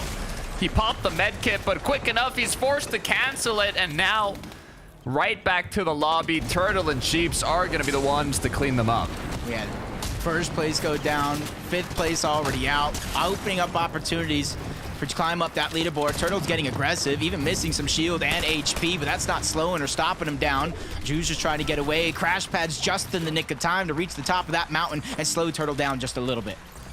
Medkit's gonna be traded now. The potential to recuperate that HP and shield. Issue is them being kind of on the bottom end of this ridge. Also with the zone point to the opposite side of the map, they not only have to elevate themselves, but also find a way across the zone. See the leaderboard shaking things out. It's actually 2nd and 5th now gone as Vico and Flixie took first throughout the course of this game. Cheeps and Turtle just trying to make their way up the mountain. They don't have a ton of resources, so they got to cycle where they can. A couple of rocks they can farm up on the way, but other players might not be so lucky. They don't have a full duo. They're by themselves as a solo, forced to make a rotation. And even without Flowberry Fizz this time around, Pablo's going to have to do these multiple times if he's looking to make it safely to zone. That's exactly what he's going to choose to do. He had lost bevies earlier on, so he has been playing this out as a solo for a significant amount of time, which also has led him to be below the Storm Surge threshold. But now, as the pressure's on him, there's so many duos that are going to change focus. He cannot get cracked here. The pressure will continue. Builds come through. He's left on wood now. It doesn't look like it's going to stop anytime soon. He needs to relocate.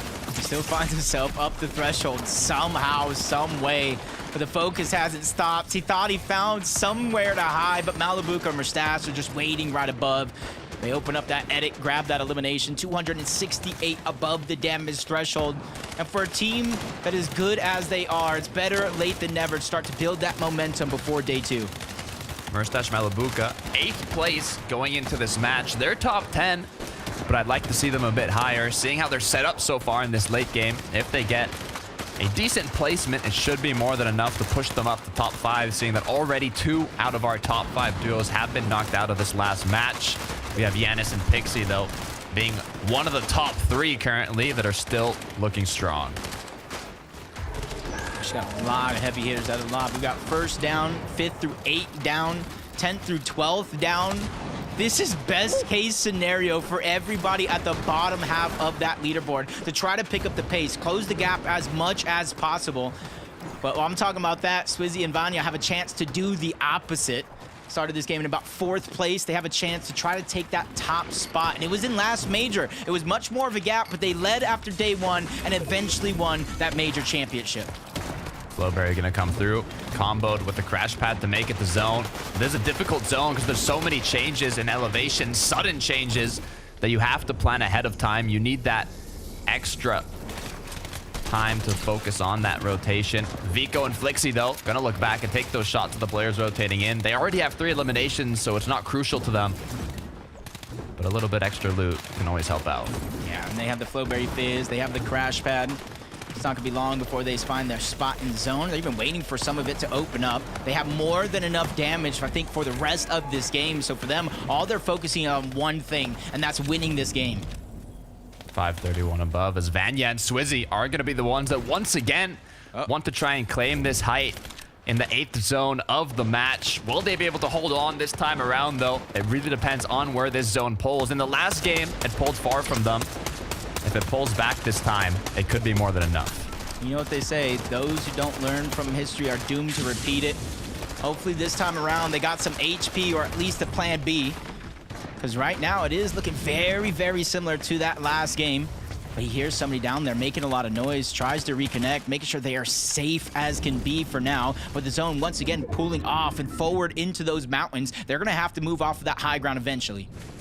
I think they still want it, though. They've been chopped down, so now they're forced to use that Nitro to make their way into zone. They have 2 options. They build up once again ahead, or they give it up. For Thomas HD and Queasy, though, they have to be careful, as Queasy is just 1 HP. Yep. Waiting a few seconds. Thomas knows they still need to rotate. You have to be very, very precise when you do get that edit. Haijo, Kaido, Kiro, Mappy, everybody flying through the sky. Nobody really has a chance to contest Swizzy and Vanya just yet.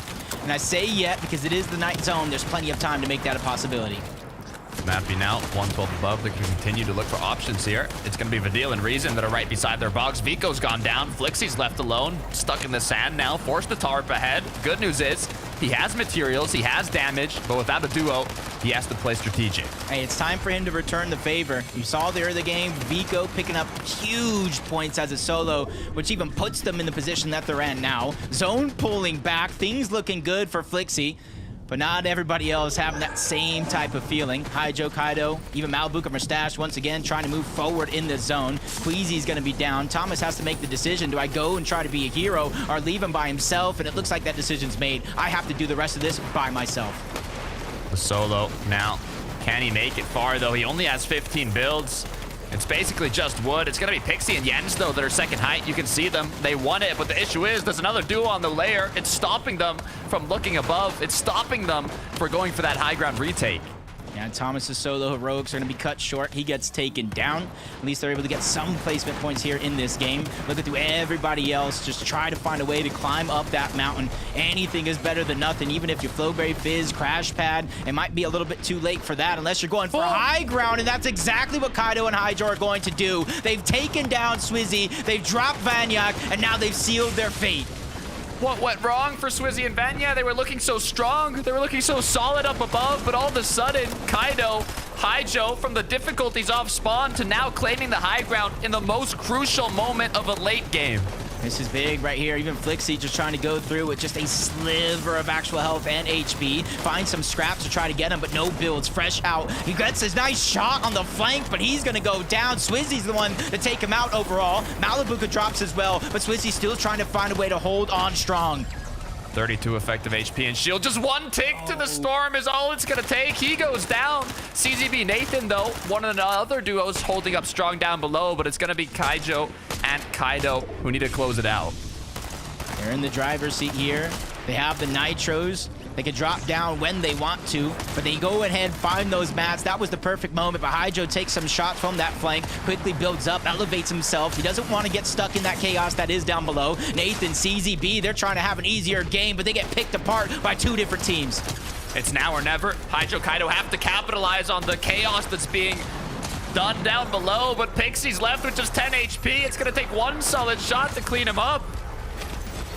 Oh my, he just barely goes down. Chinyo versus Haijo, 1v1 situation. Big shot's gonna be fired. Haijo goes up. He has the medkits, he has the minis, and even a crash pad to get himself outside of zone, but Chinyo's at the bottom. This building is just gonna stalemate this just a little bit, and it's a blessing. It allows him to pop a few bandages, give him more of a fighting chance here, but Haijo's above. He's not giving up on this play. He said, I have high ground. I have this game in the bag.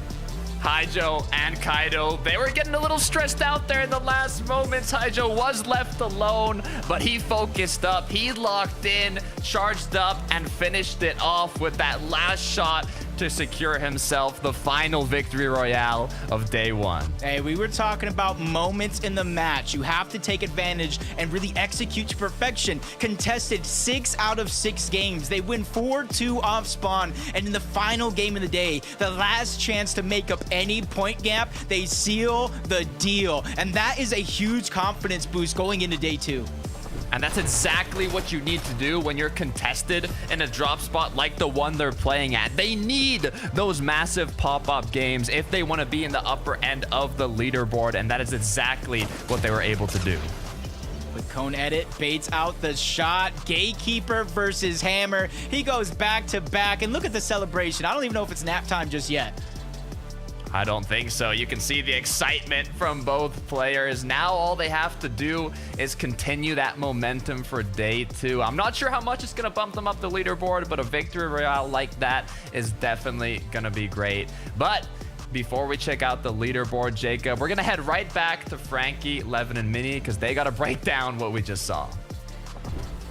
Thank you so much, guys. Can't wait to hear you commentating tomorrow. And it was fantastic to see Haijo celebrating there. I'm living for these player cam moments. So if you think you're going to win a victory royale, competitors, then make sure you prep for this. I want to see balloons. I want to see confetti. And I obviously want to see smiles on faces, which is what we did get treated to from Haijo and Kaito, Levin. unbelievable comeback from them. I mean, what a day it's been. It started off so rocky for them, losing off spawn. They had terrible drops in that first game, and I remember both of us reacting like, oh my goodness, this is a terrible way to start today. It's really nice to see them, though, pick things up, because that off-spawn battle at Lil Dirty Doc was always one of the biggest points of contention, right? Of like, whoever comes out of that spot has the potential to do really well, and these guys are showing that here today. Yeah, really, really happy for this team. I mean, as you mentioned, they had to make it out of the drop spot well, and they made the most of the games that they do make out of there as well, which is so, so important. Even just there at the end, the little cone edit to bait the shot was fantastic to get the final elimination. Really, really good to see. And I like the way that this duo have sort of formed. I like the way that that Hydro hasn't made a grand finals this whole major, or this whole chapter, I should say. Now, this major making his first grand finals of the chapter, absolutely popping off as well. And as all the talk has been about Kaito in this duo, so much talent in that player, but Hydro showing us what he does best, the experience of him, the calmness, the coolness. I don't think you'd want it the other way around, because you'd want that experience there at the end, and he proved why he's got that experience all under his belt. Yeah, maybe in Hydro's case, his lucky talisman is not making his bed in the morning. Maybe he'll have time tomorrow before the final 6 games of the finals.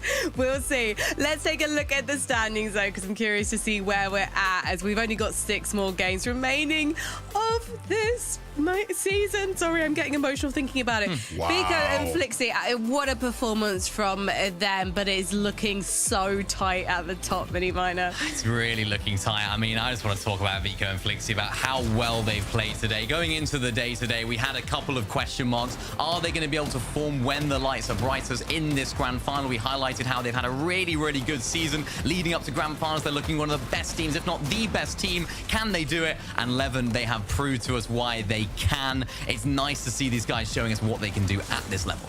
I mean, guys, look at how close this leaderboard is at the top here between these two. Just 4 points separating them, and look at who it's separating. Flixie and Janice spent the whole year playing together, spent so many seasons looking good, but then failing at the final hurdle. The grand finals was just never good enough for both players. They decided to split up this season, and now they're both in a race to win the FNCS title. I mean, this in itself is very, very, very tough. I mean, Janice and Pixie, again, not a team that many people are hyping up as a favorite by any means, but I feel like Janice just seems to do this almost every season of FNCS. He's up there in the leaderboards come day one, and you always want to see if he can close things out. Again, it's been a while since he has been able to close things out, but this time, maybe not that pressure of being in first place, just being behind again, the people in the driving seat. We'll see if they can use this now to fire them forward and win the whole thing. Yeah, I really hope he uses that experience of being first on day one, being all on top on day one, you know, having a really good day to really take that momentum into day two. I always think back to Chapter 4, Season 1, when he played with Reason. They were dominating day number 1. They played so, so well. First place at the end of it, and then it all went wrong in day number 2. So I'm really going to be keeping an eye on that duo to make sure that that doesn't happen again tomorrow. I think it's going to be very, very important for them, though, because, of course, it is a 1.5x points format in both eliminations and placements. So tomorrow is going to be even more exciting if today hasn't delivered enough. I mean, it's delivered so much, guys, but also looking at this top 10 does make me really excited for that 1.5x multiplier, because of the fact that when you do look at this top 10, if you look at where people went up in terms of placement, Kaito and Haijo, they did hike their way via that Victory Royale into the top 10, but the rest of the duos we see there are incredibly consistent game to game, and I have a feeling that the next owners of the Acts of Champions 11 will be one of the duos that's already in the top 10. I mean, you'd think so, right? All of these teams are top players. I think the key thing, though, is that we have to remember we've seen some crazy comebacks and crazy upheavals in results with this 1.5x format, right? Last season, it was Analex and Sato who were way down in the 40s, finishing the top 10, qualify for globals, right? It's like you can see a team in 8th, you know, sort of have a crazy day. If you are one of those teams higher up, Frankie, it now adds a bit of extra pressure in, because one game down tomorrow means a lot more. It's like it hurts you a lot more than one game down in today's format, right? So, big day tomorrow, but I'm sure they'll be ready.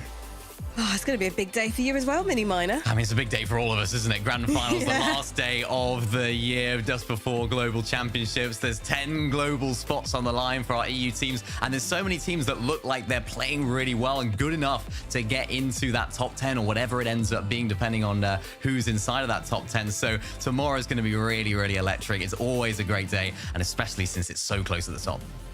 Oh, I really cannot wait for the action. But you know what? We have to get some beauty sleep while we let the North Americans take over. So we will be back at the same time tomorrow. The first lobby will kick off 5 p.m. Central European time. So obviously make sure you check in 20 or so minutes before so you can hang out with us and hear Mini Mino keeping the peace. We will be back though on this stream in the sense of the FNCS team, because North America led by Zeke will be coming your way very soon indeed. So keep yourselves locked in and we will see you in Europe tomorrow. Good night and sound that horn.